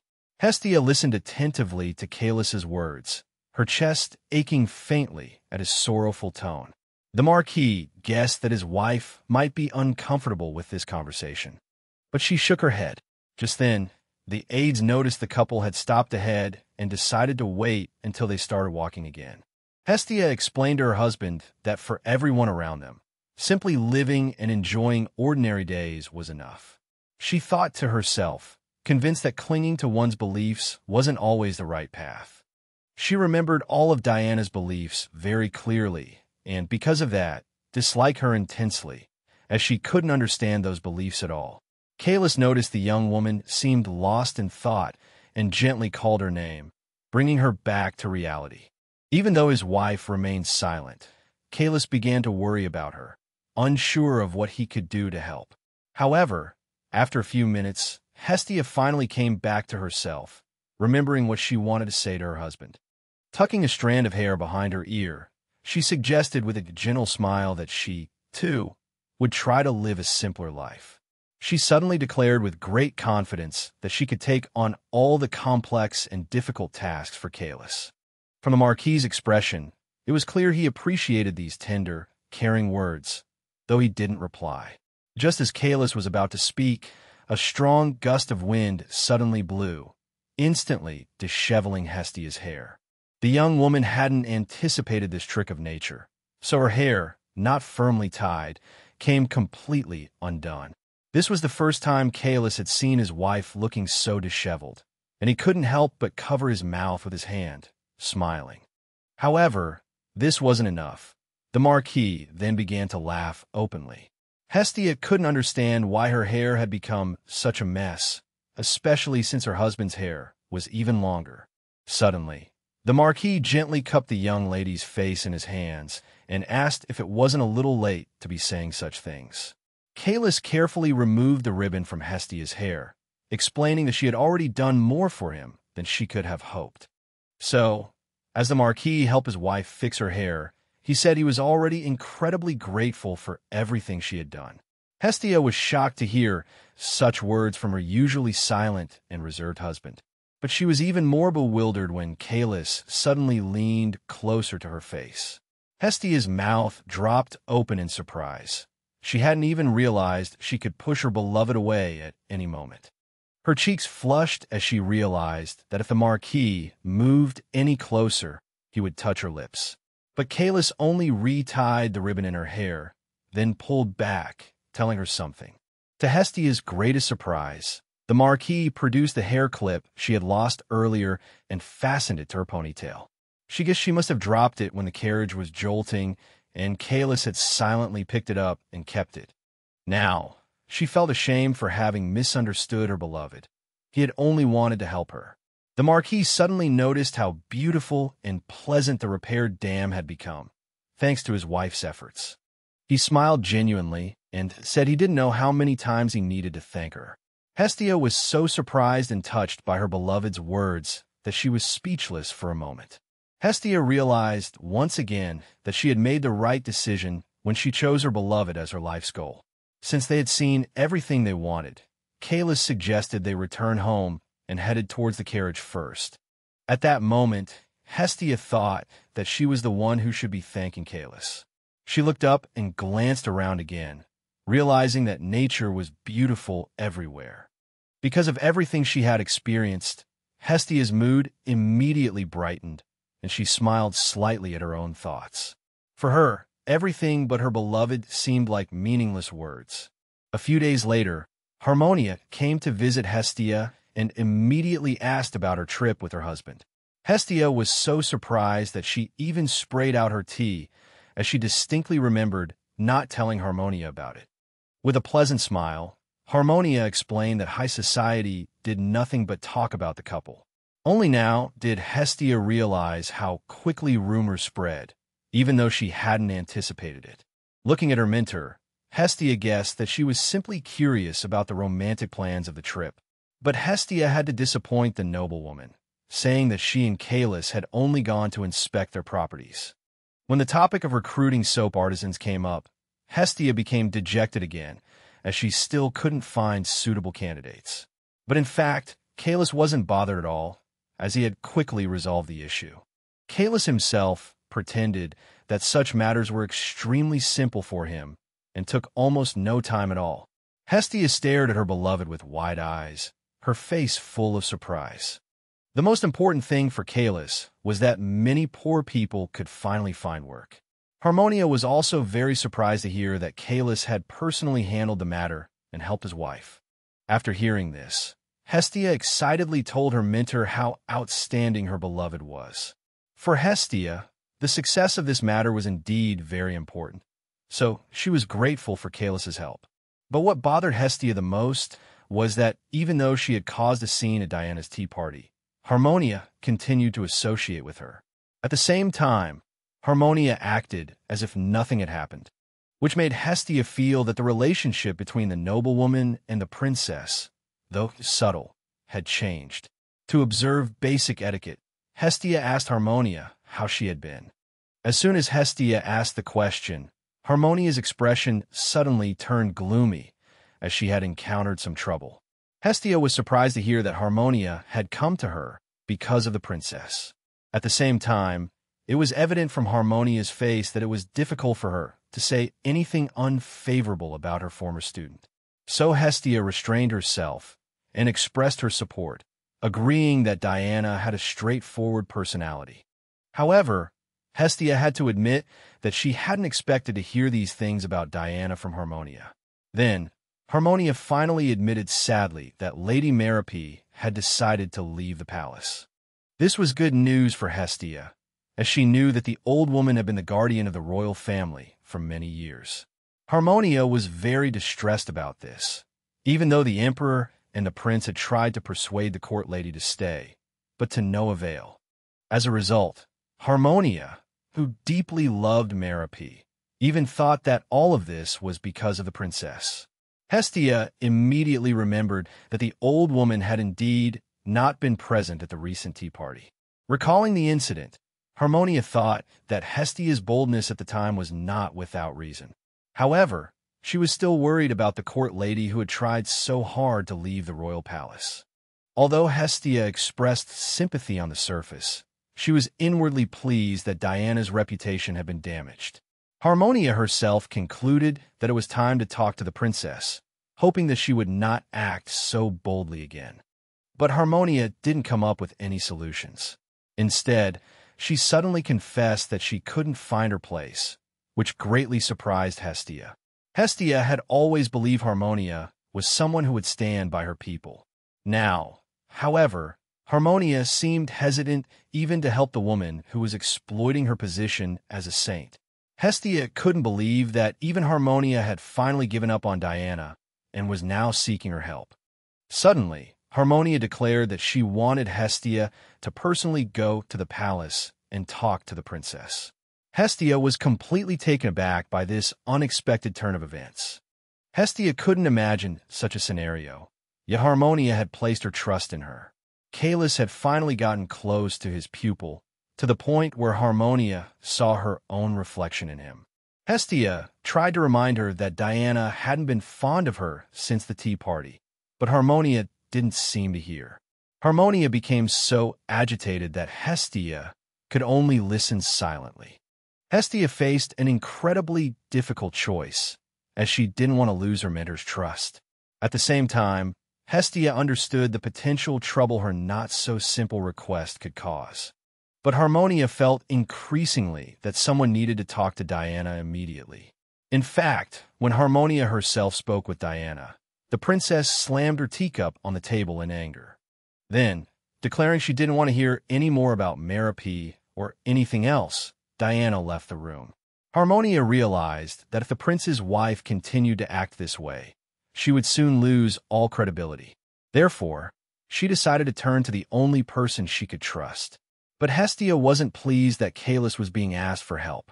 Harmonia, however, looked at her loyal pupil with unwavering hope. Hestia guessed that Harmonia was quite clever, shifting all the initiative and responsibility on her shoulders. On the other hand, Hestia also understood that Diana's state of mind was so poor that she wouldn't even listen to her mentor. Rumor had it that Calus knew both the emperor and the prince had declared they would never allow Merope to leave the palace. But the princess was increasingly arguing with her husband over this decision, deeply dissatisfied with it. Since Helios hadn't summoned her yet, Hestia concluded he didn't know about Diana losing her powers. This meant Hestia still had a chance to pressure Diana, and she smiled slightly. Finally, Hestia told Harmonia she couldn't refuse such a request, and Harmonia immediately beamed. Hestia, meanwhile, decided to use this opportunity later to make some requests of her mentor. At that moment, Helios was walking alone in a beautiful garden filled with blooming lilies and other flowers. The prince needed to gather his thoughts and accept the fact that Merope had announced her impending departure to everyone. Helios had known Merope since childhood and loved her dearly, so he was deeply saddened by the upcoming separation. The court lady had been a loyal servant to the royal family her entire life, and no one could imagine life without her. Having lost his mother at a young age, Helios had found Merope to be a complete substitute for the empress.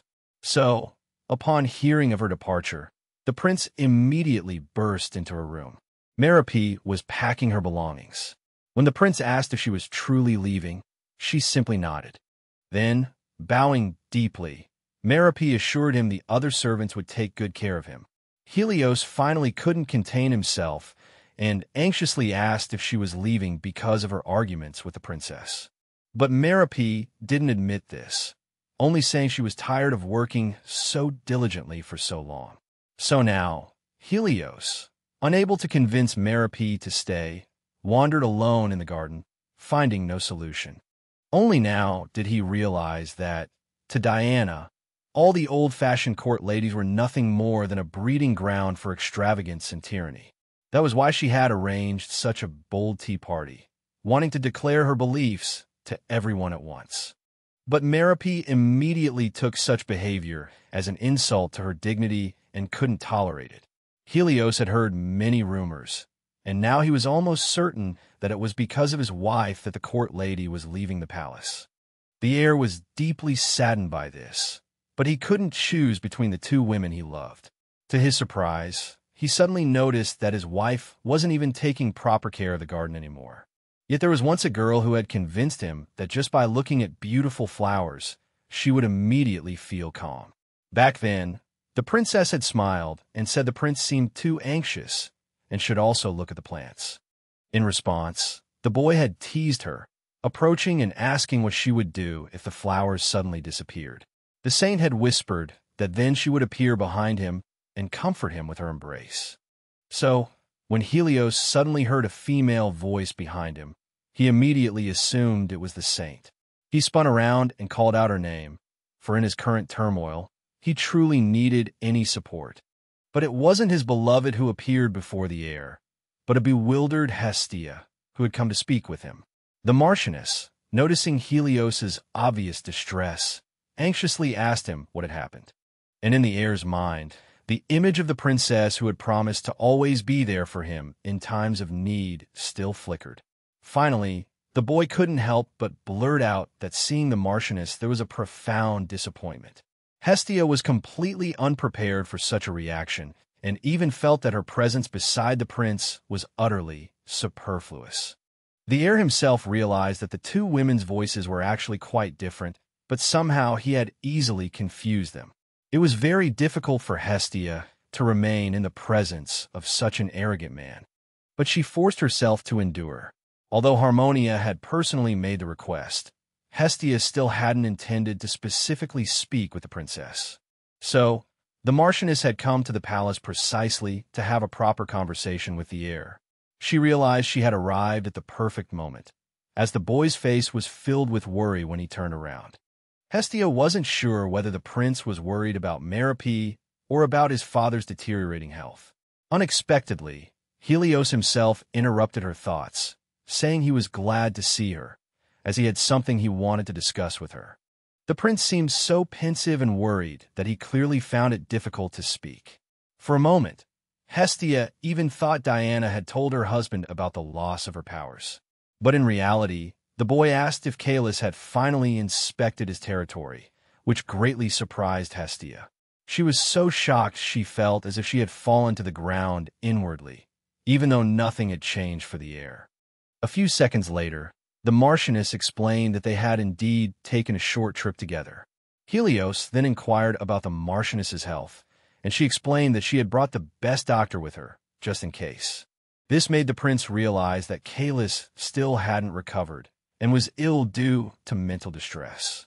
The Marchioness, looking at Helios, realized he only cared about his friend's condition when he himself was unwell. However, Hestia was relieved to understand that the saint hadn't yet told her husband about her dependence. She was very curious how much longer Diana would keep this terrible secret hidden. But Diana wasn't planning to reveal any of this now, so she simply smiled and thanked Helios for his concern. Hestia noticed that Helios seemed different today, and he immediately responded to her with a curt manner. During their conversation, Hestia suddenly mentioned the emperor, which Helios couldn't ignore. He anxiously asked her what she meant, and Hestia explained that she knew her prophecy had come true. Hestia then added that although Diana had used her powers on the emperor, his son still seemed anxious.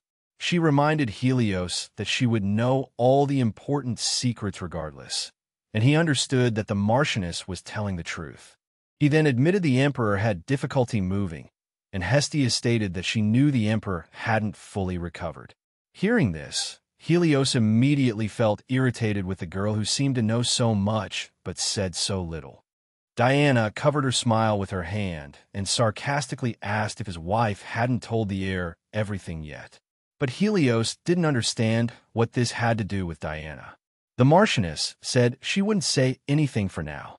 This angered Helios further, but he was powerless to catch up to the girl and question her. Moreover, before leaving, Hestia added that he would find out everything himself sooner or later, leaving Helios deep in thought. Hestia decided to take full advantage of Helios' state and reminded him about Merope, which shocked the heir even more. She deliberately spoke vaguely, hoping Helios would draw his own conclusions about the events unfolding around him. Finally, she smiled and said that now she didn't even know who held the most authority in the palace. This remark stung Helios deeply, and he asked Hestia to refrain from such heavy topics for the time being. Noticing she might have gone too far, Hestia immediately apologized, as she didn't want to anger him. Strolling through the garden, she pondered how many secrets were still hidden within the palace walls, and every such misunderstanding was beneficial to her, so she smiled slyly when no one was looking. The Marchioness had no doubt that Helios was smart enough to understand her hints. Helios did guess. Although the Marchioness had criticized Diana again, this time she had a reason. He had spent enough time with Hestia to understand that she wouldn't say such things without reason. Therefore, Helios decided to see his wife immediately, who was casually drinking tea in her room. Seeing her beloved, Diana smiled at him radiantly, as always, genuinely happy he had come. But at this moment, Helios couldn't respond with the same radiant smile, knowing she was hiding something from him. Unaware of Helios's unusual demeanor, Diana invited him to join her for tea, as usual. But Helios interrupted her, saying he had come with a very important request, although he himself wasn't sure if it was necessary. Diana, who had been about to make a joke, was so startled by Helios's sudden request to heal his father again that she almost dropped her teapot. Ever since Hestia's prophecy about losing her powers, Diana had been dreading the day she would hear these words. Nevertheless, she forced herself to smile again and asked what her beloved was talking about. Helios was relieved when Diana clarified that she would certainly visit the emperor again tomorrow afternoon. But then Helios asked if Diana was using her powers too frequently, which frightened her again.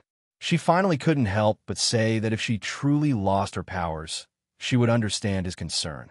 Then, Diana lied and said she was perfectly fine, so he shouldn't doubt her abilities. Helios immediately wanted to argue, but she interrupted him, firmly holding his hand, finally calming him down. Diana explained that she would keep a close eye on the emperor, so Helios had absolutely nothing to worry about. The princess tried to give her most tender smile, asking her husband if he could trust her in this. No matter how upset the heir was, support from his beloved was very effective, so he thought seriously. However, Helios still wanted to ask that sacred question when suddenly there was a knock on the door of the room they were sharing. Diana immediately allowed the person to enter. A maid appeared in the room, conveying that the priests were already waiting. But Diana said there was no need to wait at all, as she was already on her way, and so she rose from the sofa. Helios protested, but the princess explained that this meeting had been arranged long ago, so she had to go.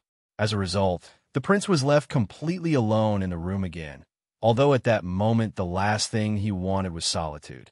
As they walked down the hallway, the maid noticed that her mistress seemed much more hurried than usual. The aide even felt as if someone was following the princess, although everything was in perfect order in the palace. The point was that the saint was worried about her husband's question, which happened to hit a nerve. Diana wasn't sure if Hestia had already told the prince anything, so she nervously bit her finger. She suddenly remembered the Marchioness's advice, who had suggested a way for the princess to hide the secret for as long as possible. This made Diana realize that Caelus' wife was unlikely to take any action at the moment, so everything was fine. Therefore, the saint decided it wasn't time to confess to her husband yet, as her powers hadn't completely disappeared. The princess kept hoping that until the very end, Hestia's prophecy might unexpectedly fail, and she would be saved. She knew that if her powers really did disappear, it would be discovered immediately, but until then she intended to remain silent. Meanwhile, Helios was still sitting alone in the room, contemplating his life.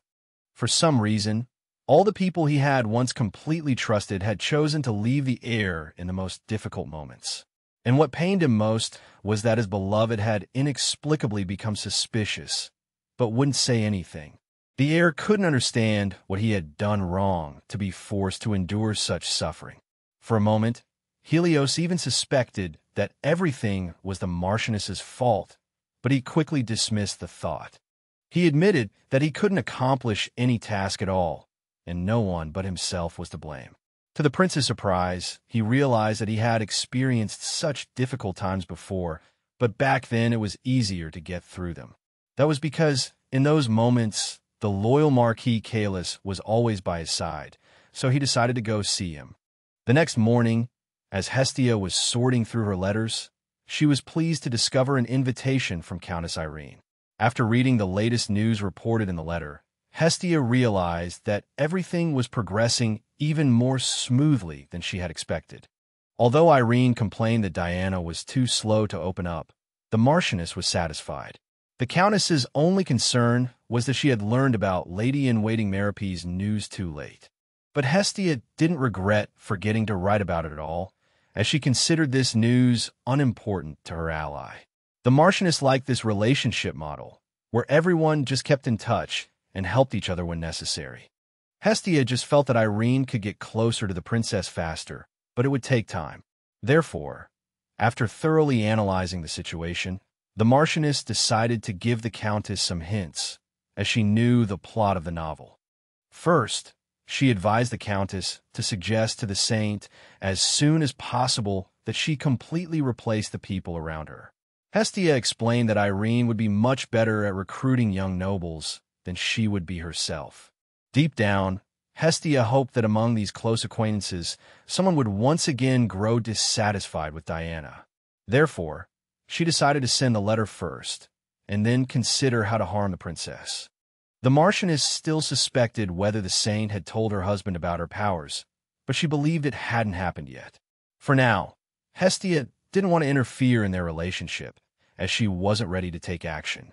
Instead, the young woman quickly went to the country villa where she had arranged to meet her lover.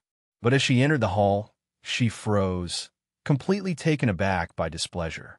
For some reason, Helios and Caelus were standing face to face, silently gazing at each other, though without hostility. They were in a quiet mansion, a secret building belonging to the princess, where she had invited the pair. It was in this very place that the heir had first noticed Diana, and their relationship had begun. But now, Hestia felt as if her former friends had gathered here in a sort of beauty contest. Unexpectedly, Caelus suddenly suggested that the prince withdraw so they could speak privately. To Hestia's surprise, the heir calmly agreed to the proposal, leaving her excluded from the conversation. Before Hestia could even say anything, Caelus disappeared behind the door, leaving her alone in the building. To some extent, The Marchioness could understand their actions, as she had only learned a few days prior that this meeting was solely for Kalis. The prince had mentioned it somewhat absent-mindedly, adding that his former friend wanted to meet somewhere quiet. Since it was a formal order from the prince, the Marchioness couldn't ignore it under the circumstances. These words infuriated Hestia, as she believed the heir had no right to act this way. Kalis noticed, but decided not to pry, instead asking the Marchioness if she knew why Helios wanted to meet with him. Hestia thought for a moment, then said that recently the heir had indeed seemed on the verge of a mental breakdown. She thoughtfully stroked the rim of her cup, suddenly realizing that the prince had become even more sensitive since his relationship with Diana had deteriorated. Hestia also worried because the last time Kalis had met with Helios, he hadn't controlled his emotions well and had suffered for it. Kalis carefully observed his thoughtful wife, concluding that she was still angry about the Emperor's son's behavior. The Marchioness was so absorbed in her emotions that she didn't notice her husband's gaze. Kalis smiled slightly, thinking that whenever his young wife got angry, he felt strangely calmer. Suddenly, Hestia calmed down and tried to say something to her husband, though initially without success. Before Kalis could ask what was wrong, Hestia loudly declared that she also wanted to attend the meeting with the prince. This sudden enthusiasm clearly confused Kalis, so he didn't warmly embrace her idea. However, since Helios hadn't invited her, she had to remain in the hall while the two men withdrew to talk. This only made Hestia more anxious, as she was left alone with her endless thoughts. In this situation, the only one who tried to help her was Kalis, who carefully addressed her. He smiled gently and said that the Marchioness should be fine and that she was worrying for nothing. However, even with his support, Hestia couldn't relax and let go of her concerns. So Kalis said that if she continued like this, he would have to treat her instead of her husband, and Hestia forced herself to calm down. All of this was because Hestia was worried that the two men were talking for too long for some unknown reason. Just then, the door behind her suddenly opened, and Kalis finally emerged from the room, startling her. She turned immediately, her worry for her beloved not yet dissipated, and noticed his current state. For some reason, the young gentleman was deeply dejected by the outcome of his conversation with his former friend, all of it clearly written on his face. Hestia quickly ran to her husband's side and, noticing his pallor, anxiously inquired about how he felt after the conversation. While the man and woman stood side by side, Helios slipped out of the room, hurrying past them. The heir briefly called out to his aide, ordering him to return to the palace later.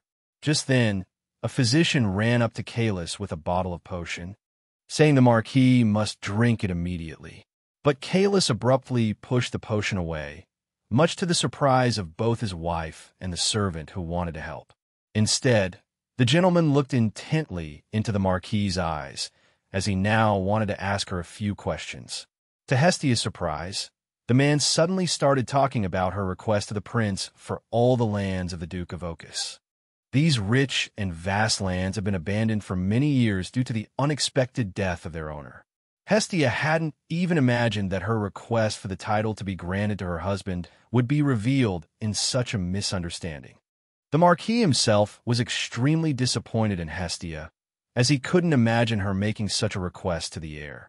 Hestia understood perfectly well why he was bewildered, as she had previously stated that she didn't need any lands or wealth. Only her request for the title seemed to indicate otherwise, but in reality, Hestia had completely different reasons for making such a request. To her surprise, Kalis asked, in a very sad tone, if she truly wished to one day become a duchess. The tone in which the gentleman spoke to her frightened Hestia greatly, as she had never heard such a tone from him before. But what frightened the Marchioness most was that Kalis hinted at her possible connection to Latona. In fact, Helios had no intention of revealing his deal with Hestia to his friend. The prince simply wanted to talk to his former friend privately, which he explained to him, apologizing for the order he had given. Helios himself understood perfectly well that he shouldn't have treated his friend this way, but he feared that Kalis would refuse otherwise. But the Marquis himself believed that calling them friends now was meaningless, as too much time had passed. As a result, the heir was surprised by his former friend's sudden formality. Helios immediately asked the Marquis not to speak so formally, but he now considered it completely inappropriate. When the gentleman became stubborn, persuasion was useless. He simply wouldn't listen anymore.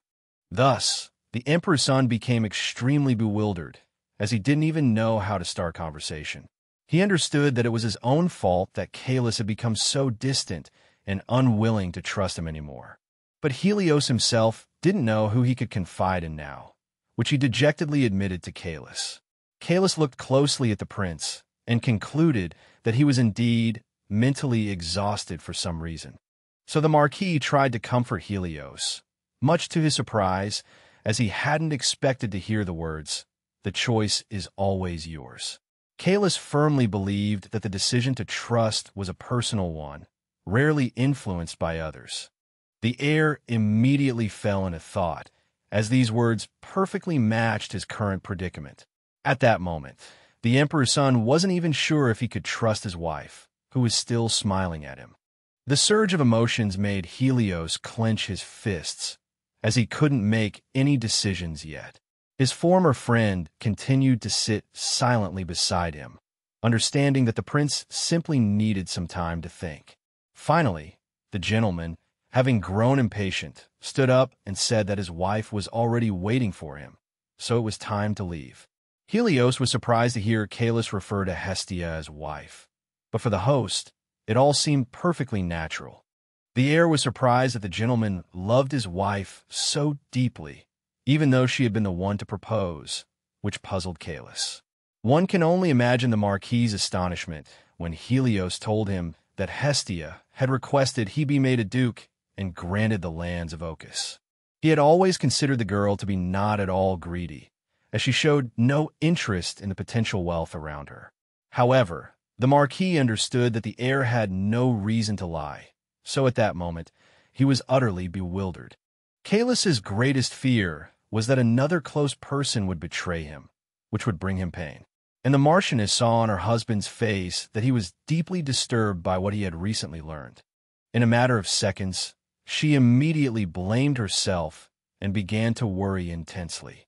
The gentleman had no idea that his wife would suddenly display such a terrifying expression and inwardly reproached himself. Neither the aide nor the Marquis himself knew how to behave in this situation, so they silently watched the lady. But after a few seconds, the Marchioness forced herself to calm down, reminding herself that everything was under her control. She immediately explained that she had nothing to do with the late Duchess, had never had any connection to her, and that her motives were entirely different. The girl recalled that she had once said she wanted to see the prince and princess apologize to the Marquis.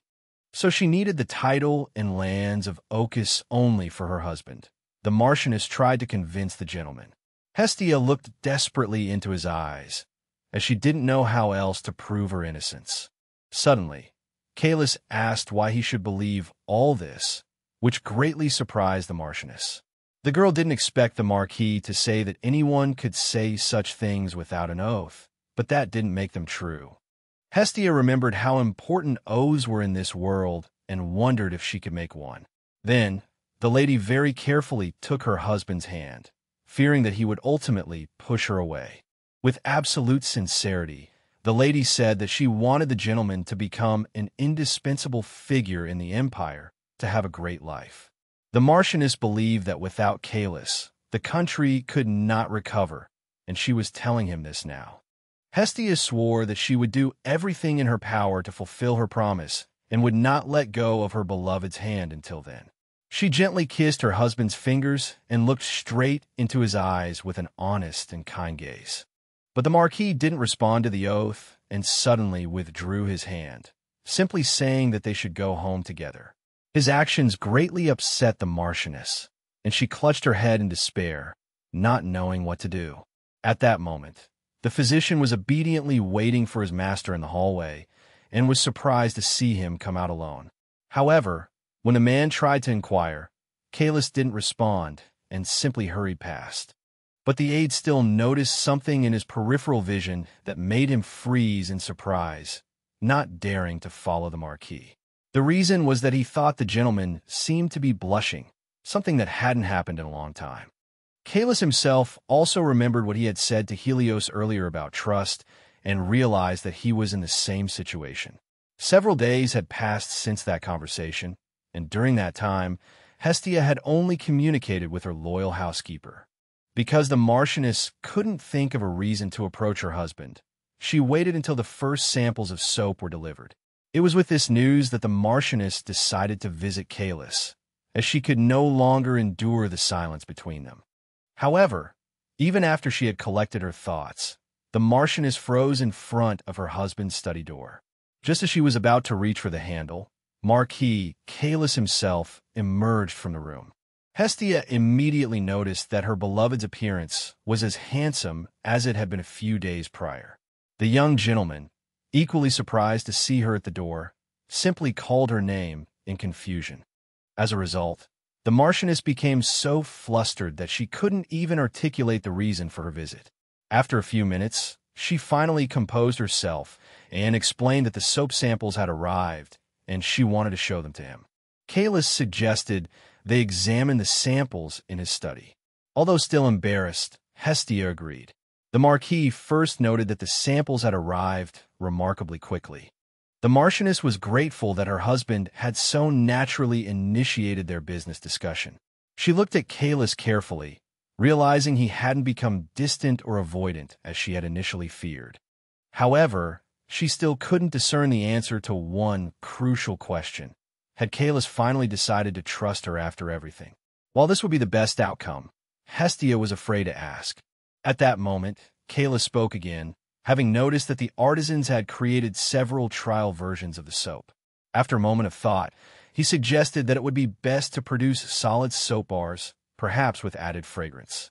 Hestia realized that this would make the product more appealing to the common people. A smile bloomed on her face as she recognized her husband's cleverness in considering such details. Kalis was surprised by how readily she agreed with his opinion, even though he hadn't said anything particularly profound. He felt a touch of embarrassment, though he didn't show it, while the Marchioness, lost in her own thoughts, remained completely oblivious. Kalis felt that Hestia seemed unduly agitated, though he couldn't understand why. Recalling her recent demeanor, he felt inexplicably uneasy, even though he hadn't done anything wrong. Despite his discomfort, Kalis subtly tightened his hand, trying not to let his wife see his concern. Instead, he reminded Hestia that the artisans were creating the soap for personal hygiene, emphasizing its importance. Hestia was taken aback when her husband suddenly asked if commoners would find it strange to bathe with soap. The Marchioness quickly agreed, knowing that most people simply kept such items in their homes. Therefore, Hestia devised a method to attract attention, much to the surprise of her maids. She decided to invite the famous actors Helena and Pollux to participate in a promotional campaign. These two were practically household names. As soon as the actors entered the manor, the aides immediately swarmed them, making Hestia feel a little embarrassed. However, the Marchioness was pleased, confident that her method would be effective, given the initial reaction it had garnered. She knew that in this world of strong religious beliefs, it wouldn't be easy to accustom people to using soap. When Hestia invited them into her office, the two actors immediately asked if she was truly going to sponsor their upcoming play. Their smiles were so bright that the Marchioness instinctively covered her face with her hand, lest she be overcome by shyness as well. Her entire plan revolved around using the play as a high-quality advertisement for the soap. She explained her idea to her guests, offering to fund their next performance in exchange for incorporating her product. Hestia sincerely hoped that Helena and Pollux wouldn't refuse, as she felt her request wasn't excessive. However, the actors immediately stated that under such difficult circumstances, they couldn't accept her sponsorship. Hestia was quite surprised by this, but the two actors explained that the play's run had already concluded. The Marchioness worried this might happen, so her offer had come too late, and now her plan had completely failed. Helena said with a bitter tone that she would have been happy to cooperate, but now it was impossible. Despite this, Hestia still invited her guests to read the contract, at least so they would understand what they were refusing. When they received the document, the young man and woman immediately stated that even if they read the contract, they wouldn't change their minds. Hestia was unhappy to hear this, but she knew there was nothing more she could do, although admitting it made her feel down. A few days prior, the Marchioness had mentioned to her husband the plan to sponsor a soap advertisement through a popular play. Hestia hoped to demonstrate the correct way to use these hygiene products to the public and make them popular among the common people. Kalis smiled faintly. He remembered that trends in food and clothing often started this way. The Marquis didn't say much more, simply writing down a sum on a piece of paper, stating that this was the amount of the donation. Although Hestia wrote this amount into the contract without objection, she herself didn't actually know the current market rates in the arts world. However, the Marchioness was very certain that famous actors like Helena and Pollux would never work for such a small sum. Suddenly, Hestia noticed that when the actress had read about halfway through the contract, her face suddenly paled. Without explaining anything to her blonde companion, she urgently asked him to give her his hand. One can imagine how surprised the Marchioness was when her guest suddenly signed the contract and even thanked her. She hadn't realized, and Kalis even felt that he had underestimated the actor's capabilities, regretting that he had offered too little. By now, Helen and Pollux were prepared to incorporate information about the soap into almost every performance. As Hestia still needed to refine the advertisement, she dismissed her guests and immediately sat down to process the documents and consider the details. As a result, the Marchioness was faced with so much work that she practically collapsed into bed, exhausted, that evening. What brought Hestia some comfort was that there were no lessons scheduled with Harmonia for the time being. It was only then that Hestia remembered she still needed to contact Countess Aranis to inquire about her recent situation. The next morning, Helios, who had been waiting for a guest to arrive, summoned the Marchioness. Although Hestia felt quite tired due to her busy schedule, she couldn't refuse the prince's summons and politely greeted him. She almost immediately noticed that Helios didn't return the greeting, instead inexplicably asking her to sit down. Hestia felt that the heir's attitude towards her seemed to have changed somewhat, but she couldn't quite put her finger on the reason. Just as she sat down in the designated chair, Helios suddenly startled her by saying he hadn't believed her all along. Helios said somewhat sheepishly that it was Hestia's argument with his wife that had made him suspicious, so he always felt her words were insincere. However, only now was he completely convinced that all of the Marchioness's predictions had come true. But Hestia still didn't quite understand why the prince was suddenly telling her this, as she didn't know the purpose of this conversation. She was surprised when Helios confessed that it was she who had made him fully accept her abilities, and that he now needed her. Hestia wasn't pleased that the other party delivered such important information with a sarcastic tone. Only today did she realize that behind that tone were also hidden feelings of failure, helplessness, and compromise. However, the Marchioness only felt uneasy because she still didn't understand what these words truly meant. Helios suddenly announced that even though he hadn't fully trusted the Marchioness back then, he had still appointed her as his aide. Then, Helios confidently approached Hestia and demanded she tell him everything she had discussed with Diana. Hestia hadn't expected such a direct order, as refusing would be tantamount to defying the emperor. But in truth, the man's insistence on knowing the full truth played right into the Marchioness's hands. She had originally intended to remain silent on the matter. Hestia took a deep breath and switched into actress mode, fully justifying her prolonged silence. With a sorrowful air, she confessed to having personally delivered the prophecy to the princess long ago, without informing anyone else. Helios was visibly surprised to hear that Diana would tell him everything herself, but he still asked Hestia to remain silent for the time being. Hestia paused in the conversation, wanting to convey how difficult it had been for her to reveal this to the saint. Helios couldn't even imagine that in the next 2 years, his wife would completely lose all her healing abilities. In fact, when Hestia read the novel, there was hardly any description of Diana's abilities. It was only known that the future princess prayed to the gods every day and thus eventually gained her powers. But Hestia herself still didn't quite understand why Diana had been chosen.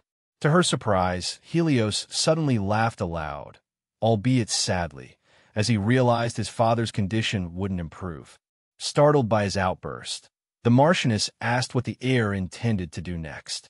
Helios himself didn't know, and in his agitation, he clenched his fists in despair. A few minutes later, the prince finally collected his thoughts and replied that he would choose to wait for now. Hestia guessed that Helios intended to continue trusting the princess, and this displeased her greatly. Unable to hide her annoyance, a thread of tension arose between them. But just a few seconds later, the Marchioness calmed down, thinking that she wouldn't actually lose that knowledge. Finally, the heir requested that she prioritize reporting her prophecies to him in the future, to which she responded with a smile. Their conversation lasted a long time, and by the time Hestia left the palace, the sun had begun to set. The next morning, as Calus was sorting through documents as usual, the butler informed him of several interesting new letters. Calus was surprised to learn that the letters were addressed to both him and his wife, and sent simultaneously by the actors from the theater they sponsored. Immediately assuming something was wrong, he quickly opened the envelopes. But in actuality, Helena and Pollux expressed their gratitude for the couple's financial support. Furthermore, the actors also sent Calus and Hestia invitations to a performance, with seats almost in the front row. Although the Marchioness hadn't planned on going out recently, Calus decided to make an exception this time. His wife hadn't expected him to invite her along, and her jaw dropped in surprise at dinner. Finally, with barely concealed excitement, she admitted that she was free to attend the theater. However, the fact they were going to the theater together shocked Hestia so much that she couldn't concentrate all day.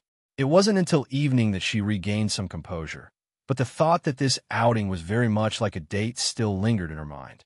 The Marchioness even commissioned the best tailor to design matching outfits for them, making them look perfectly coordinated. A few days later, Helena and Pollux greeted their patrons with beaming smiles. They thanked Hestia and Calus for coming to the theater, and at that moment, Hestia still felt like everything was a fairy tale, because her beloved, dressed in a magnificent suit, was right there beside her. Because of this, in certain situations, the Marchioness even exhibited behavior unbefitting etiquette, which occasionally aroused questions from those around her. Helena was the most attentive to Hestia's state, as she could somewhat understand her feelings. Therefore, the actress decided to approach Hestia, at least to distract her momentarily with conversation. She pointedly gestured to the nobles standing nearby and proudly declared that they too would hear about the soap. Since it was time to go backstage, they had a bid farewell to the young woman, but the leading actress remained grateful. She said her business would flourish among the nobles, and these words had a very positive effect on the Marchioness. As a result, she even became a little bolder, proactively suggesting to her husband that they hurry to their designated seats.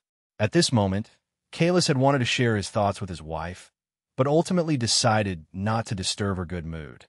This was all because, deep down, Calus was very worried that his wife had been exhausted lately due to work.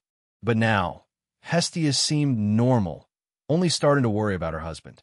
He felt that this was their first official public appearance together, so he silently offered his elbow to his wife. But Hestia hadn't expected to be allowed to take her beloved's arm, so she didn't understand her husband's intentions.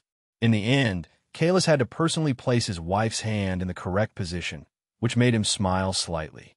Being so close to her husband now made the Marchioness's mind go blank, completely unable to think. As a result, she couldn't utter a word, filled only with emotion, and Calus didn't notice this at first. A few seconds later, Calus looked closely at his wife and found that she couldn't control her emotions at all.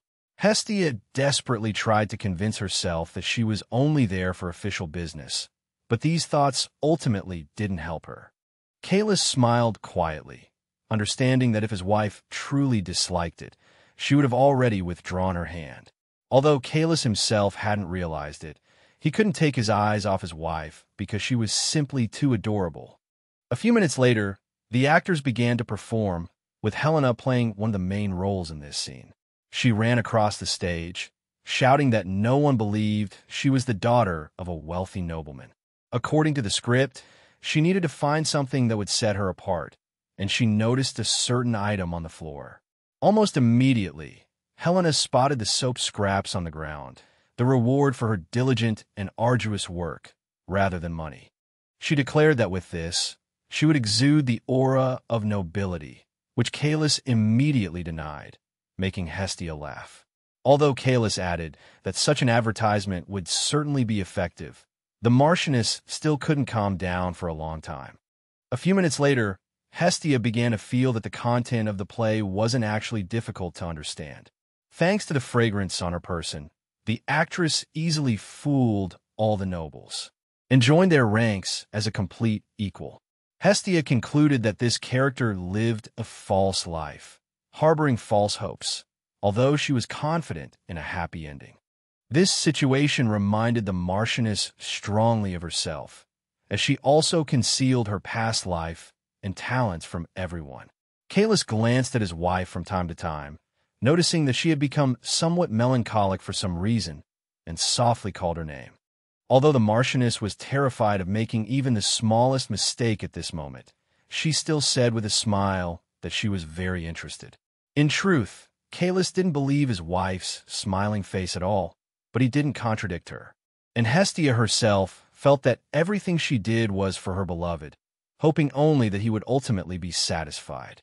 Her only worry was that, in this world, she didn't actually have anyone truly close to her.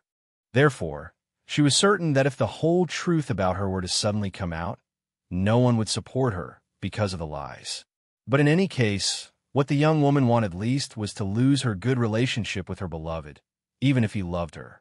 Since Kalis had noticed that Hestia was preoccupied, he had been silently watching her, but hadn't said anything yet. At the end of the performance, at the exit of the hall, servants were selling the soap that had been used in the play. This was indeed very successful, as people were impressed by the actor's performance and wanted to buy souvenirs. Hestia watched everything with satisfaction from the side, as she was very concerned about whether the sales of the goods went well. The young woman was very happy with this success, as she had put a lot of effort into making sure everything went smoothly. Both nobles and commoners were very satisfied with the performance and bought the soap as a souvenir. The Marchioness was especially pleased that from tomorrow, her product would be sold in stores, and now many people would learn about it through advertising. Lost in thought, the young woman forgot to pay attention to her husband, who suddenly asked her if she had enjoyed herself. Hestia looked at Kalis in surprise, and he explained that he meant whether she liked the play and the soap advertisement in it. The young woman immediately began to assure him that she really liked everything, and worried that he might disapprove of the performance. But the Marquis did not intend to give a negative review of the play, though the two did not have time to finish their conversation, because Helena and Pollux were running towards them at full speed, wanting to share the joy of the successful performance.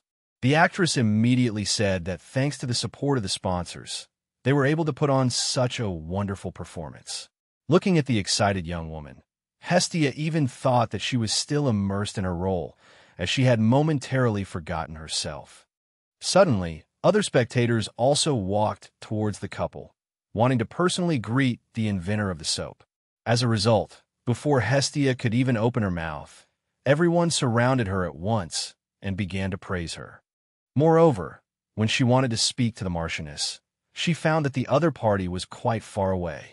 Kalis himself felt that he had not done anything worthy of congratulations, so he tried to leave. However, he still didn't want to be completely out of the picture, at least observing everyone from the side. He saw that his wife looked very happy when she was surrounded by the crowd and praised. The Marquis remembered how the young woman had smiled absent-mindedly at him when he asked her if she liked the performance.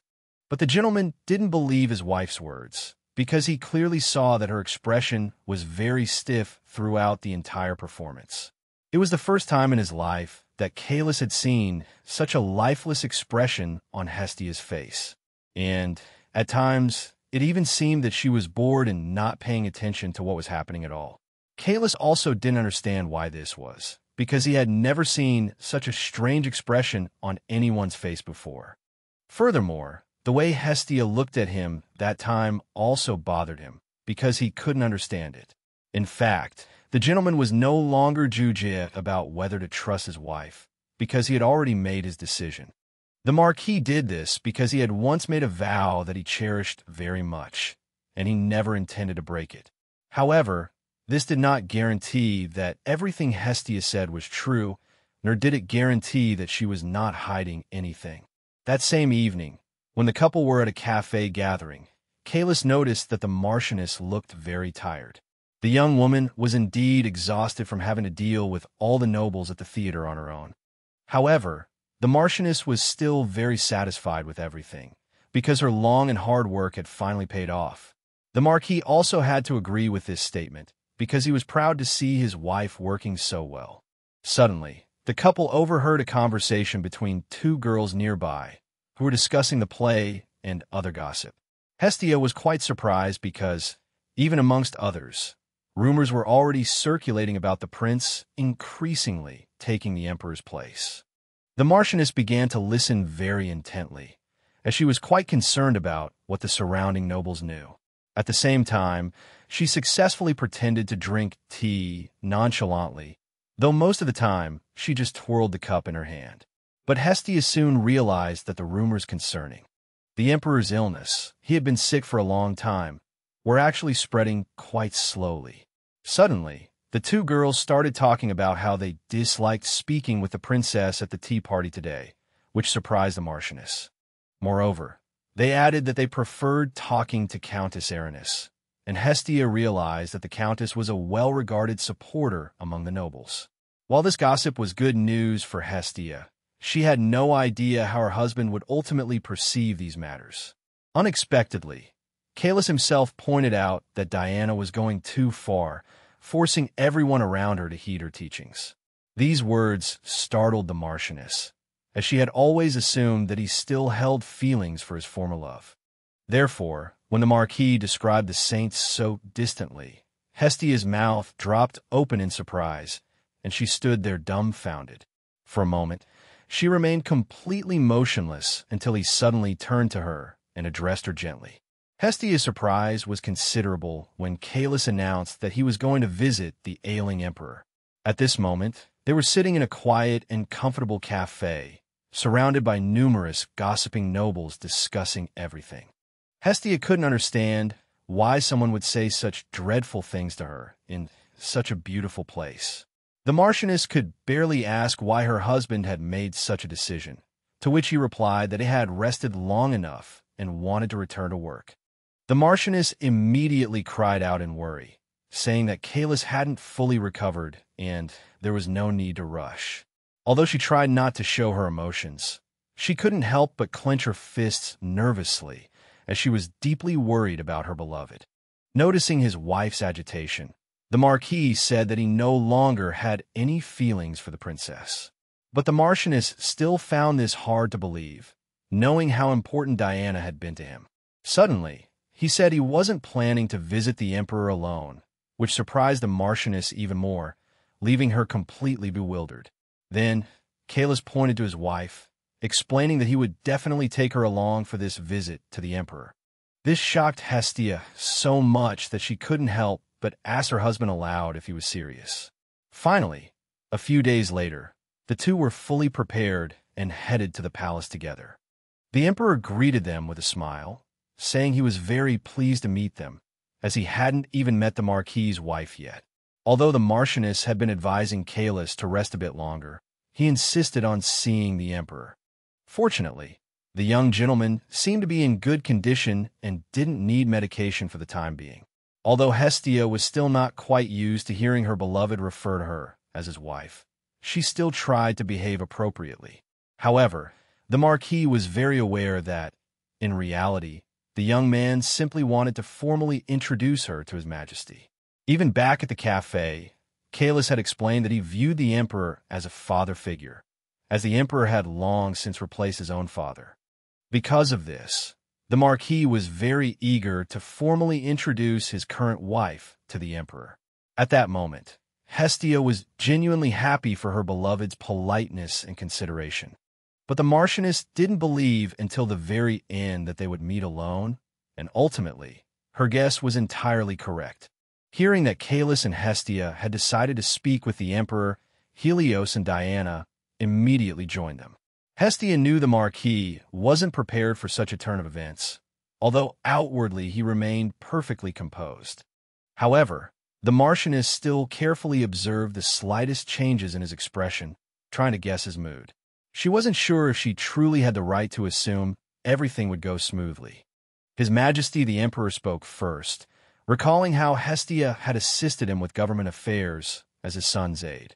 He remarked that the lady was even more talented than he had imagined.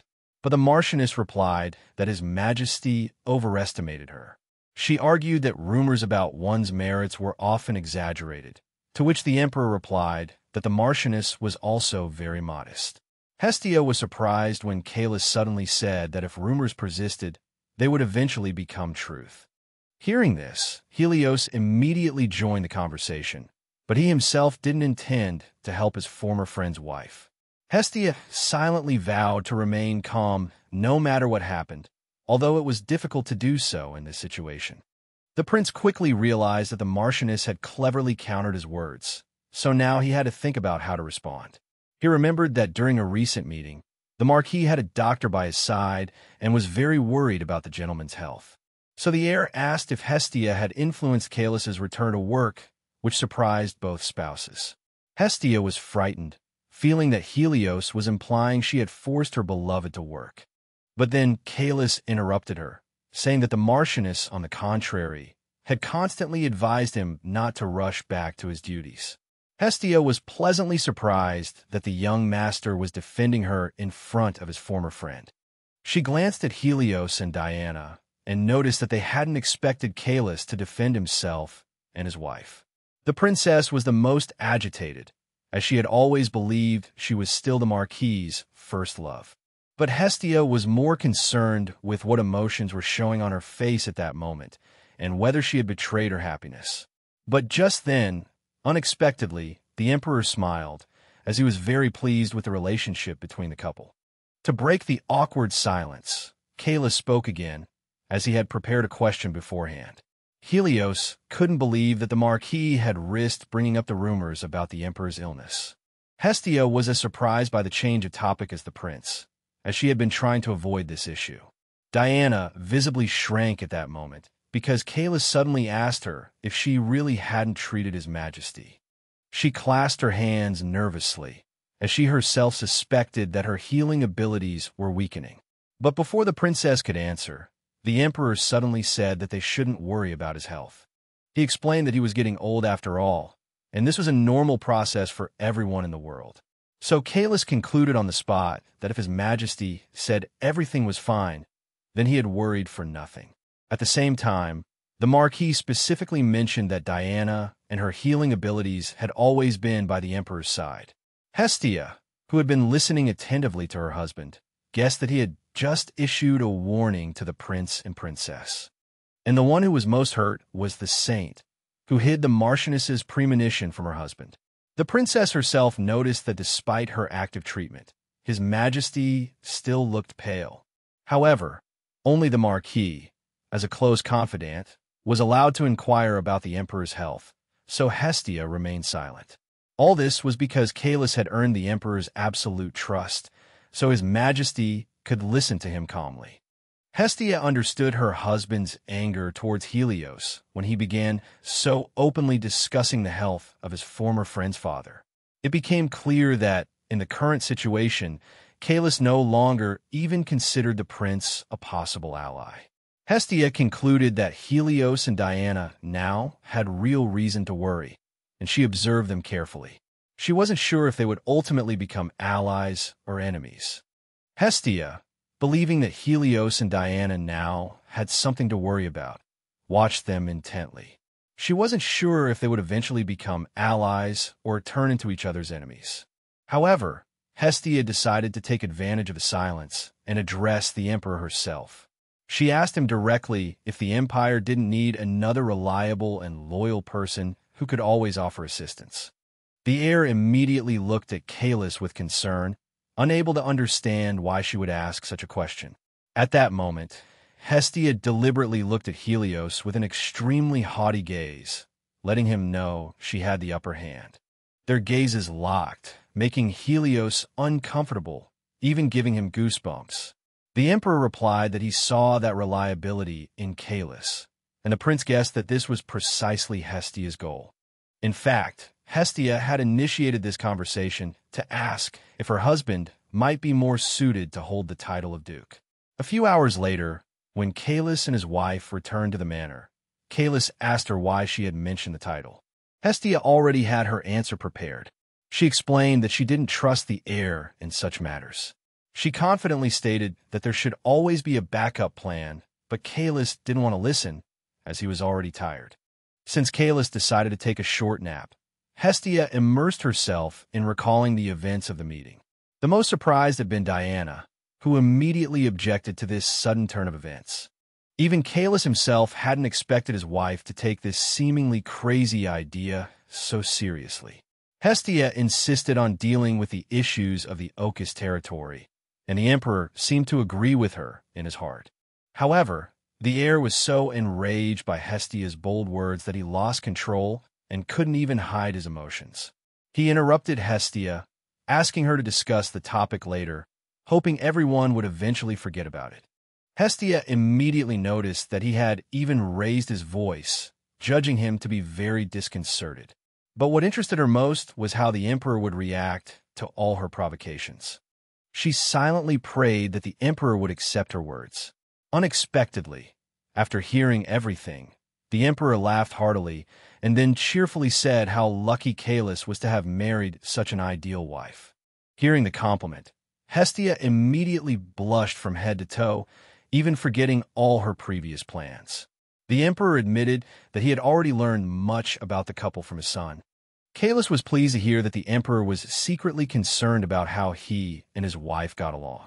To everyone's surprise, the emperor told Hestia that he fully understood her intentions and suggested she discuss them in detail with the prince.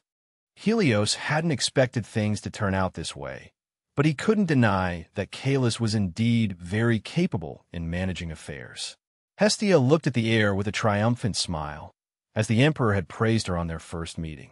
After these words, Hestia practically dominated the rest of the meeting, as no one else was willing to speak with the emperor. At that moment, Hestia sighed, feeling that Diana had deliberately ended the conversation early for the emperor's sake. Suddenly, Hestia looked at her beloved and found him sleeping in an extremely peaceful and beautiful pose.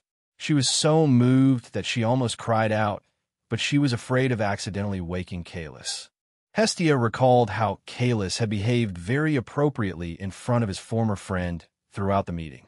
But what pleased her most was that, at certain moments, Calus had confidently defended her in front of everyone. Meanwhile, Calus was still talking with his son, Helios. He confessed that the day hadn't been easy for him. The emperor was entirely convinced that the Marquis had only pretended not to notice his poor health during the meeting. Seeing the ruler's condition deteriorating, Helios reminded him that Princess Diana would be visiting him soon. He could only imagine how surprised the princess would be if His Majesty suddenly asked the saint to stop her treatments. He then very seriously stated that they needed to talk about the princess and her abilities. At that moment, the saint was sitting in her room, waiting for her husband to return so they could go see the emperor together. The man approached Diana somewhat awkwardly, while she reported that the ruler seemed even better than before.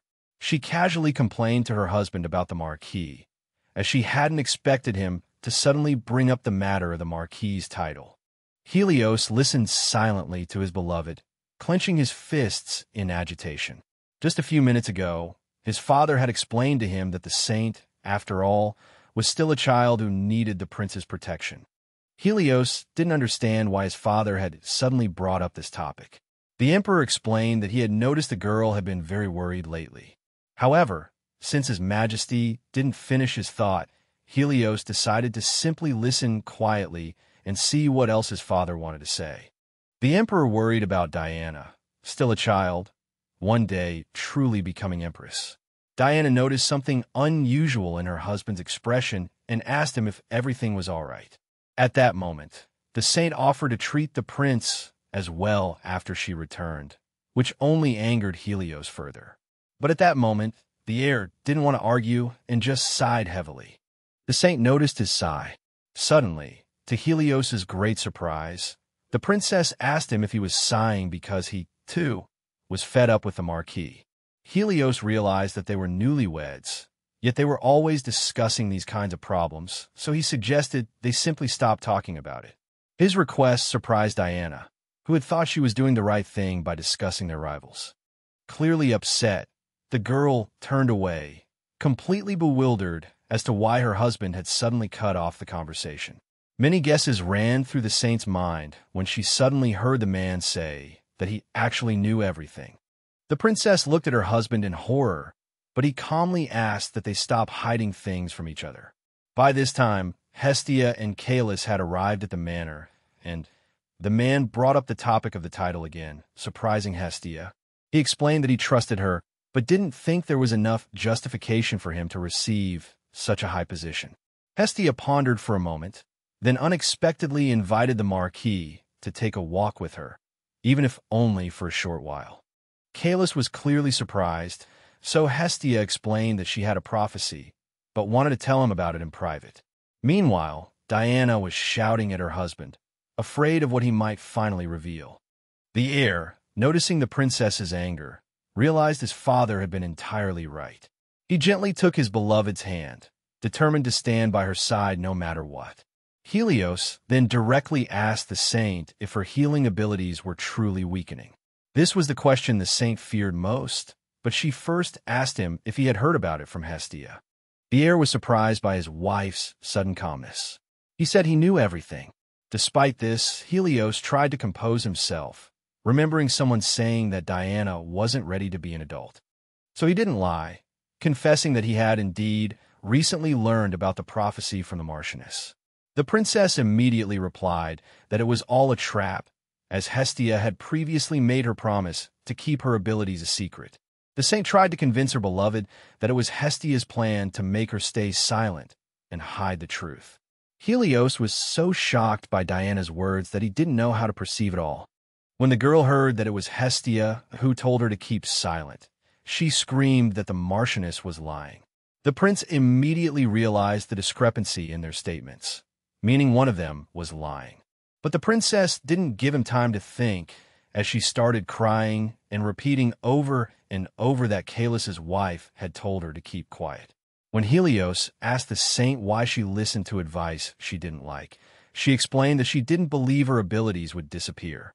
Helios noticed that Diana was starting to overworry again, so he grabbed her hand to calm her down.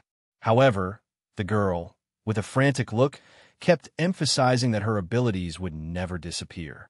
When Diana asked her husband if he truly believed the prophetess more than her, Helios thought seriously. He recalled the smile on Hestia's face, but also understood that Hestia wouldn't lie to him about certain information. At the same time, Helios was sure that if Diana didn't trust Hestia, she wouldn't have kept silent all this time. The saint, agitated, kept saying that she would definitely be all right. The princess was very surprised when her husband suddenly firmly stated that the prophecy wasn't a lie. Diana even thought that the prince was now on the Marchioness's side, but he immediately and calmly persuaded her that it wasn't the case. Helios confidently stated that he would always be on his beloved's side, so she could trust him and not hide anything anymore. The princess disappointedly hugged the prince, because at that moment she really needed comfort and an embrace. But at the same time, the saint still looked at Helios warily, because she felt that he didn't fully believe her words. That night, the female lead couldn't fall asleep for a long time, because too much had happened that day. While walking with her husband, Hestia immediately told Calus that there would be a second provocative attack on the Empire's border. Calus was very surprised, as he hadn't expected Hestia's prophecy to be so important. What bothered Calus the most was Hestia's certainty that the second attack would be more serious than the first. Hestia then added that from the moment he believed the prophecy, her value to him had also greatly increased. Calus couldn't even imagine that it was for this reason that the girl had once been able to demand land and the title of Orcus from him. She suddenly very firmly stated that she truly hoped that her beloved would eventually save the Empire with his own hands. The female lead knew that during the war, both the prince and the emperor desperately lacked Calus's support, while Calus was in a state of depression. At that time, to end the war, according to the plot, Helios had to allow the enemy to trade on their empire's territory. So now Hestia was even more convinced that the enemy country's goal was their nation's economy. But the Marquis refused to believe that in exchange for peace, the enemy would only demand free trade. Although Hestia was a little saddened by her husband's distrust, she wasn't planning to give up easily. Hestia firmly believed that only Calus could save the empire, as he was far superior to Helios as a diplomat. This was because at the time, the prince still had to work hard to establish peace among the nobles dissatisfied with his rule. Calus immediately realized that if he could resolve these issues in advance, no one would object to his new title. But Calus suddenly asked what would happen if he made a mistake, which left the female lead perplexed and silent. Hestia had such great faith in her beloved that she had never even considered this possibility, so she was stunned into silence. Finally, she anxiously asked if she had brought it up too early and if the Marquis needed more rest. Calus sighed, realizing that his wife had never considered the possibility of him making any mistakes.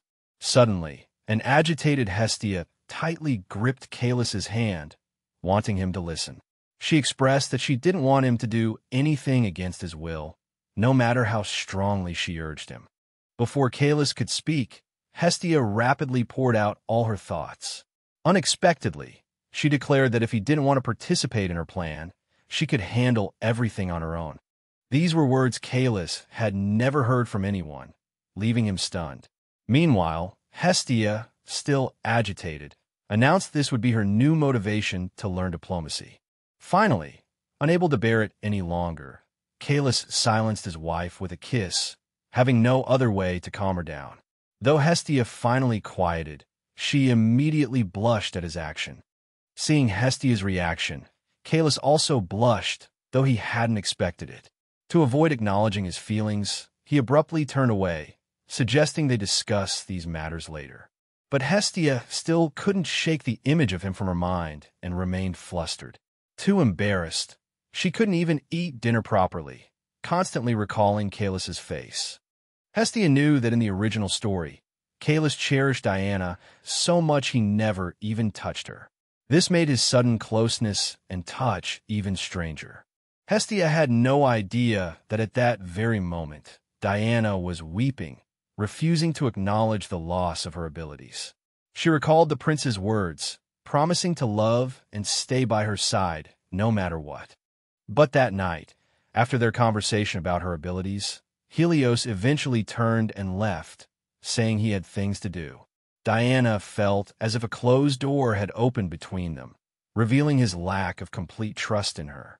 Diana was certain Helios was just offering empty comfort. The princess felt pained, so soon after their wedding, she already felt abandoned. What saddened Diana most was that she never expected her relationship with the prince to deteriorate so quickly. Thinking of Calus, who had always been loyal to her, she felt she should have chosen him as her husband. Only now did she understand that Calus was the one who truly believed in her unconditionally. So, the princess looked up to the heavens and declared she would bring Calus back to her side. The saint was completely confident, believing God was on her side. Just then, as if knowing her opponent's thoughts, Hestia muttered, "God will never help you." According to the original story, Diana and Helios first connected in the palace library. They talked and joked pleasantly, discussing not only books but also other details of their lives. During one such conversation, While reaching for a book from the prince, the saint accidentally fell against him. Helios immediately blushed, realizing he didn't mind the closeness. Diana also realized she was happy to embrace Helios like this, because she had feelings for him. That was the first time the boy and girl consciously embraced, marking the beginning of their love.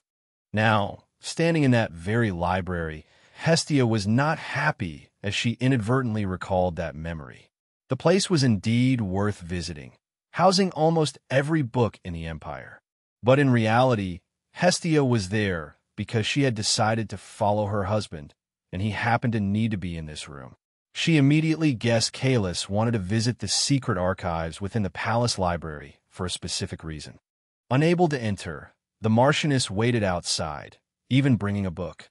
However, the young woman found it amusing that it was during this wait she stumbled upon the very novel the saintess was reading.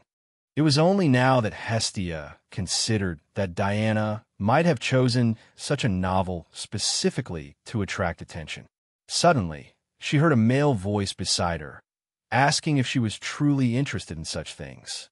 It took a few seconds for Hestia to realize, with surprise, that the prince stood beside her. However, she quickly composed herself and offered a greeting, though she hadn't anticipated his presence. The man, unashamed, expressed his pleasure at seeing her, as he had some questions.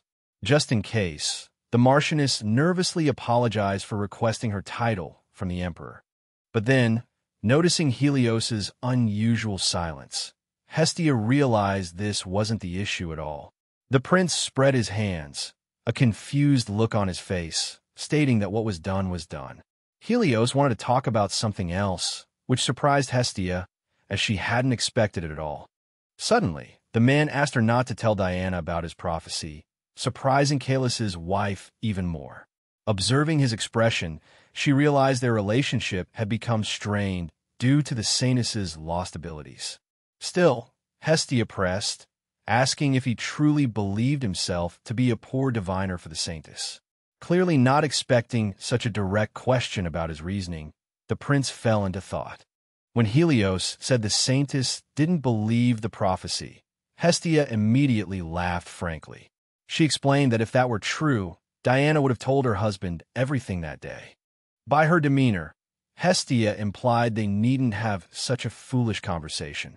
Helios had already decided which of the two women to believe was lying, and he himself wasn't sure what he wanted from Hestia. Finally, the prince turned, admitting the Marchioness was absolutely right, which only angered him more. Such a confession surprised Hestia, as she had expected something more constructive. Suddenly, the man changed the subject, asking if she had any other prophecies, startling Hestia. But she didn't want to mention her notes about the war from her future diary. So, she changed her tune, saying that soon there would be a slight shift in the empire's fashion trends. The prince could only sigh and accept this news, though his expression clearly showed he expected more. Hestia, having carefully observed the prince's expression, noticed the significant change in his complexion. So, she decided to comfort him, explaining that his obsession with prophecies wasn't a good thing. This advice irritated Helios somewhat, but he subconsciously understood she was only trying to comfort him. Hestia remembered how the prince asked her about the future every time they met, so her reminder was appropriate. But for some reason, when she frankly pointed out Helios's impatience, the emperor's son suddenly fell silent. He also turned his head, avoiding eye contact with his former friend's wife. The Marchioness didn't understand why such a stubborn and awkward silence had suddenly fallen between them. Growing impatient, Hestia said she would return her husband. Upon hearing the Marquis was also present, Helios tensed. Hestia calmly stated Calus was in the secret archives, and the prince immediately ran off. But Hestia didn't want them to meet, so she carefully grabbed the prince's hand to stop him. However, due to his sudden, forceful jerk, she lost her balance and fell on top of him. This scene was extremely unexpected for the Marchioness. She didn't want to become so close to the emperor's son at all. Although Helios himself was madly in love with Diana, at this awkward moment, he couldn't help but blush. But the most terrible thing for the boy and the girl was that all of this happened in front of Kalis, who had just come out of the archives. Hestia clearly understood that such an embrace was common in any romantic story. Meanwhile, the person who witnessed this conflict between friends subsequently had many questions due to the misunderstanding. But Hestia didn't consider herself the main character, so she didn't understand why this was happening. The Marchioness didn't want to fall into Helios's arms in front of her beautiful and unique beloved, so she immediately pushed the prince away because she wanted to explain to Kalis that it was all a misunderstanding. Hestia carefully ran to Kalis, her face full of panic, constantly trying to prove her innocence. But in the face of the girl's loud explanations, the boy unexpectedly just nodded calmly, without showing any emotion at all. Then, as if nothing had happened, he turned and invited his wife to hurry back to their manor. Hestia was surprised to find that Kalis acted as if nothing had happened. Even his back, as seen by Hestia, remained as straight and calm as usual. And Hestia herself felt very embarrassed by the unexpected scene with the prince. Even the heirs seemed surprised because Kalis's current behavior was somewhat different from the past. That night, in her room, Hestia concluded that if Kalis had understood everything, that was fine. So she decided to start organizing her diary so as not to forget anything again. She was glad that the prince finally knew about her prophecy regarding the Sanus's abilities. Knowing Helios's personality, Hestia guessed that he would now even stop exploiting his wife's remaining power. Moreover, the conversation in the library indicated that Kalis didn't fully trust the princess, which was why he had come to talk. And Hestia herself was very satisfied with this result, because now her rival had less influence. Ultimately, Hestia concluded that love and trust were completely different things after all, and the fact that the prince would continue to be with the princess, yet remain wary of her, only made the Marchioness happier. Lost in thought, the girl turned over and began to examine her hands, as she had nothing else to do. She found it amusing that she would feel upset that Kalis had seen her encounter with Helios in the library, because Hestia always believed that everything happening around her wasn't actually real, but just part of a novel. At this moment, Kalis, standing by the window, recalling the library incident, was also lost in thought. Seeing his wife with Helios, he couldn't help but recall past fragments when he had similarly noticed Diana with Helios. Back then, his girlfriend had smiled so brightly at his best friend. But this time, the situation was somewhat different. At first, the gentleman genuinely felt that his life was repeating itself with the same script. But in the next moment, he saw his wife's expression, which clearly indicated that she wasn't willing to be so close to the prince. Now, recalling that scene, Kalis couldn't help but smile, because Hestia's emotions were clear even without words. What the Marchioness found most amusing was that the girl, despite knowing everything, still tried so hard to explain to him. Only now did Kalis realize that Hestia's gaze towards him had always been filled with love and care. This made the boy smile involuntarily, his heart filled with tenderness, because he believed that Hestia was sincere towards him. Recalling the scene of his former friend embracing Hestia, Kalis suddenly realized that he actually wanted to do that too. Therefore, Kalis was no longer sure if they were still just a contractual couple. At this time, the Marchioness had no idea that the young lady in question was lying in bed, heartbroken, thinking about the same thing. The very next morning, Hestia received a lady visitor, and what she said made Hestia drop her teacup. But because of the news she'd just heard, Hestia didn't care about the dropped teacup. She was incredibly agitated. Leaning closer to Harmonia, she asked again if what she'd said was true. In response, Harmonia took out the invitation they had initially discussed. It turned out that, for some reason, the prince and princess had sent the Marchioness an invitation to a tea party. But the fact that Diana had sent the invitation in her husband's name made Hestia suspicious. However, Harmonia sincerely assured her that everything was normal, as the saint herself had expressed a desire to see Hestia. Yet, when Harmonia said it was the princess herself who wanted to see her, Hestia's suspicions only deepened. Then Harmonia expressed her hope that Hestia would come to tea and help Diana, which startled the Marchioness. Hestia couldn't believe that the previous incident was happening all over again, this time at her teacher's request. She tried to explain to Harmonia that recent events meant Diana would never listen to her. However, Harmonia firmly believed that her current student was kind enough to at least try. Looking at Harmonia, Hestia suddenly remembered that in the original story, she had been quite cold towards the nobles. Harmonia's only belief was that Diana was the only one who could bring harmony to high society. This was the second time Harmonia had asked her to help the saint, and Hestia was surprised by this persistence in their friendship, a friendship invisible to others.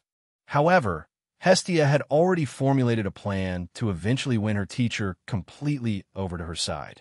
She told Harmonia that she hadn't had a proper conversation with the saint the first time, which surprised Harmonia. Hestia successfully feigned regret, as if she had tried so hard to make things work. She confessed that even though she had received the invitation, she was worried that the prince would now remove her from her position as his aide.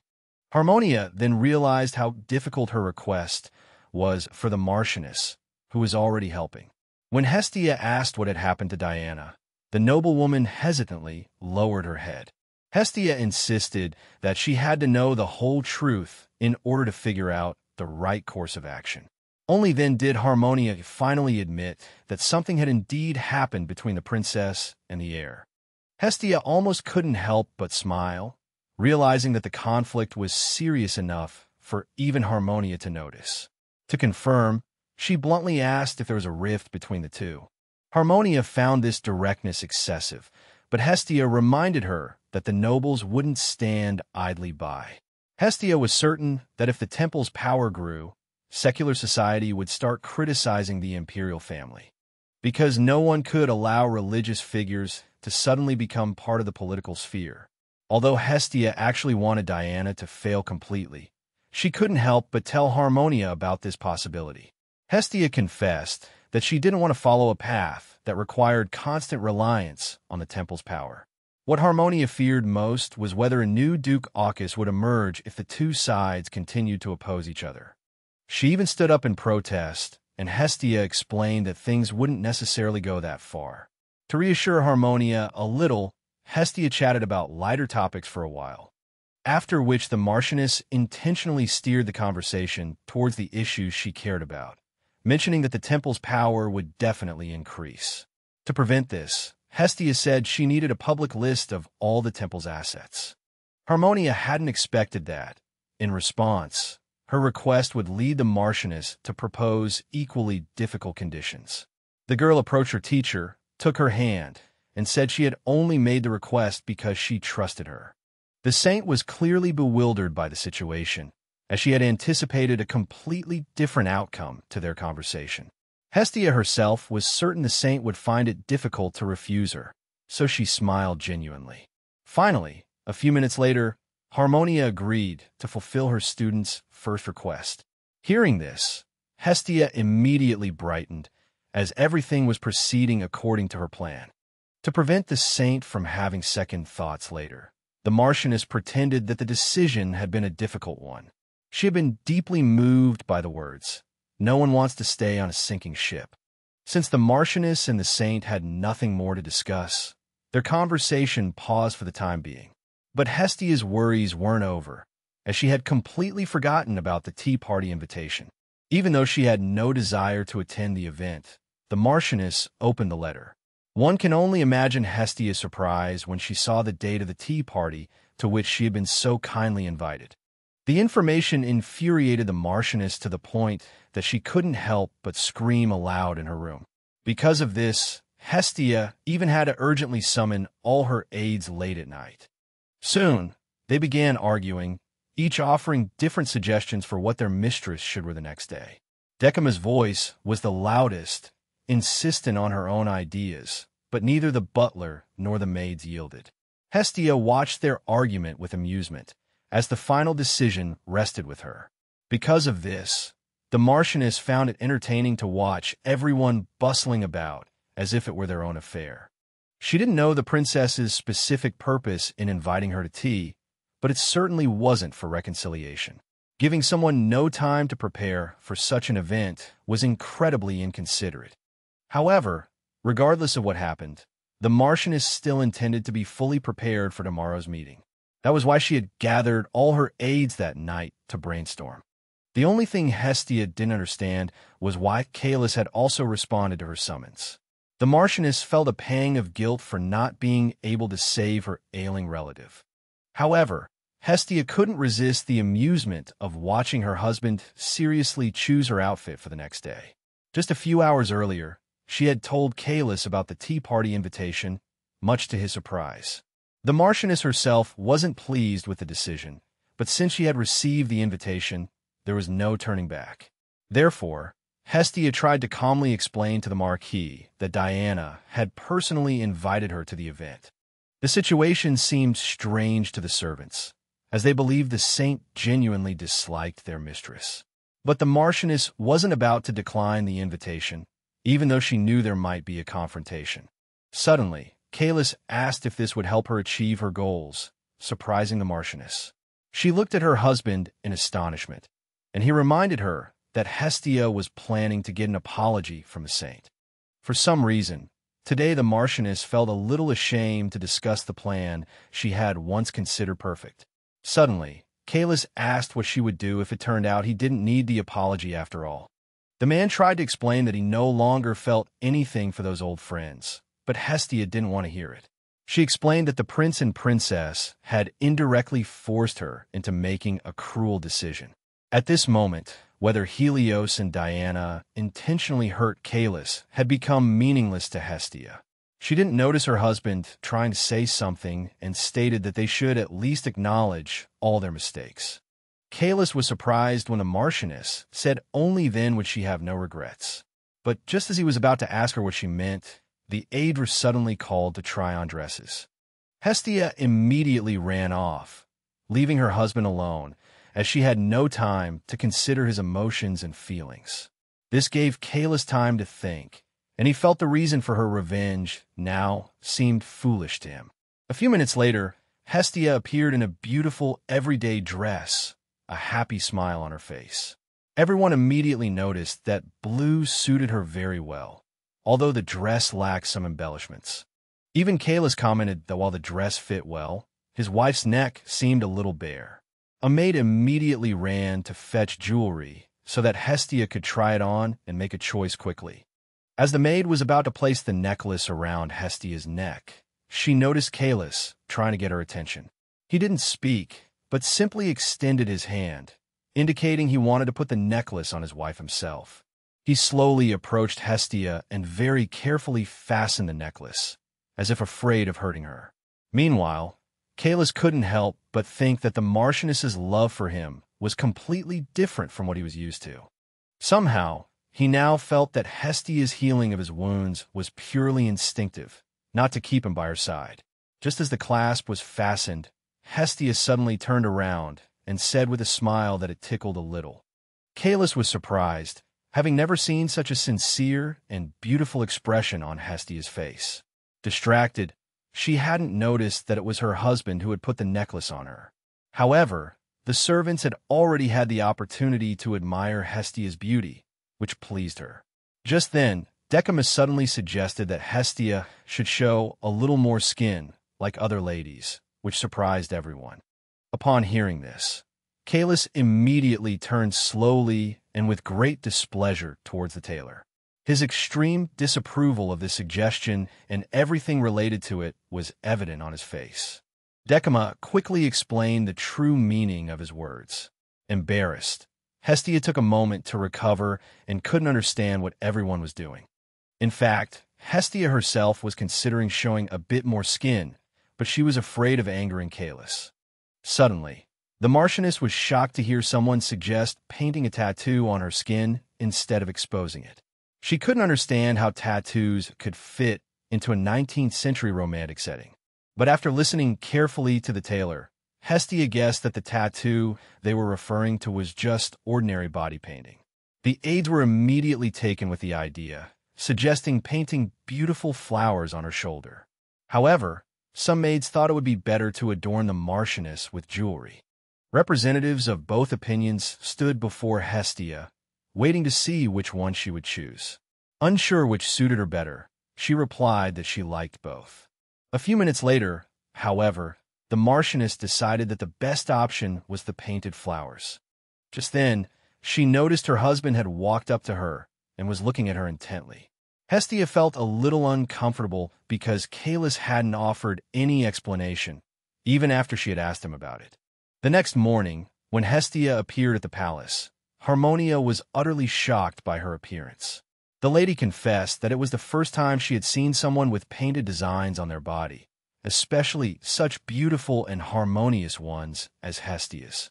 The lady said that her student always surprised her, and Hestia was pleased with the compliment. When a noblewoman praised the uniqueness of the blue flames, Hestia recalled how she had arrived at that decision. In fact, last night while choosing the design, Calus had unexpectedly suggested it. Thus, a skilled artisan painted blue, instead of scarlet, flames on Hestia's hands. Suddenly, several young noble women approached Hestia, intrigued by the designs on her body. Hestia readily answered, though surprised they were speaking to her, given her known conflict with Diana. The Marchioness believed that these girls dared to approach her solely because of Countess Irene's efforts. However, some still deliberately shunned Calus's wife. Nevertheless, Hestia stubbornly pretended not to notice the sidelong glances from certain nobles.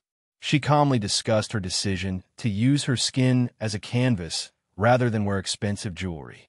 Hestia had no intention of appeasing Diana, despite the latter's praise of her humility. It all felt natural. Suddenly, a girl who opposed her sarcastically remarked that the Marquis seemed to truly love his wife. Hestia carefully studied the noble women, finding it strange they believed Calus loved the Saintess. But these childlike women couldn't harm the Marchioness, so she simply smiled serenely. She did this for a reason, deliberately displaying the jewelry on her finger. The well-bred girls immediately guessed it was Calus's ring. The most surprised was the lady herself, as she knew the significance of such a rare ornament. Only with such an adornment did the Marchioness have the right to make even the most difficult decisions for her husband. Harmonia now understood that her student was doing exceptionally well and needed no help. Just then, the princess suddenly appeared behind everyone, asking if they had all arrived. The invited girls immediately bowed their heads, greeting Diana. Hestia didn't want to show respect to the Saintess, but she had no choice at that moment. Hestia attended the tea party seeking answers, so she decided to behave appropriately at first. Despite this, she couldn't help but let a subtle, almost imperceptible smile grace her lips. Meanwhile, Calus sat in his manor, pondering why he had chosen blue flames as the decoration. He concluded that the colors seemed colder, yet burned hotter, befitting his wife. At this point, Calus was unaware of the events at the tea party, where Diana committed a grave impropriety. Losing control, the princess splashed the tea from her cup onto Hestia, who remained seated. Hestia was well aware that such an incident might occur, so she was prepared. Thus, the Marquis compared his wife to an unyielding flame, due to her resilience and tenacity. The moment the princess splashed the tea onto Hestia's head, Harmonia cried out in alarm. The noble women who had earlier inquired about Hestia's designs now rushed forward with towels. Diana herself froze in shock, realizing the enormity of her mistake. No matter how much she regretted breaking all rules of etiquette, it was irreversible. However, what irritated the Saintess the most was that even though Hestia was now drenched, she still wore a faint, sly smile. When everyone had just taken their seats, everything was in perfect order, and the Marchioness had given everyone around her a very sweet smile. The princess had also given a similarly false smile, but many believed her words at the time were completely sincere.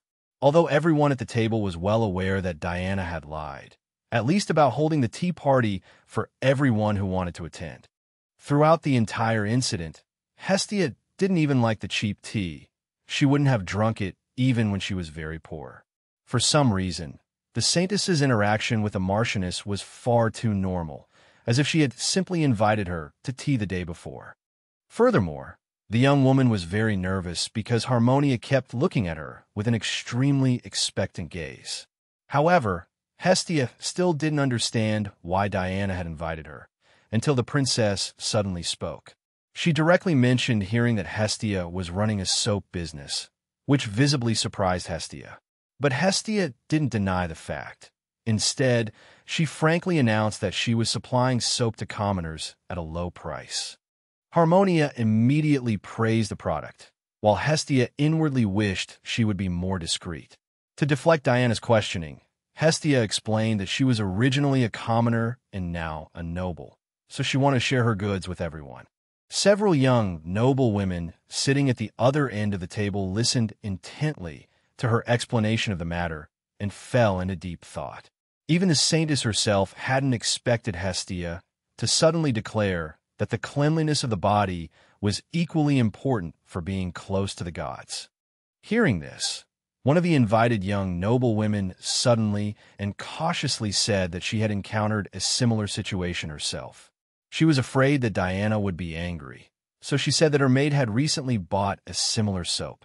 Hestia immediately understood that the young noblewoman was actually subtly referring to herself and that she liked the soap very much.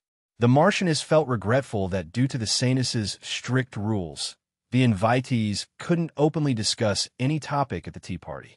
Then, a young noblewoman cheerfully changed the subject, telling Hestia that both her demeanor and appearance were stunning.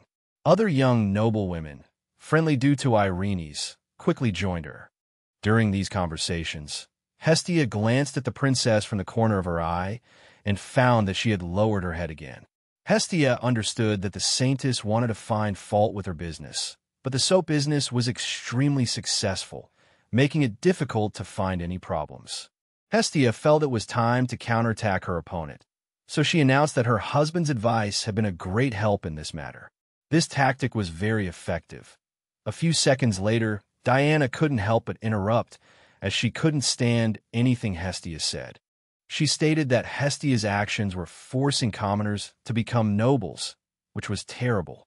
As Hestia considered how to accuse the saintess, she hadn't expected her to slander her in this way. As a result, the Marchioness completely failed to understand this nitpicking reasoning, while the princess continued to persuade everyone that soap didn't need fragrance at all. She hadn't even expected Diana to suddenly suggest that she remove the fragrance and even start giving the soap away for free to everyone. Even Harmonia was now looking warily at the prince's wife because she didn't understand what the other woman was trying to say. Then the saintess suddenly declared that Hestia's real purpose in doing business was to deny her own origins, which made Hestia feel hurt. The Marchioness was so surprised that she remained speechless for a long time, just silently looking into the saintess's eyes, trying to discern whether she was joking. Hestia finally understood that Diana was trying her best to say that the title she had bought with money was wrong. But Hestia was prepared. She asked why, if they weren't alike, this was the case, surprising Princess Diana. The prince's wife had never compared herself to anyone in such a way, so the comparison was extremely unpleasant. But Hestia didn't back down, reminding everyone that the saintess only became the prince's wife after a long service in the temple. To this, Diana replied that she had never tried to pretend to be a noble, but had always done what she could. Hestia was displeased to hear the princess mention her upcoming marriage to Calus and her deep love for him. But the Marchioness didn't understand why the saintess was denying the arranged marriage and asked her directly. To this, Diana confidently stated that her opponent's situation was different from the contractual marriages of all other noblewomen. As a result, the prince's wife overstepped too much, and Harmonia had to interrupt to try and stop her. But the princess's justifications actually worked in Hestia's favor, so she looked forward to the final conclusion. Just then, Diana suddenly shouted that Hestia had taken advantage of Calus's loneliness and forced him to sign a marriage contract. The princess confidently stated that the Marchioness had indeed used such rude and cunning methods. After shouting these vicious words, the saintess immediately fell silent, startled by her own sudden candor. But Hestia was overjoyed with the current situation and laughed out loud, having long anticipated these words. Diana stared at the Marchioness in surprise, and Hestia suddenly said that she also remembered something everyone knew but chose to keep silent about. The Saintess couldn't guess what the girl would say next, and could only wait in silence. Hestia suddenly pointed to the teacups and asked the guests if they liked the tea being served. This greatly shocked the princess, as everyone at the table hadn't touched their tea in a while. Hestia sternly asked the Saintess if she really thought such inferior tea would be liked by the nobles. The prince's wife jumped up in anger when Hestia promised to serve them real, good tea at her manor. Hestia wasn't planning to stop there and asked Diana if she really would blame everyone for wanting to drink delicious tea. Such a tricky question was the last straw for the princess, who was used to easy victories. Unexpectedly, one of the princess's confidants spoke up for the hostess, stating that Hestia had clearly overstepped. The young noblewoman said that the prince's wife had only wanted to show everyone present what modesty and simplicity meant. Hestia smiled sweetly and, to everyone's surprise, agreed with the young noblewoman who had just offended the princess. Seeing everyone's surprised looks, Caelus's wife sighed and admitted she had indeed made too much of a fuss about the ordinary tea. Then, still smiling, she asked what the problem would be if commoners started using soap. In fact, Hestia very cleverly led everyone to consider whether a rise in status was justified. Diana immediately understood that Hestia was referring to herself, as she was originally a commoner.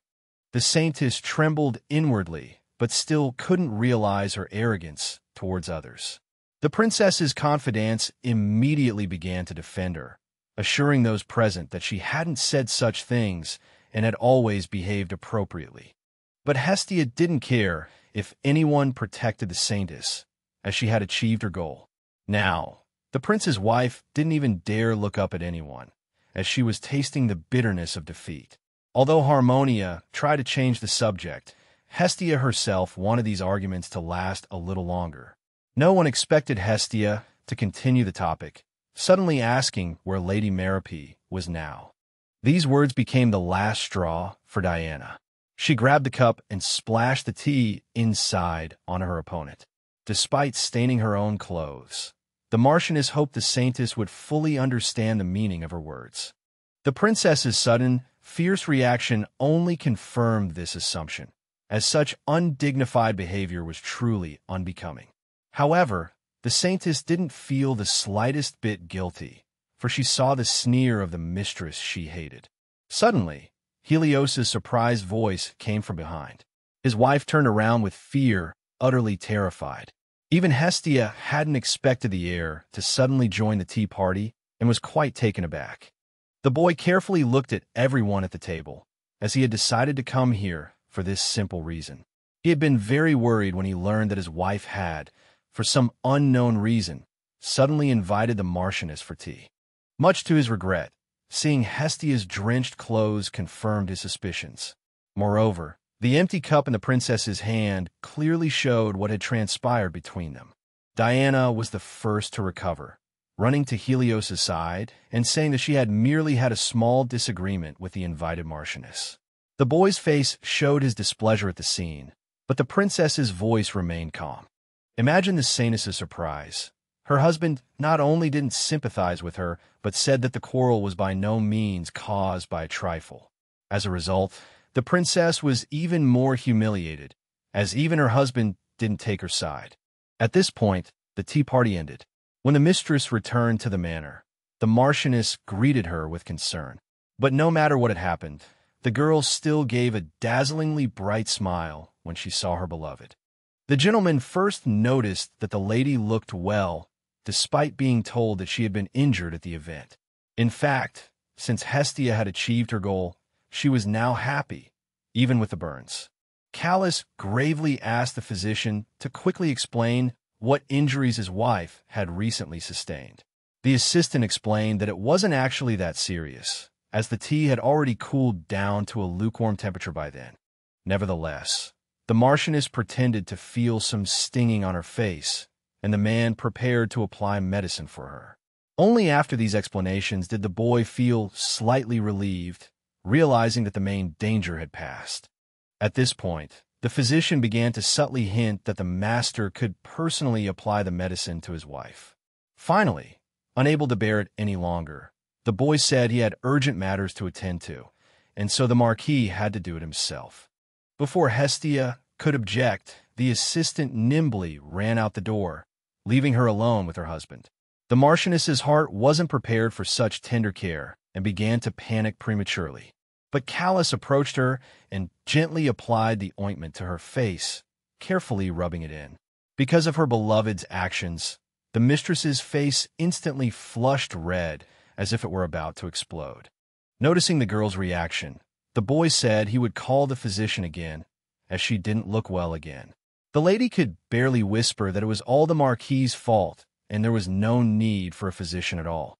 Despite her apprehension, Hestia couldn't refuse her husband's care. She desperately tried to convince herself that the Marquis was simply treating her injuries and had no other feelings. However, when the young lady looked at the gentleman, she found that he seemed to be enjoying what he was doing. This surprised Hestia even more, as she had always felt the boy was cold and aloof no matter what he encountered. But in reality, throughout this entire process, the Marquis was even more flustered than he had imagined. To prevent her face from reddening further, Hestia lightly bit her lip, forcing herself to think of other things. Callus almost immediately noticed that the Marchioness was acting strangely for some reason and had even injured herself. Unable to allow this, he carefully approached and cautioned Hestia against biting her lip so hard.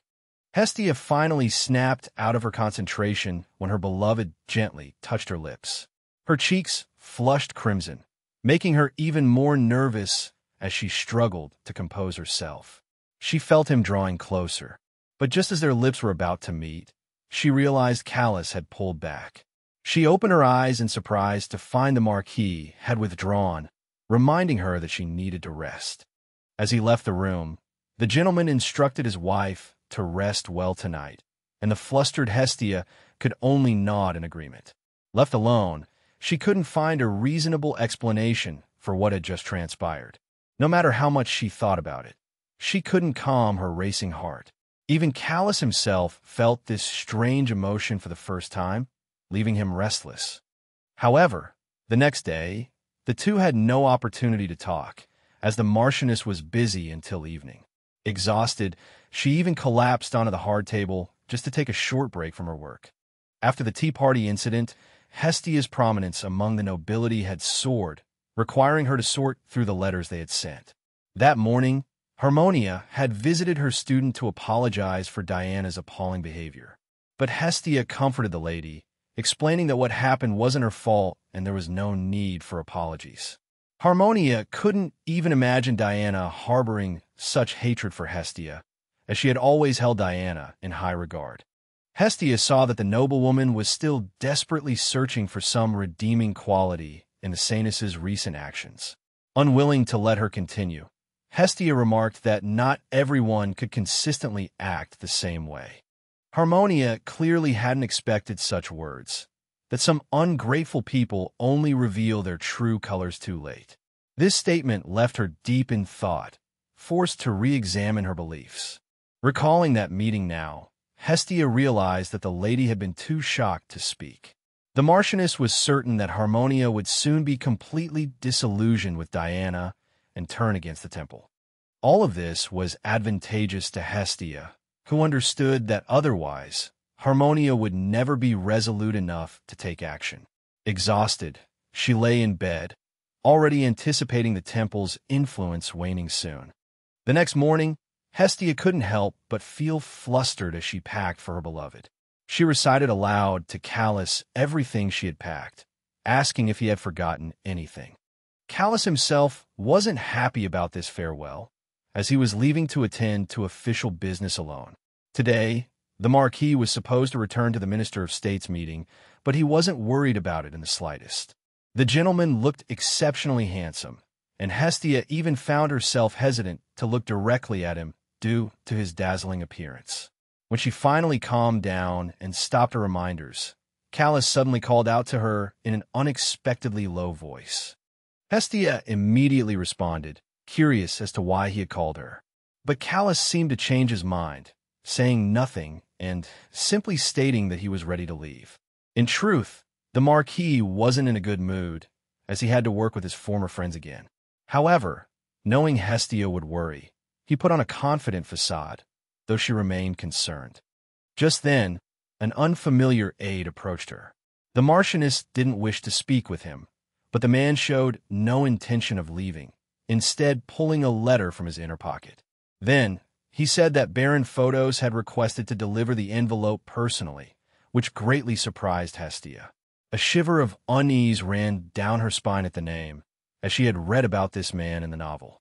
But before she could examine the contents of the letter, Helios suddenly emerged from his office. It was difficult to discern what the heir was thinking, as the man had mastered the art of concealing his emotions from a young age.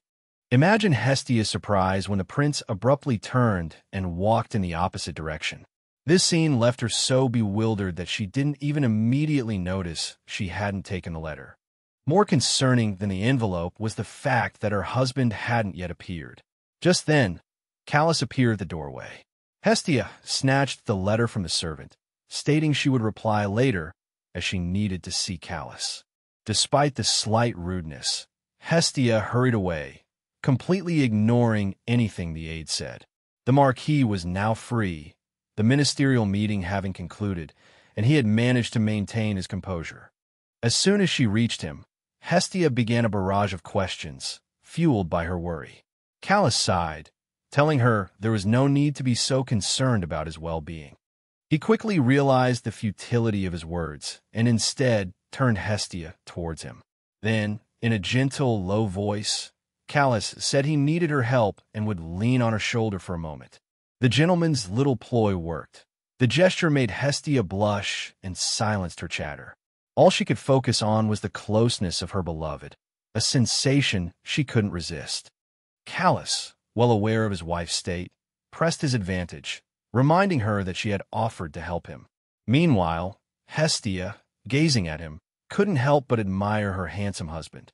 To hide her deepening blush, Hestia turned her head, trying to avoid even accidental eye contact.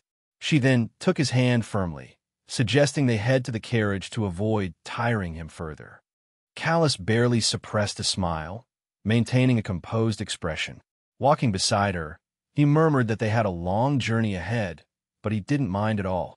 That evening at the manor, Callus was as surprised as his wife to see the letter from Photos.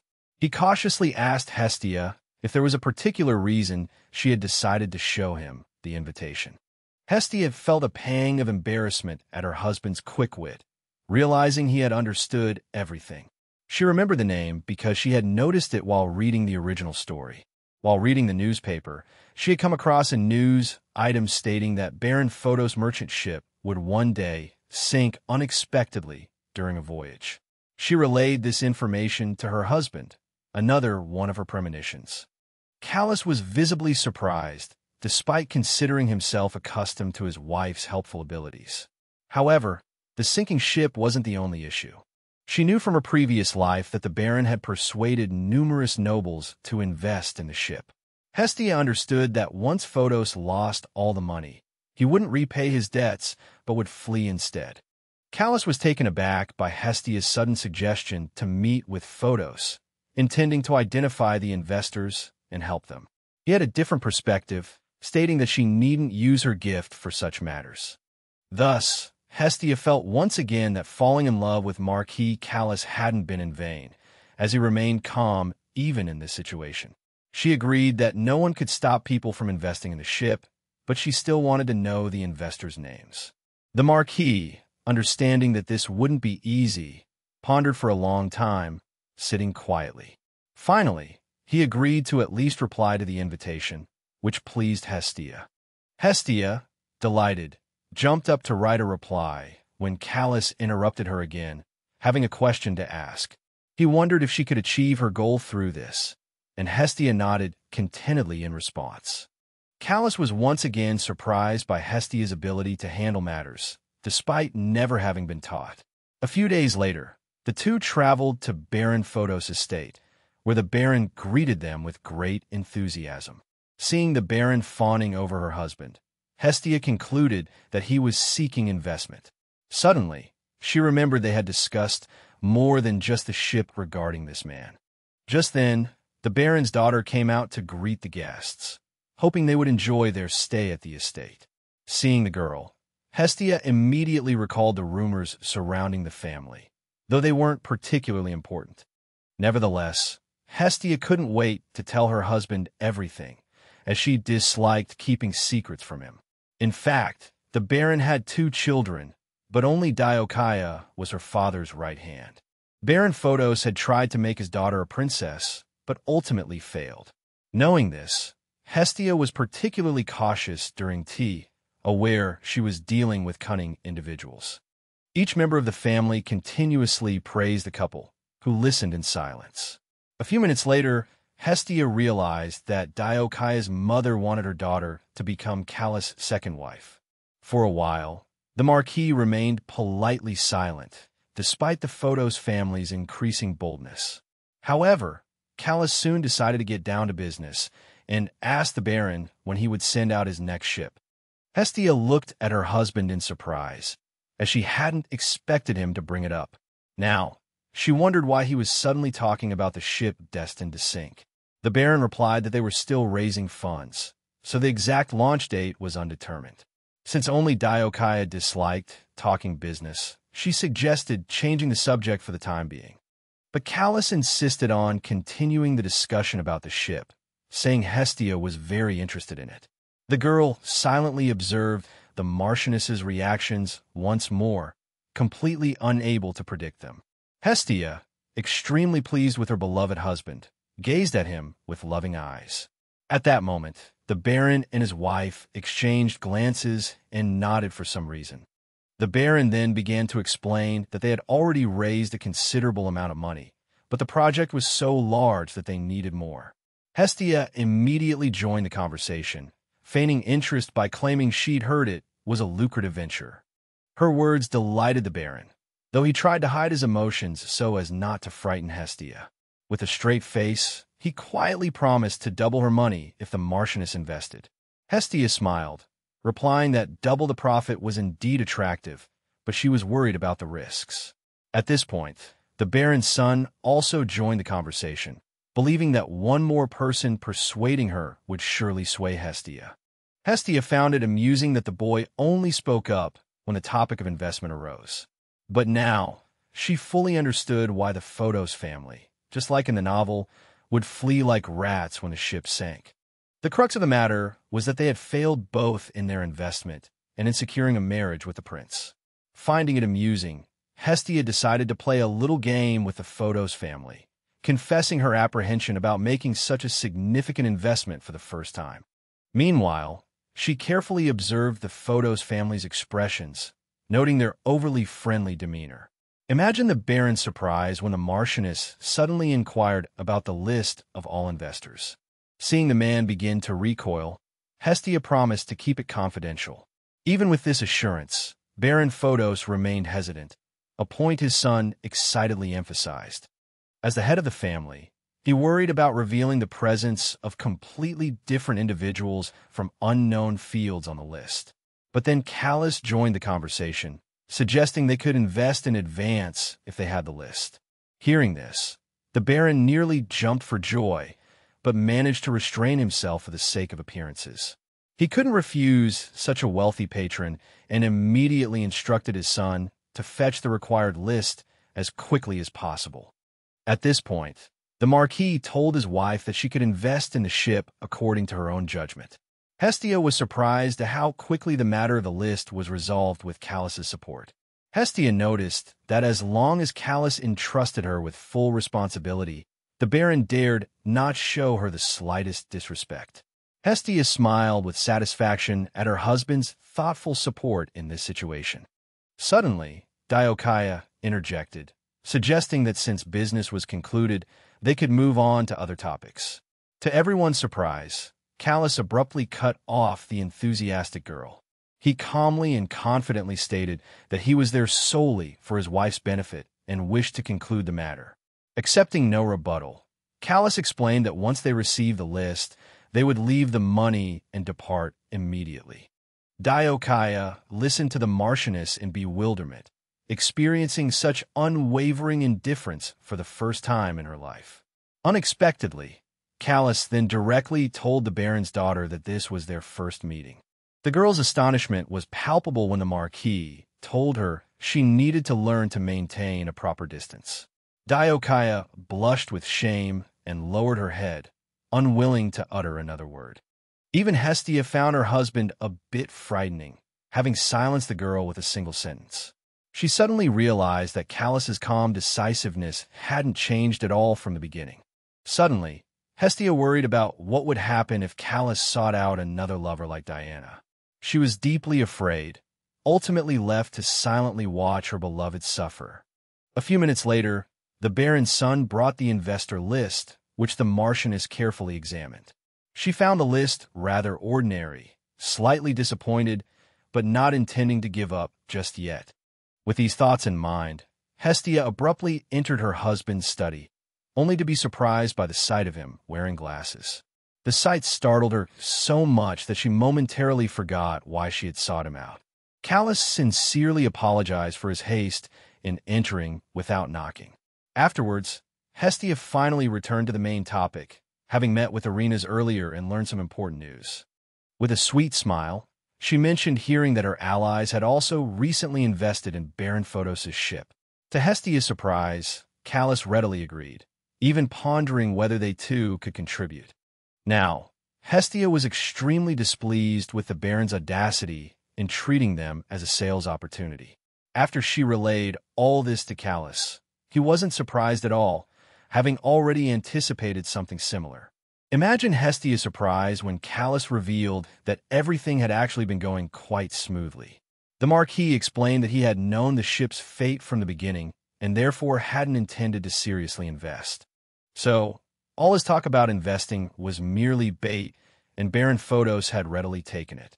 But even listening attentively, Hestia still couldn't understand her husband's true purpose in all of this. Suddenly, it dawned on Hestia, and Callas nodded in agreement, stating that Photos had violated the terms, allowing him to withdraw his investment. The Marquis had calculated everything so meticulously that he now even had the opportunity to retrieve his initial principal. Callas told Hestia it was time to write to the Baron, and then he suddenly noticed an inexplicable smile on her face. In fact, Hestia saw this unpleasant situation as an opportunity to make the Baron even more dependent on her. But she didn't know what conditions to set for the Baron, as she knew nothing about the nobles on the list. Suddenly, it occurred to Hestia that if there were no familiar names on the list, she could easily add some. Among her acquaintances, the person the Marquis would most want to target in this way was the princess. Moreover, it would be even better for the Baron's family if the heir's wife personally invested in their ship. Thus, Hestia had thoroughly thought out her sinister plan, while Callas cautiously sat down beside her. Lost in thought, the girl didn't notice him immediately and was startled. A few seconds later, Hestia admitted that she had finally sorted out her thoughts and thanked her husband for it. Callas replied that such help was nothing to him, and Hestia could always come to him for advice. Unexpectedly, Hestia suddenly let out a strange, incomprehensible laugh. She said she remembered the first time Callas thanked her and realized he was truly different. But then, Hestia was overcome by entirely different emotions, turning her head away, recalling something unpleasant. It turned out that at that moment, Hestia had asked the Marquis to arrange a tutor for her, but he hadn't agreed.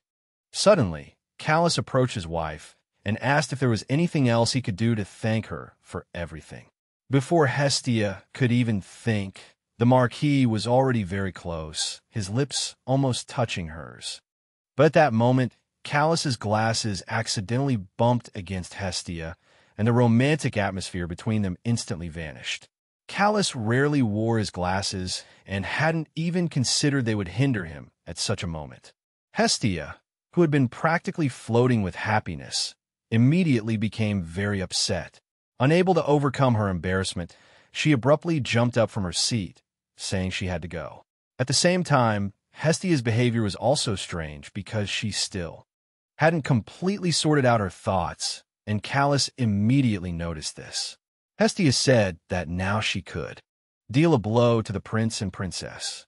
Hestia herself knew very well that she was talking more and more nonsense, but she was too agitated to stop.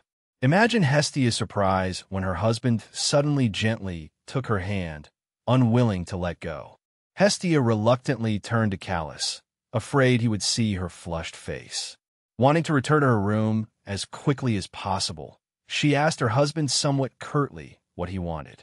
Although Callus hesitated, he gathered his thoughts. Then, the Marquis confessed that he didn't want his wife to continue seeking revenge against his former friends. Hestia didn't expect such a sad expression from her beloved, as she believed everything he did was right. Although Callus tried to explain that Hestia had already done a lot for him, she didn't understand what he was talking about. Hestia had long defined her actions as revenge, so she didn't want to stop. Until now, Callus hadn't realized that this woman had been acting all this time without expecting anything in return from him. The only thing Callus disliked was that Hestia had started working herself to the bone for his health.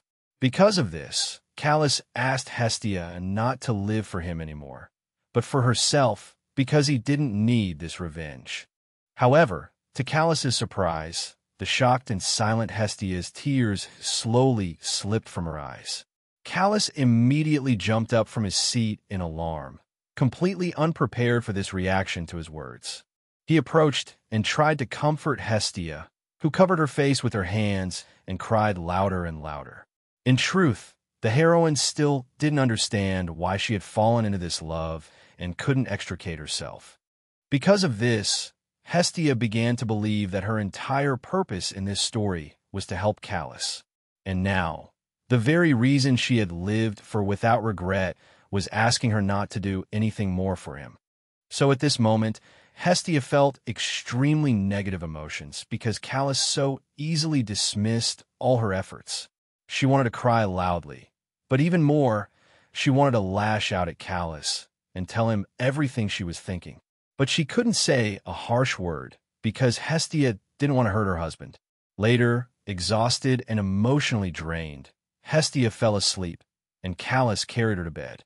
Meanwhile, Callus didn't dare leave Hestia's side, worried that her tears were because of him. In fact, the reason Callus had said those things was because he saw in Hestia his former self, the one who had dedicated his entire life to the person he loved. And now, Callus had realized all his mistakes, and he was terrified that Hestia would inadvertently follow the same path. He felt terrible about the misunderstanding between them, but he knew it couldn't be fixed in an instant. While Hestia wasn't paying attention, Callus leaned close to her and asked what she would do if she achieved her goal. At this moment, in Hestia's subconscious, she struggled with anger at Callus's words. Hestia had no idea what she could live for besides the person she loved. Because of this, she felt incredibly sad, even thinking that if this were the case, it would be easier to die. Suddenly, Hestia herself appeared before her, declaring that she absolutely could not die now. Hestia was startled, suddenly realizing she was dreaming, but somehow she fell asleep again. Just as suddenly as she'd fallen asleep, Hestia's eyes snapped open, but she could barely remember the content of her dream, though she felt it was important to her.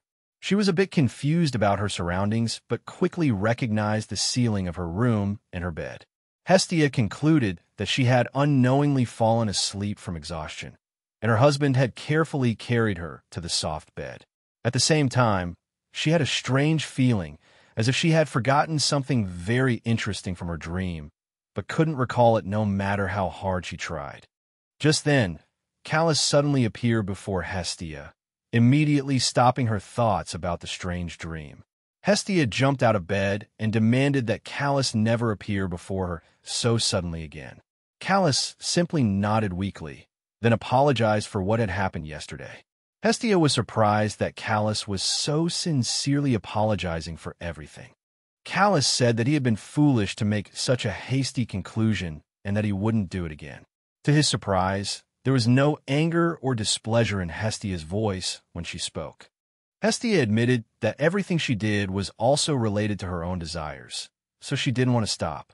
Callas calmly responded that since she was willing, he would no longer interfere in the Marchioness's affairs.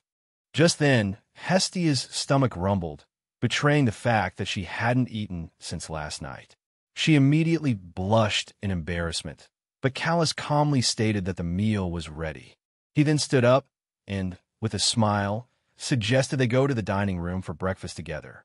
The Marchioness responded with a gentle smile and readily agreed to her beloved's proposal. Hestia offered her hand to Callas, pleased that their conversation had ended smoothly. A while later, she realized that whenever Callas returned to his work, his spirits immediately improved. But she wasn't prepared to see her former friend so frequently. Even Callas himself felt somewhat awkward about Helios's obvious attempts to hide his emotions in his presence. For now, however, Callas could only discuss ordinary topics with the prince, which eased the tension between them somewhat. Hestia's husband was well aware that it was difficult for his friend, as his father was bedridden all day. Callas noticed Helios clearly wanted to say something to him, but for some reason hesitated and remained silent. To the Marquis' surprise, the heir suddenly inquired about the prophetess's current health. Helios remembered Hestia because her dress had been torn during their last meeting. But Callas didn't like his former friend's inexplicable concern for his wife. Due to his straightforward nature, he immediately stated that the prince needn't worry about such a trivial matter. The emperor's son jumped up in shock, realizing that Callas had misunderstood his good intentions. But Callas skillfully changed the subject, mentioning that his wife had asked him to relay the news of another border incursion.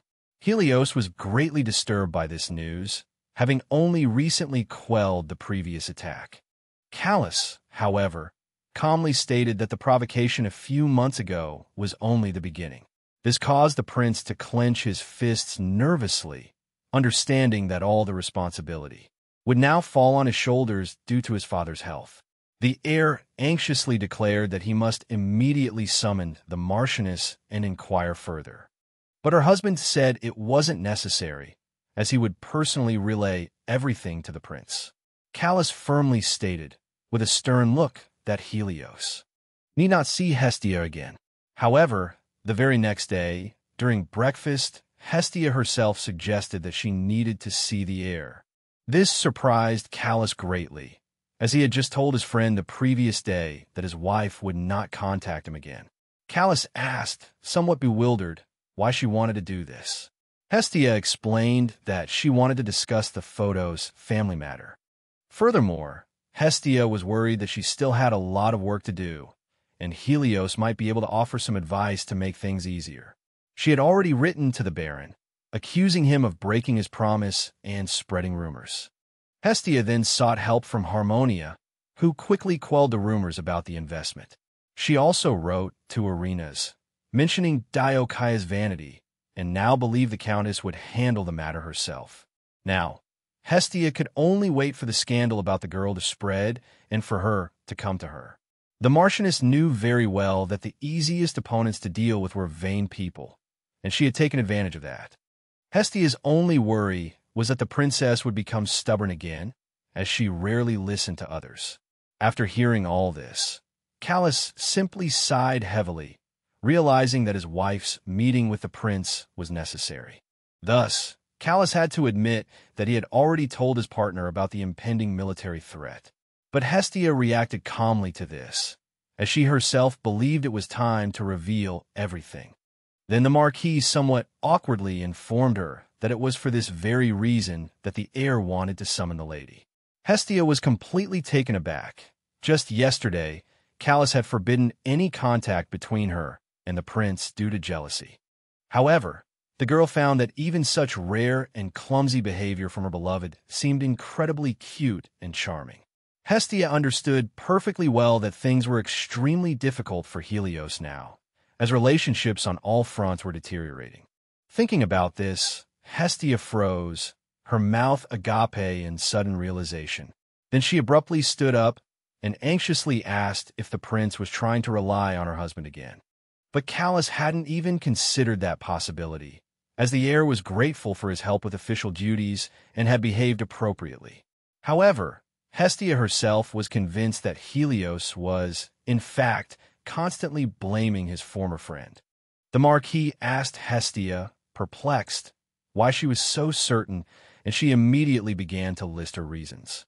But just then, she suddenly realized that this conversation was making her feel strangely awkward.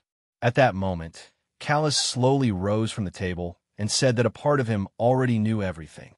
Hestia's surprise was palpable when Callus asked if she wasn't oversimplifying Helios. Unable to find the right words to respond, she simply stated that she would formally request a meeting with the heir tomorrow. Having said that, she silently left, leaving Callus alone with his sad and heavy thoughts about the current situation. A few minutes later, Hestia returned to her room and sat sullenly on the bed, unable to sleep. She realized that after reading the novel multiple times, she had assumed she knew the characters and their actions inside and out. But she had forgotten that the original story didn't describe every detail of their lives. So Hestia had completely forgotten that in this world, some things were only known to certain people, and she wasn't one of them. Hestia's behavior reminded her of Diana, although she didn't want to be as arrogant. The girl remembered that in any relationship, it takes time to slowly understand and get to know each other. And Hestia, not originally belonging to this world, only knew the part of the story she had read in the novel. Therefore, of all the people who appeared in this story, she was the most attached. The next morning, when Hestia went to see Helios, the first thing the prince did was ask with concern if she was well. This greatly surprised Hestia, as the man was usually sharp and sarcastic towards her. So Hestia concluded once again, she didn't know everyone living in this novel. The prince himself, feeling somewhat awkward after his question, changed the subject and asked her the reason for her visit. But then, he reverted to his usual impolite tone, which immediately annoyed Hestia. She didn't like it. However, she forced herself to calm down, as she truly needed to speak with the heir. Hestia handed Helios a letter specifically prepared for him, saying he had to read it. The Marchioness believed that the information about the Baron's merchant ships was so important that she had braved the rain to come to the palace. After reading the letter, the prince sighed heavily, guessing that the losses this time would be significant. But what worried him most now was that Hestia had come to see him despite the bad weather, knowing that Callus had forbidden her to do so. Hestia guessed the heir was suspicious, but he could never uncover her plans for the princess. Besides, she was certain Helios needed her prophecies regardless, leaving him no choice. Hestia wagered that Diana, upon hearing her husband's order against investment, would immediately do the opposite. And no matter how well Helios knew his wife, he wouldn't guess her growing distrust. Helios was surprised to hear Callus hadn't stopped his wife from dissuading potential investors. Hestia added that her husband had told her investment was inherently risky, so she shouldn't interfere. The prince nervously tapped his fingers on the desk, asking if the empire would suffer significant losses given the current investment scale. The heir even began searching for excuses to stop the nobles from investing in the merchant ship. But Hestia said she was afraid no one would believe them, so minimizing potential losses was their only option. After some thought, Helios concluded this was also the only way to avoid suspicion. Hestia was pleased to see Helios genuinely believed her. She only needed to hint he should tell the Saintess everything. But seconds later, Hestia realized this was unnecessary, as Helios had become lost in thought. The Marchioness couldn't imagine her words would perplex the Emperor's son so much. But then, the prince finally sighed and said he wanted to talk about something else, and Hestia prepared to listen. Soon after, Hestia returned to the manor and told Callus everything, who was visibly disturbed. He didn't understand why his former friend kept inquiring about the Marchioness's health, but not his own. Though Hestia herself didn't care, Callus repeatedly expressed regret for not accompanying her. After a while, he asked if the heir had said anything else interesting. Lost in thought, Hestia recalled Helios's confession about his struggles with Diana. But she didn't want to offer advice in this situation, unwilling to interfere in their personal affairs. Eventually, they apologized to each other several times for unintentional wrongdoings. Despite this, Hestia stirred the pot again, asking how much longer Helios would have to work for the Saintess. Though Calus was uncomfortable hearing this, Hestia explained he would eventually have to help Diana. The only way to avoid this was to change the princess's mind, something the prince also understood. Finally, the heir sighed heavily, saying he was annoyed by Hestia's bluntness and how she was always right. Hestia calmly told her husband that Helios admitted to being very jealous of Calus. Calus was shocked by this, never having imagined it was true. He always thought Helios was closest to Diana, but it seemed he had his own troubles. Memories flooded back, and Calus clenched his fists, unwilling to reminisce.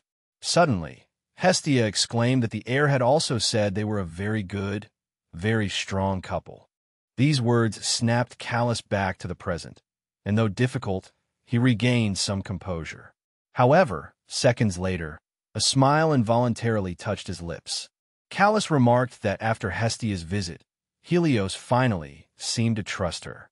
Hestia was surprised by this and suddenly noticed her husband's blushing face, which made her nervous. Calus said his only worry was the rain, and Hestia jokingly offered to hold his hand until he fell asleep. But Hestia didn't expect Calus to take it seriously and even agree to the proposal. The girl was so surprised she couldn't even refuse, so they agreed to sleep in the same bed. That night, Hestia, dressed in beautiful sleepwear, walked to her husband's bedroom door. But she was uncertain about everything that was happening, so she hesitated at the door. What made her even more embarrassed was that the maids had given her a fragrant bath before letting her go. To make it easier to get through the night, Hestia decided to imagine herself as just an ordinary Marchioness doll. Only then did she finally manage to control her emotions completely, and she pushed open the door. Imagine Hestia's surprise. The bed in the room was covered with rose petals. Calus stood in the beautiful center, looking like an angel descended from heaven. All of this shocked Hestia greatly, and she immediately blushed, despite her efforts to calm her breathing. Flustered, she asked what this meant, and Calus explained that the beautiful arrangement was prepared by the butler. Since the couple had no other choice, they sat at opposite ends of the bed. Calus analyzed the situation and realized he did have some other thoughts, but not to that extent. Moreover, Calus was very worried about his wife's state. She seemed even more nervous than usual. As soon as he turned around, he saw Hestia draw a line on the bed and ask him not to cross it. Calus immediately understood that Hestia was under no less pressure than him in this strange situation. But when he suggested sleeping separately, Hestia confidently stated that it would be safer for him this way. Calus didn't understand why he would be in danger, and Hestia didn't explain. He even suspected that Hestia might not see him as a man at all, because their relationship was unusual. But when he looked into Hestia's eyes, he immediately dismissed the thought, as she was once again extremely shy under his gaze. To relax a little, Calus lay down on the bed first, though he still felt uncomfortable. Hestia froze at a loss, until Calus suddenly turned to her, startling her with a jolt. Imagine Hestia's surprise when Calus asked her if she had arranged for someone to do maintenance on his territory. In fact, Hestia had indeed taken care of it, to make her soap supply run more smoothly. Hestia hadn't discussed this with her husband, so now she worried if something had gone wrong. But Calus immediately reassured her, saying that the local residents, on the contrary, were pleased that the streets no longer smelled. Hearing this, Hestia, overjoyed, threw herself at Calus, forgetting everything. But a few seconds later, realizing what she had done, she returned to the other side of the bed. Hestia immediately berated herself, thinking that her behavior had been too wild and indulgent. In the end, she could only distract herself with one thought: the better the sanitary conditions of the residents, the fewer people would go to the church. So Hestia sincerely told Callis that maintaining the health of the residents was very important to her. Although she was lying on her back and didn't notice, Callis smiled with satisfaction after hearing this, believing her words. A few minutes later, the two finally overcame their initial awkwardness and began to talk. Since Hestia was more tired than Callis due to various worries, she fell asleep first. Callis didn't want to sleep yet. He kept his eyes wide open, looking at his wife with pleasure. He didn't understand why Hestia was so nervous when talking about him, but so happy when talking about work. He couldn't help but reach out and gently touch Hestia's lips, a place he had always been afraid to kiss. So, Callis could only lie beside her now, gently holding her hand. Simply because his wife appeared so gentle and lovely in his eyes, Callis couldn't resist the temptation and involuntarily shifted closer. He began to reproach himself, feeling that he could neither understand his own feelings nor the feelings of others, even though he truly wanted to. Therefore, Callis remained unable to answer whether one day they would truly understand each other. Early the next morning, Hestia awoke with a start to find her beloved in the room. For some reason, the man looked terrible, clearly having not rested well all night. Hestia immediately worried that it was because she had kept Callis awake. So, to avoid causing further trouble, the Marchioness hurried to her office to deal with official business. As a result, aside from the persistently awful weather, nothing particularly noteworthy happened to Hestia that day. However, in the evening, for some unknown reason, Diocaea came to earnestly request an audience with the Marchioness. The girl herself was clearly reluctant to kneel before the Marchioness, but she had no other choice. With a remorseful expression, the Baron's daughter said she had come to ask for forgiveness and to clear up any misunderstandings. Hestia, overjoyed that everything was proceeding according to her plan, gave a sweet smile. However, the Marchioness didn't acknowledge this and urged Diocaea to rise quickly, lest anyone misunderstand. But the Baron's daughter wasn't in a hurry to get up, as she wanted to garner sympathy. The Marchioness hadn't expected her friend to go to such lengths, trying desperately to prove her innocence. But in truth, Diocaea felt no remorse whatsoever and was merely toying with the feelings of a woman of lower birth. She hoped Hestia would soften at a noble's apology, but the Marchioness suddenly leaned down and bluntly stated that she wasn't a fool. The Baron's daughter was shocked that the Marchioness had seen through her so quickly, completely unprepared for such a situation. Meanwhile, the Marchioness tapped the girl's nose, saying she should show genuine respect, not just pretend. Since Hestia hadn't yet secured Baron Photos' sincere cooperation, she turned and pretended to leave. The image of her father's furious face immediately flashed through Diocaea's mind, berating her to do something useful. Therefore, the young lady decided to obtain the Marchioness's forgiveness no matter what, even if she had to suffer for it. Because of this, no matter how difficult it was, the Baron's daughter decided to promise that she would do whatever Hestia asked, just so she would stay.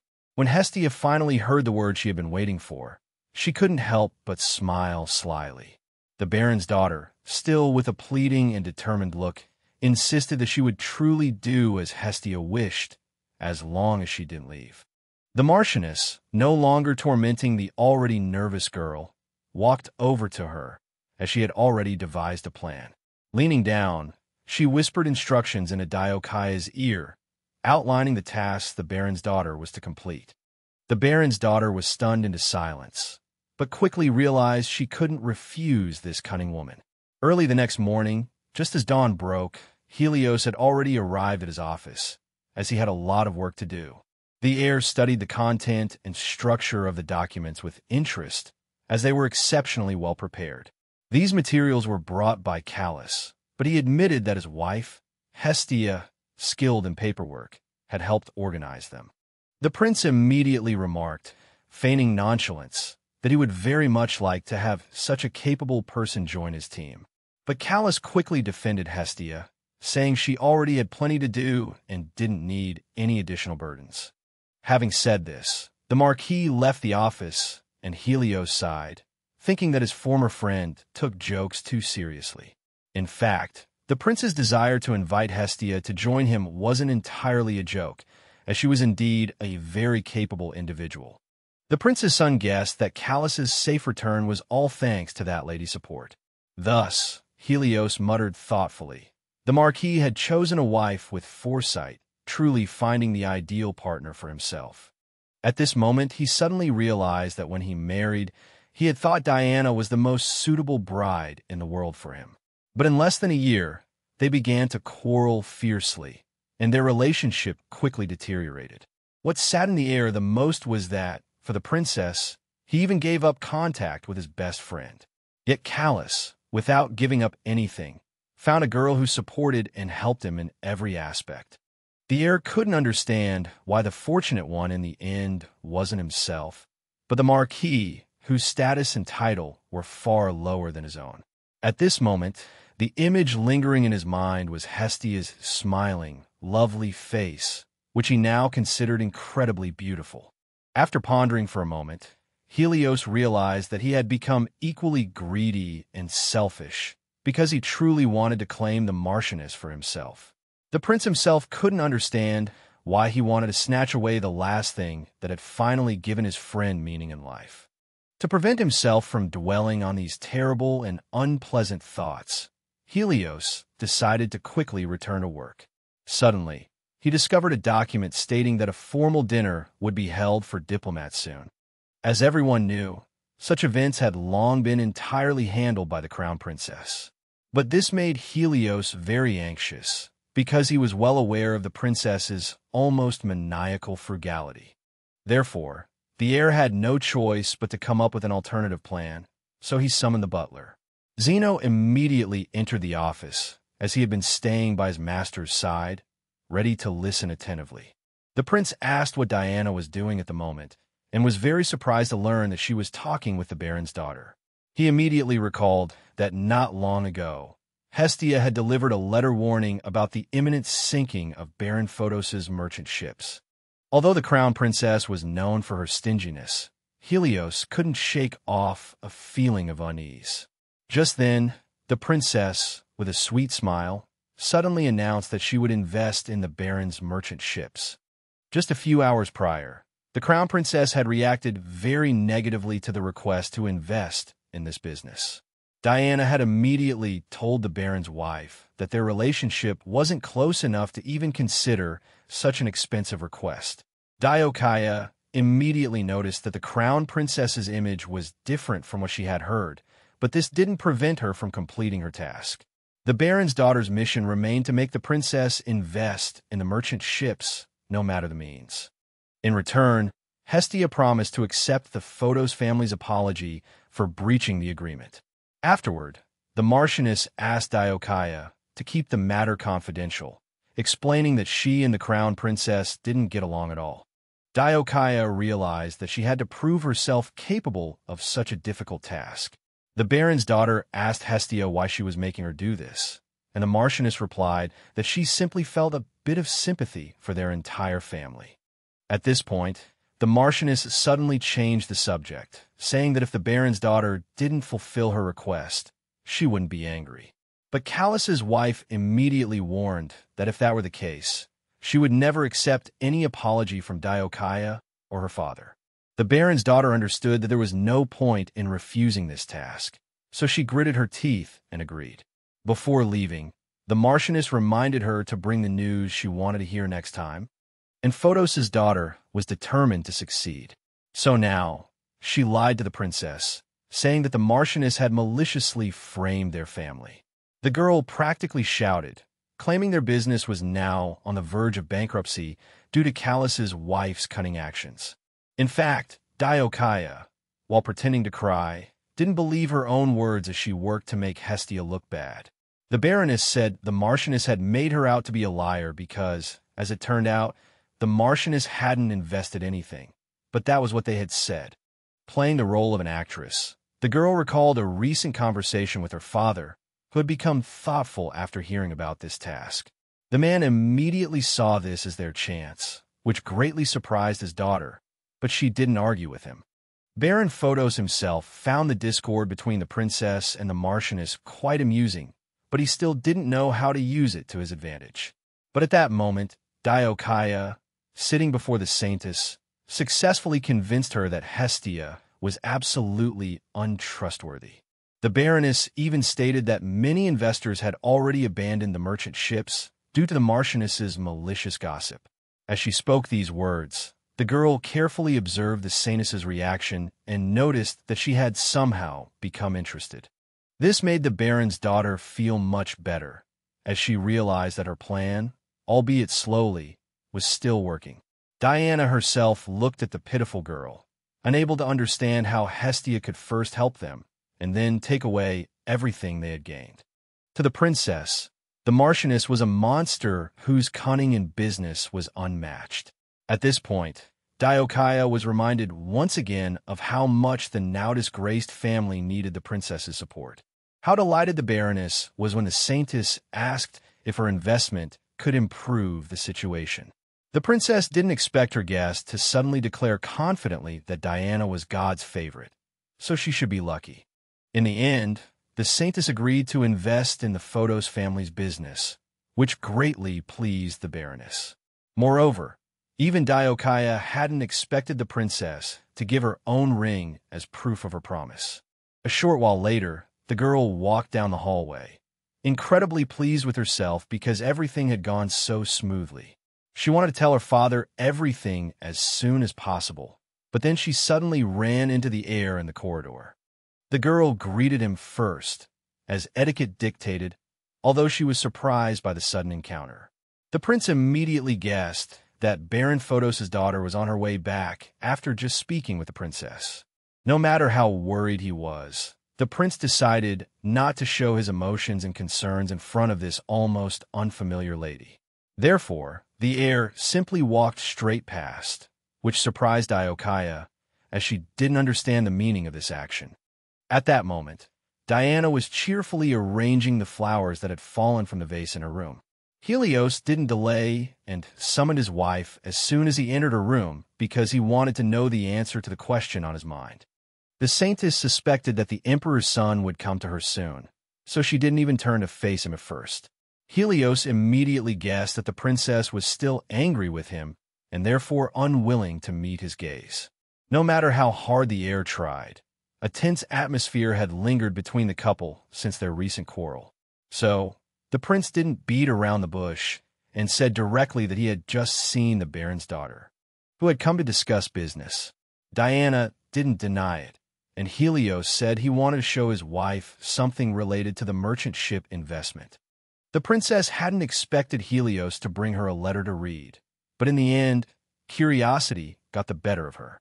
One can imagine her surprise when she discovered that the heir had brought her one of Hestia's prophecies, which she loathed.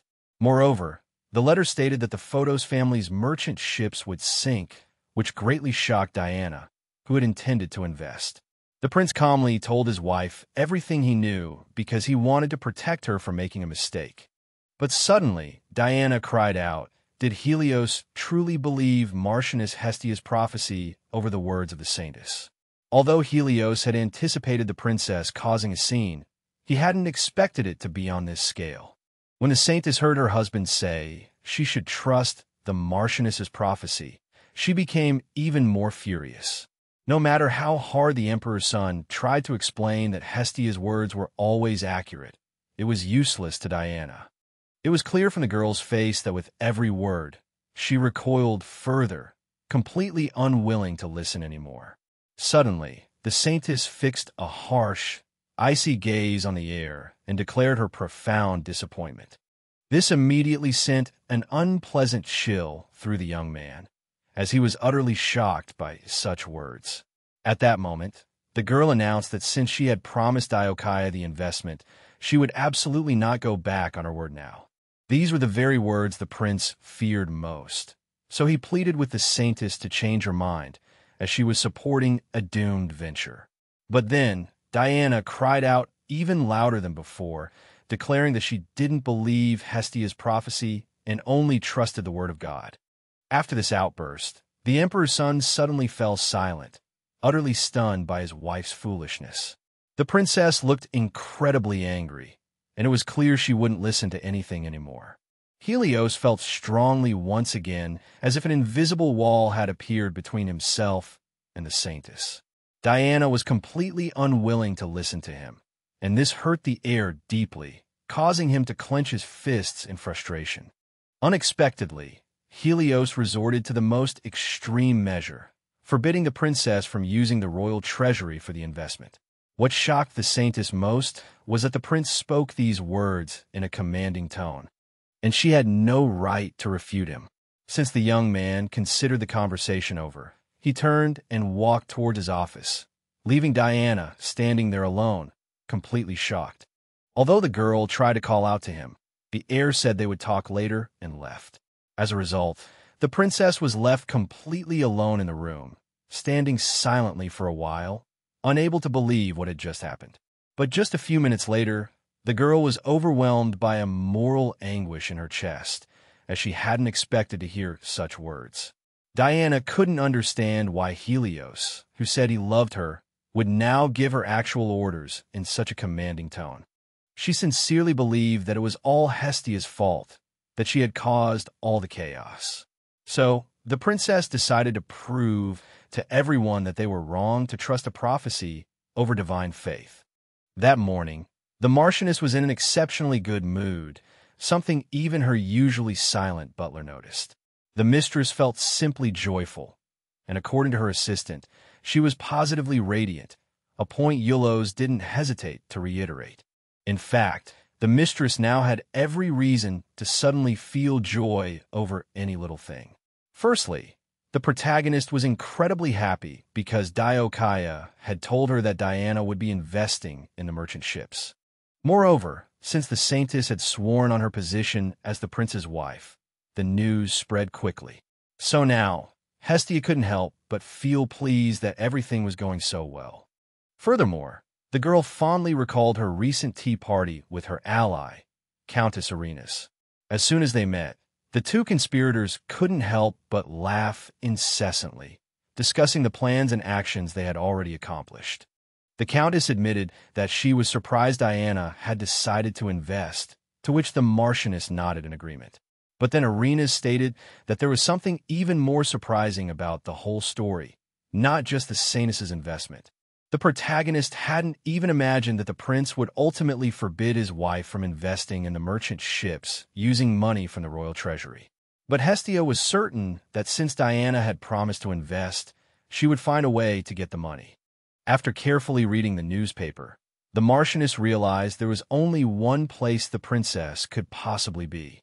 In fact, the Saintess had always been a sincere believer in the temple, so she must have gone to speak with the priests. At that moment, the Marchioness was anxiously waiting for all of the church's assets to finally be made public. Just then, the butler came to speak with her, successfully distracting her from thoughts of the princess and her foolish investment in the ships. The old man reported a message from the Marchioness's fertile lands, which immediately caused her concern. But Hestia was pleased to see the report stated there had been almost no outbreaks of illness in the city of Ilion recently. Then, the Marchioness suddenly thought of how she could expose all the negative information about the temple. The girl even jumped up in excitement and told Helios to investigate the illness situation. The assistant didn't argue with the suddenly decisive Marchioness and quickly ran off to carry out the order. Hestia's face beamed with unconcealed joy at having thought of such a good plan. Suddenly, Hestia was startled by the sound of her beloved's voice beside her, as she hadn't noticed him approach. The Marquis, however, remained calm, even though the Marchioness blushed again and her words became somewhat incoherent. He skillfully changed the subject, explaining that he had been urgently summoned to the palace early the next morning. Hestia immediately looked at her husband in surprise, as he almost never told her about his work. Much to Hestia's surprise, the man suddenly said that the heir had very sincerely requested her presence as well. As soon as the couple arrived at the palace, Helios noted with satisfaction that Hestia had also come. Hestia tried her best to restrain her anger, although she was quite annoyed by the prince's sudden summons. Callus was well aware of his wife's state and understood that bringing her along today might not have been a good idea. However, when the Emperor's son said he simply wanted to consult with the Marchioness, he seemed very sincere. Therefore, Hestia finally agreed to the heir's request, especially since he had been quite despondent lately. Before the conversation began, Hestia, having just raised her cup to her lips, was shocked to discover it was filled with coffee instead of tea. The girl knew very well that in this world, guests were always served tea, so she asked the prince the reason, puzzled. The Emperor's son explained that he had heard the Marchioness preferred coffee, which surprised not only her, but also Callus. While Hestia was utterly shocked by what she'd heard, the Marquis was rather angered by his former friend's words. After a while, the Marchioness regained her composure but decided not to drink the coffee, just in case. But Helios quickly noticed this, saying that it was the first time in a long while he had been so kind, and yet the girl treated him this way. The Marchioness suddenly realized that the Emperor's son always left long pauses after speaking. When Callus asked if it couldn't be done without Hestia's help, Helios was finally cornered. Both husband and wife were surprised when the prince admitted he had invited them because of the upcoming formal banquet.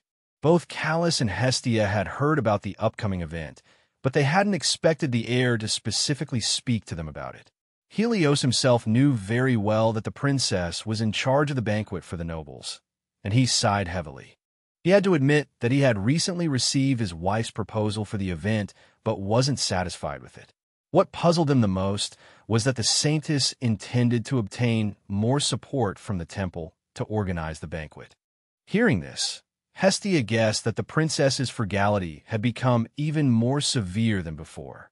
So now Helios was doing his utmost to salvage the event, and the coffee was actually a form of bribery.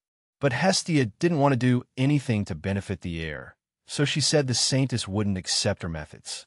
The Emperor's son knew himself that if other solutions were offered to the princess, she would only become more insistent.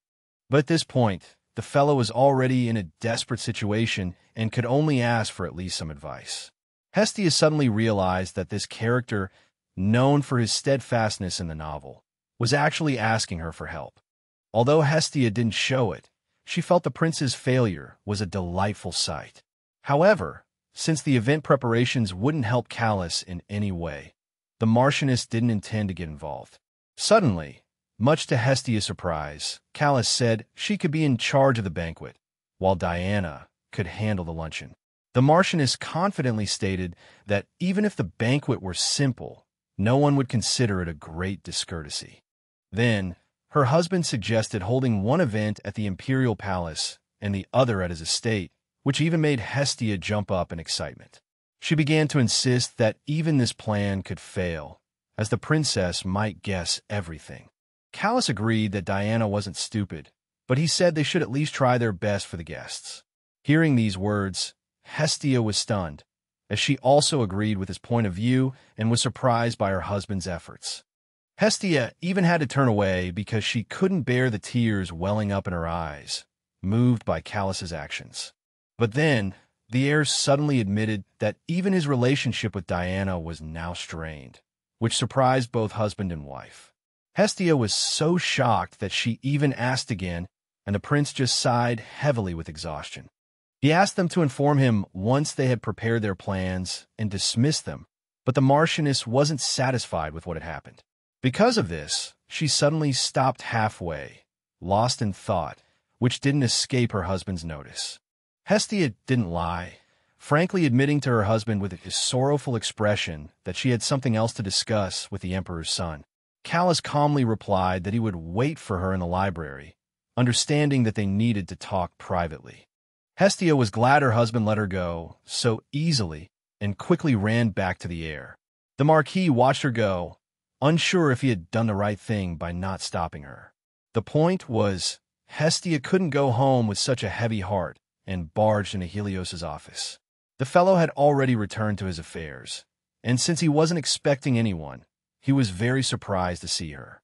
The Marchioness decided that no matter how nervous she was, she wouldn't back down, so she confidently told Helios that she needed to talk. The Emperor's son couldn't imagine what this girl, who had rushed to find him, wanted to say. But before Helios could speak, Hestia asked him with displeasure why he had chosen her and her husband. Helios raised his hands in surprise, indicating his surrender and that he didn't intend to argue with her. The reason for Hestia's intense reaction was that she knew Diana had always been Callus's first love, even though it hadn't ended well. And the Marchioness, of course, had always cherished the precious memories of her husband's happy times with the Saintess. The Marchioness was angry that the prince had indirectly brought these thoughts back to Callus, so she declared that only she should feel this way. She loudly questioned the heir, claiming it was wrong to push the responsibility of his relationship with his wife onto a friend. Helios listened silently to the Marchioness, saddened by the understanding that every word she said was true. And Hestia could no longer suppress her emotions, her heart aching for the suffering her beloved had once endured. Hestia knew she had crossed all boundaries when she started yelling at the prince, but she couldn't control herself. She decided to defend her husband, even if Helios would punish her later. But then, the fellow unexpectedly apologized to her. Hestia couldn't even imagine that Helios would suddenly confess his deep guilt towards both her and Callus. He said he was ashamed to ask for their help, but he hadn't been able to find any other way to resolve the predicament. The prince then added that only the Marquis and Marchioness had the right to criticize the royal couple, which was why he had chosen them. Hestia listened attentively to Helios's words, noticing the absence of sarcasm or hostility in his tone. She realized that the heir to the throne was sincerely asking for her forgiveness and help. The Marchioness didn't reply, as she hadn't returned to the office to cancel the banquet arrangements in the first place. Hestia sadly realized that, in this situation, the heir would agree to any request she made in exchange for advice. But Hestia didn't take advantage of this. She simply asked the prince to personally apologize to her husband. Hestia reaffirmed her deep and genuine love for Callus and her willingness to do anything for him. She even offered to prove it if Helios still doubted her, but Helios assured her of his trust. Then, the prince's gaze suddenly softened, and a faint, sincere smile appeared on his lips. Almost unconsciously, Helios gently stroked the Marchioness's head, something he had wanted to do for a long time.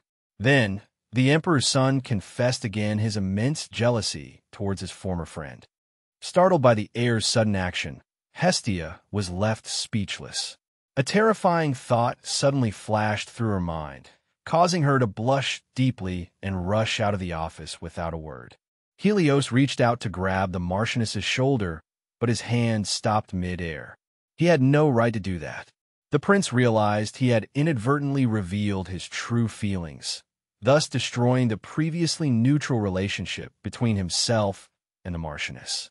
Hestia ran desperately, unable to believe she had truly understood what had just transpired. The image of Helios's gentle smile, a smile he had previously reserved only for the princess, kept flashing through her mind. She couldn't understand how the prince could allow himself to develop feelings for her, but she needed to calm down. Hestia decided that even if the heir harbored such emotions, she would not waver in her resolve for revenge. Walking slowly, thinking that Callus was waiting for her, she suddenly saw her beloved's back in the distance. Hestia was surprised because she remembered the Marquis promising to wait for her in the library, but he was talking to someone else. Imagine her surprise when she discovered that Callus's conversation partner was the Saintess. It wasn't surprising that Callus would run into Diana at the palace, where she resided. But for some reason, seeing them together caused a pang of discomfort in Hestia's chest. She wasn't ready to face such a scene. Lost in her emotions, she didn't notice that Callus had already seen her. Callus immediately sensed something was wrong with his wife and stood up, interrupting his conversation with the princess. He was deeply worried about Hestia's state, unsure how to help her in this situation. Even Hestia couldn't explain her discomfort. Everything seemed normal. The couple was so preoccupied with each other that they didn't notice how Diana's expression darkened when she saw Callus. But the princess quickly realized she shouldn't show such emotions and composed herself. Feeling uncomfortable around Hestia, Diana silently turned and returned to her room. Hestia only noticed at the last moment that the saintess had already walked quite far, so she didn't call out to her. Besides, Callis was constantly and anxiously asking if she was all right, noticing her pale complexion. But at this moment, Hestia wasn't ready to answer all of her husband's questions, as she was more worried about Diana's actions. Furthermore, she herself couldn't explain why Callis had looked so worried when he saw her. However, Hestia knew she couldn't remain in this distressed state forever, so she simply sighed in response. She understood that no matter how much the Marquis's condition had improved, he still remembered the painful end of that love. Therefore, Hestia felt somewhat embarrassed that Callis was worried about her, and she apologized to her beloved for it. She genuinely felt that she was being cowardly, as she couldn't help her beloved in any way. To her surprise, Callis didn't think so, and instead tried to help her dispel her doubts about herself and him. He gently stroked his wife's face, saying that he truly had no feelings for Diana anymore. He explained that he had run into the saintess by chance on his way to the library, and she had suddenly decided to speak with him. He hadn't initiated the conversation. It had just happened, and he truthfully told his wife so. Unexpectedly, Callis said that even though he had once loved Diana so deeply, he felt surprisingly indifferent upon seeing her for the first time since their separation. Hestia was shocked by her beloved's train of thought, as she hadn't expected him to say such a thing. Callis confessed that he felt somewhat disappointed in his past foolishness, when he had only had eyes for the saintess. He felt disheartened when the princess spoke to him as if nothing had happened, as if they were still friends. But somehow, now the Marquis could calmly look at the girl he had once loved so deeply. This is precisely what he told the Marchioness, and it mirrored the emotions and state of mind she had read about him in the original story. Callis himself understood that precisely because he had truly loved Diana, he could finally let her go peacefully and allow her to be with the prince. Hestia felt incredibly proud that her beloved had sorted out his feelings and found freedom. Faced with his wife's happy smile, Callis smiled just as brightly, feeling complete harmony within himself. He suddenly declared that he owed his current state entirely to Hestia, but she didn't believe him, simply smiling in response. However, since Hestia's condition was much better than before, the Marquis didn't insist on his point. He deliberately changed the subject, saying he was a little disappointed that she thought he still had feelings for someone else. Hestia had no choice but to defend herself, so Callis deliberately moved closer, making her even more shy. As a result, Hestia blushed deeply and said that they were only husband and wife in name, and her abilities would soon disappear. Lost in her thoughts, Hestia didn't even notice that her husband had suddenly become somewhat saddened.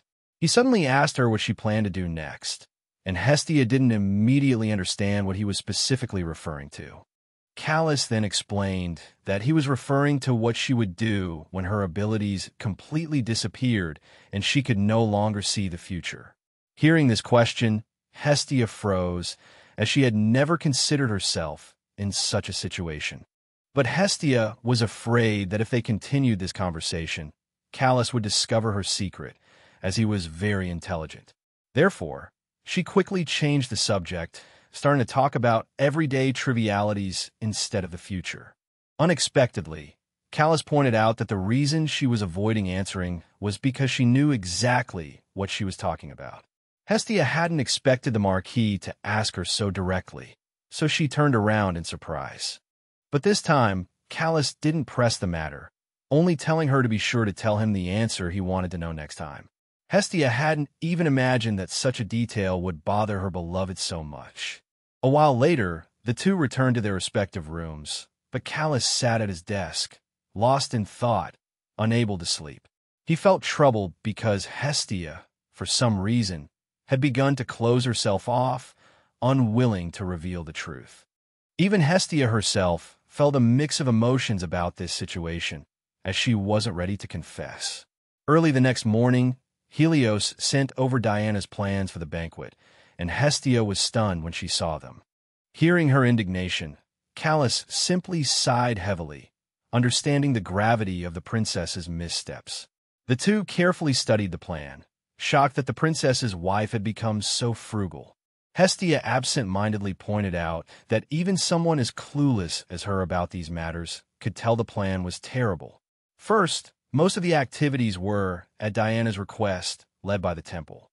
Consequently, the main menu consisted only of vegetarian dishes, and prayers were mandatory at the end of the celebration. Looking at the plan, Hestia couldn't even tell if it was for an imperial banquet or a temple reception. But what saddened Hestia most was that she and her husband had to rectify this depressing situation. However, Callis comforted the Marchioness, saying she was too concerned about the important guests.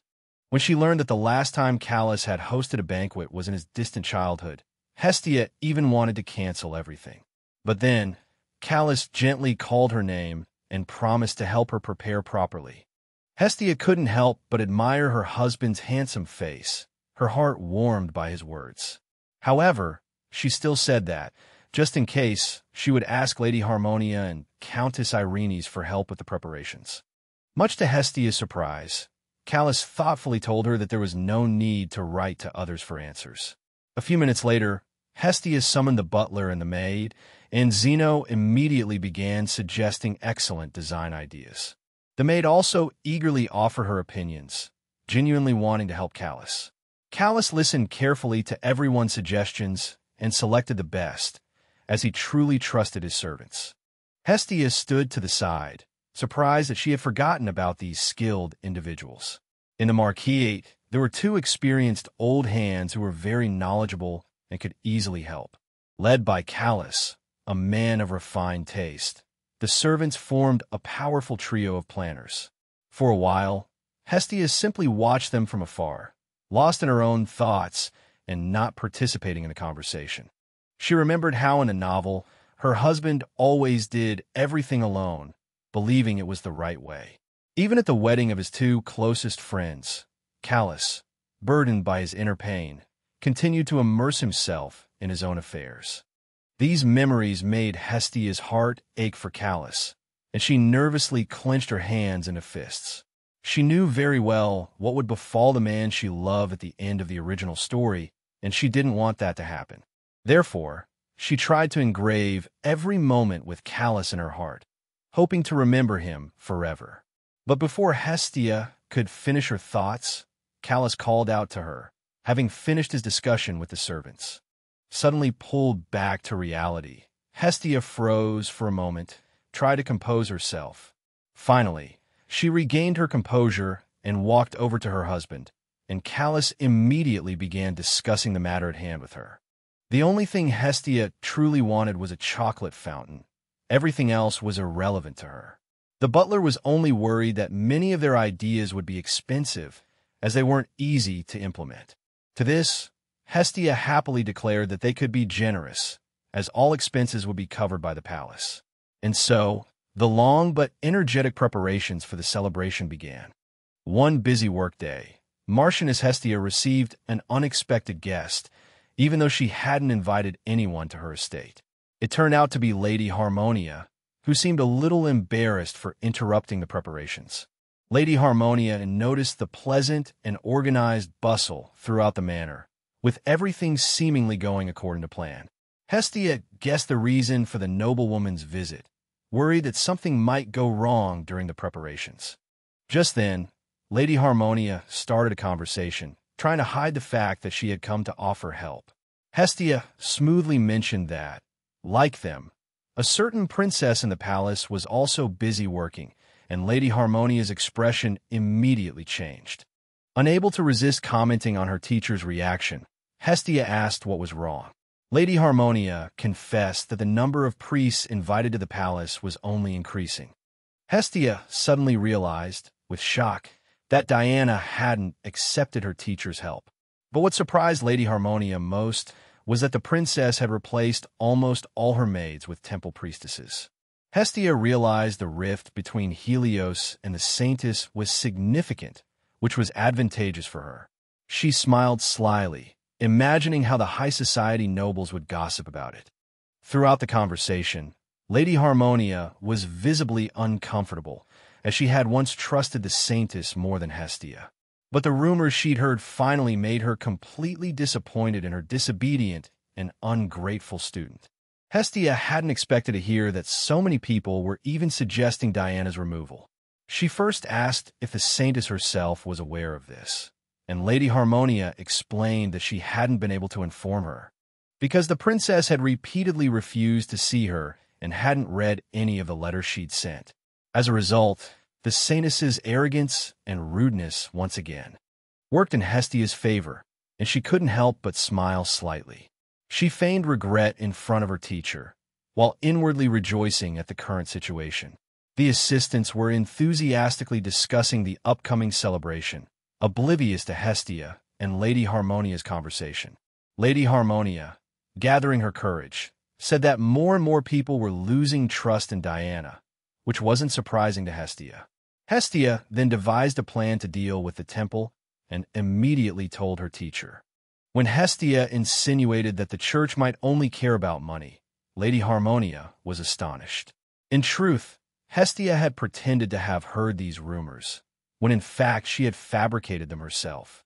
But Hestia needed Lady Harmonia to be more actively opposed to the temple, as she achieved her goal. This was all because the church couldn't help people fight diseases, something Hestia constantly worried about.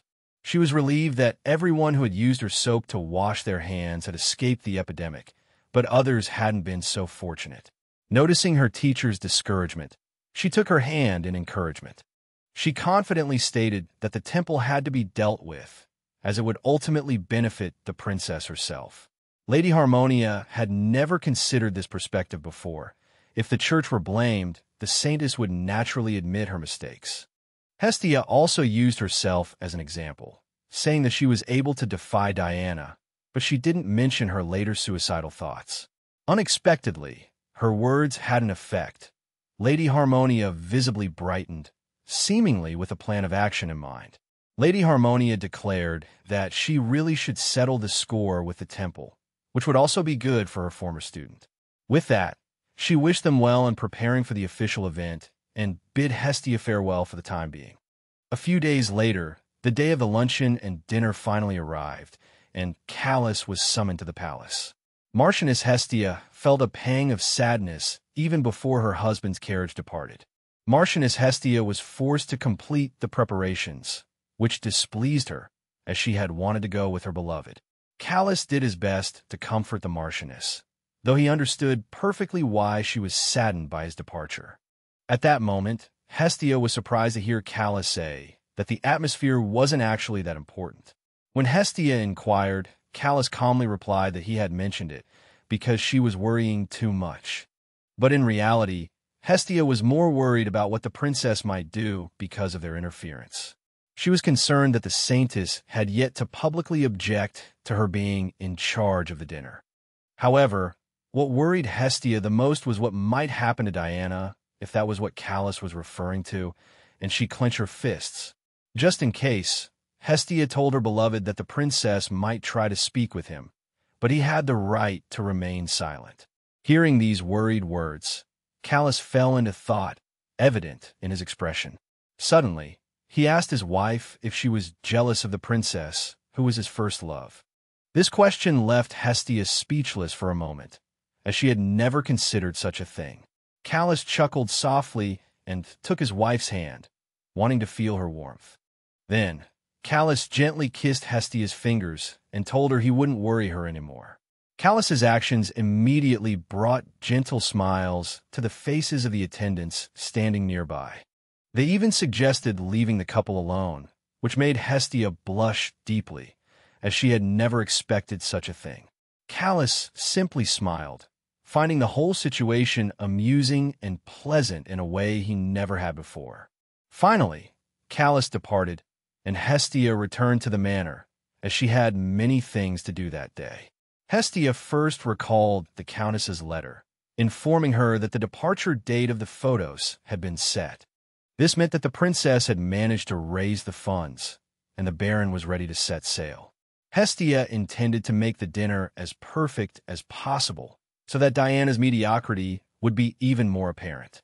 A malicious smile played on Hestia's lips, for she had successfully arranged everything so that people would want to overthrow the Saintess. Meanwhile, Callus was already seated at the dinner prepared by the princess, and he realized that everything looked utterly dreadful. Callus was disturbed by the grim faces of the emissaries, who had barely touched any of the dishes on the table.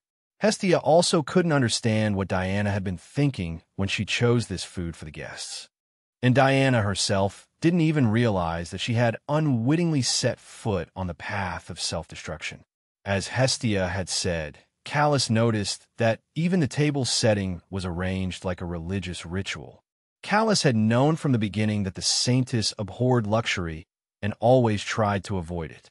But Hestia hadn't considered that such arrangements, while terrible for the court, were quite suitable for the temple. Callus caught sight of his old friend and the emperor in his peripheral vision, their expressions dejected because of the food. Finally, to lighten the mood, the emperor remarked that the food Diana had chosen seemed to be for the sake of his health. The prince also chimed in, saying that it wasn't a big deal to eat a lighter meal. And Callus still couldn't understand why everyone had to follow a faith that wasn't suitable for them. Even Princess Diana, upon seeing the dejected expressions of the others, suddenly realized her dinner had been a failure. Just a few hours later, the dinner ended, and the emissaries breathed a collective sigh of relief. Marquis Callus, having witnessed the disastrous scene, was determined to provide the guests with a proper dinner no matter what. Just as he was about to board his carriage, he suddenly heard Diana timidly call out to him for some unknown reason. Since conversing with the young woman no longer caused him pain, he calmly turned to face her. Diana shrank back slightly, a hint of shyness in her demeanor, and asked if they could speak for at least 20 minutes. Later, when the emissaries finally departed for Marquis Callus's estate, they were indignant at the meager hospitality shown at the palace. The men understood that neither the prince nor the emperor should be held responsible for how the princess arranged the table. But now, being led to the Marquis's estate, in the eyes of the emissaries, this became a symbol of the empire's utter decline. One man even sarcastically remarked that, having experienced such a meal at the palace, he held no expectations for Callus's estate. When Hestia, dressed in formal attire, greeted them, the guests were utterly astonished, completely caught off guard. They looked around in bewilderment, speechless at the beautiful scene before them. Marchioness Hestia very skillfully captured their attention, distracting them with conversation so that the meal could be served smoothly. Callus, observing his wife's actions from the side, quickly realized he had nothing to worry about. At this moment, while conversing with the emissaries, Hestia's eyes met her beloved's. She immediately winked at him, signaling that everything was under control and he needn't worry. Only then did Marquis Callus feel at ease enough to go and change his clothes, confident that his wife had taken charge of the situation. Hestia, however, was unaware that Callus was thinking that no one could compare to her in organizational skills. Less than half an hour later, Hestia announced the official start of the banquet, a banquet she and her husband had meticulously prepared for. Hestia modestly referred to the meal as a simple repast, though the table was already laden with a variety of dishes. The emissaries were so overwhelmed by the abundance and deliciousness of the food that they didn't know where to begin. Hestia carefully observed the guests and concluded that everyone was extremely satisfied with the hospitality. But what surprised the men most was that even the smallest details had been thoughtfully considered, and music from their own countries was playing in the banquet hall. Hestia herself was most proud of the chocolate fountain, clearly visible from any seat at the table. Hestia planned to completely overshadow Princess Diana, who had only served vegetables to the guests. Just then, one of the men began talking about the recent rise in prices, making life more difficult for ordinary people.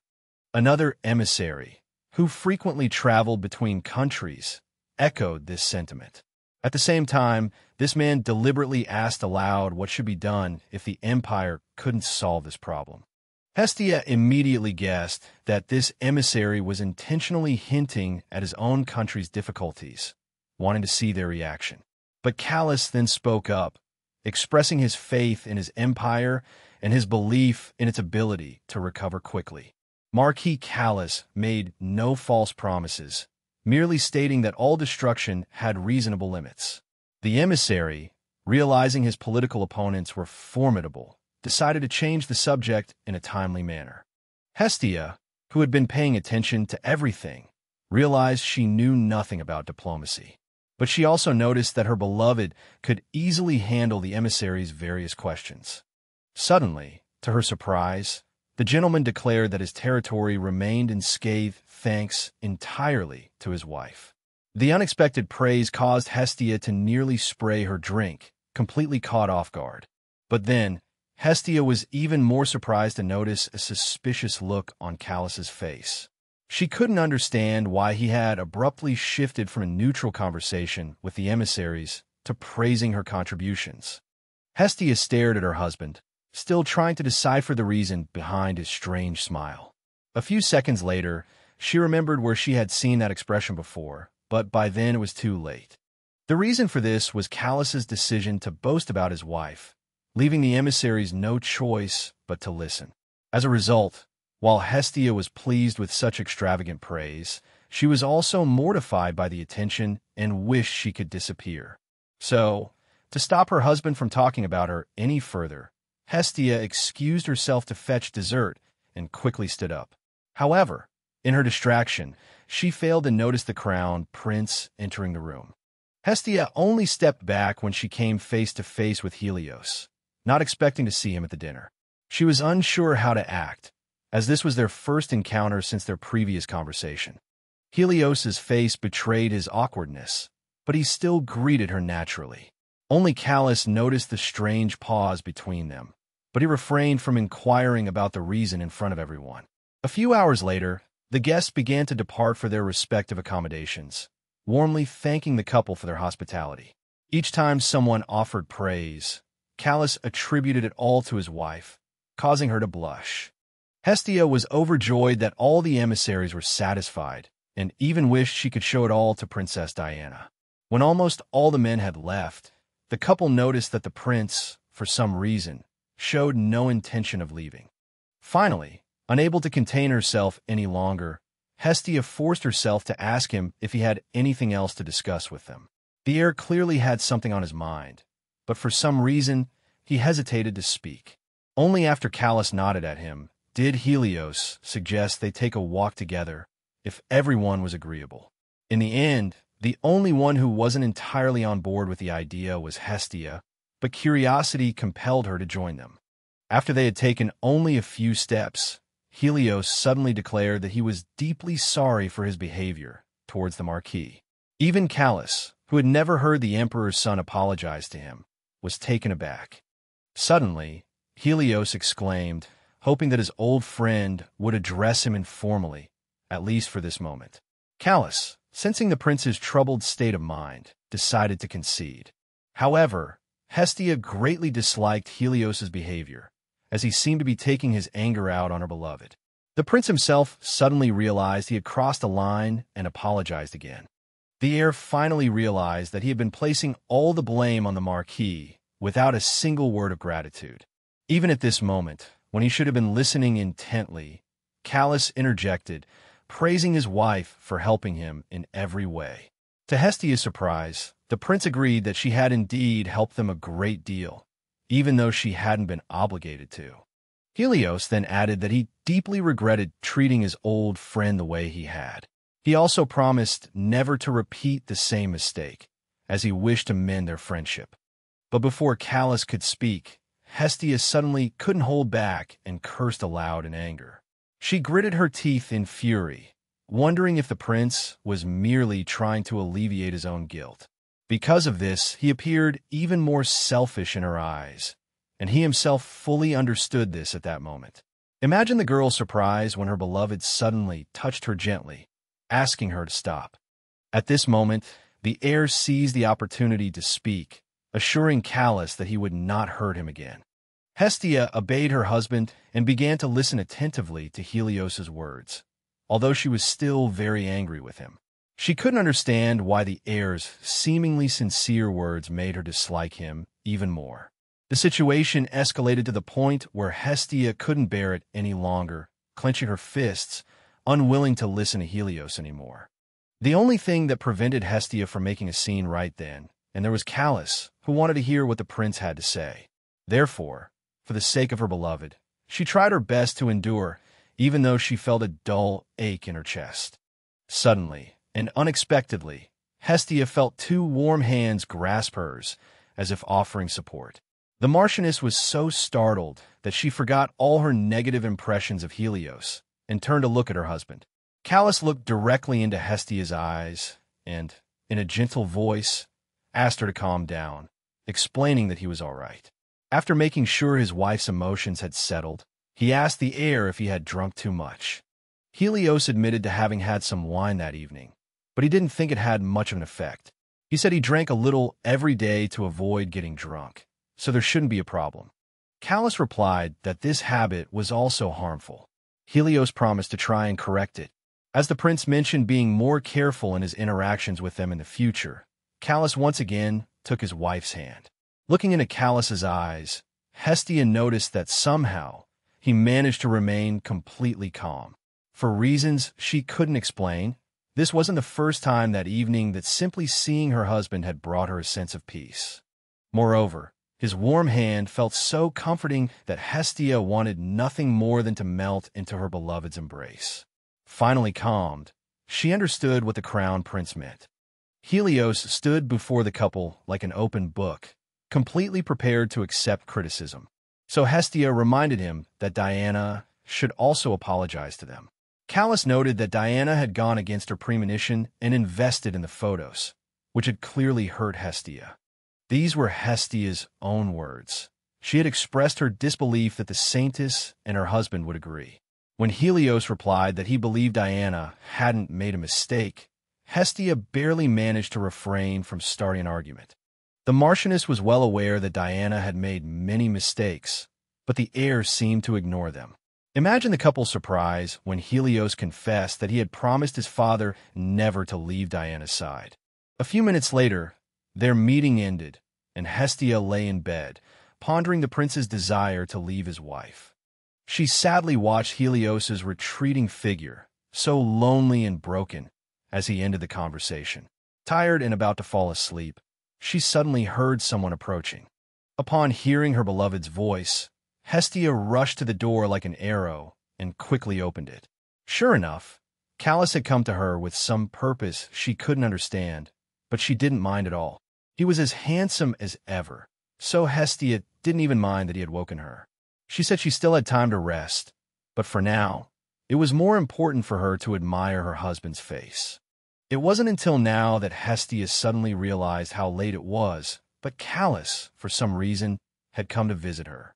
She was visibly surprised when he said he was pleased with how the evening had gone and wanted to talk. But Callis didn't just propose a conversation. He also brought wine, as he didn't mind relaxing a bit before bed.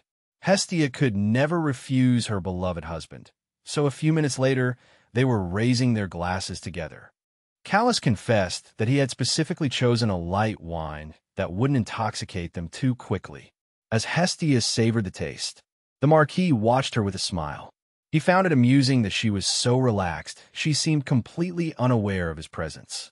After a few glasses, Hestia suddenly remembered that her beloved husband had summoned her for a reason. She could have imagined anything, but not that he would confess that Diana had tried to talk to him again today. Callis admitted he had stayed to chat a bit longer because he couldn't refuse her, but he hadn't expected the princess to suddenly ask him if he thought she had been completely wrong. The Marquis hadn't understood what she meant at first, so Diana explained that she was referring to the time she had abruptly abandoned him. Callis realized that if his past self could have heard those words, it would have been a great comfort. But now, he had found solace in Hestia and wouldn't change her for anyone. However, he couldn't leave Diana in such distress, so he decided to offer her some words of support. The princess finally heard what she wanted to hear, as Callis said she had only done what she believed was right. He smiled gently at her and assured her that even if he could go back, he would make the same choice. But as he said these words, Callas thought of his wife's loving smile and her willingness to sacrifice everything for him. Diana, however, took his words as directed at her, which made her incredibly happy, though she didn't show it. Hestia was surprised to hear her husband describe the princess's reaction, a reaction she couldn't comprehend. She wasn't sure if Diana had brought up the subject because she had finally realized her mistake. She couldn't even imagine that Diana was actually in very good spirits at that moment. Diana believed the look in her former friend's eyes was full of love, which was exactly what she had longed to see back then. Therefore, Hestia planned to use the Photos merchant ship to bring both Helios and Callas back to her side as soon as possible.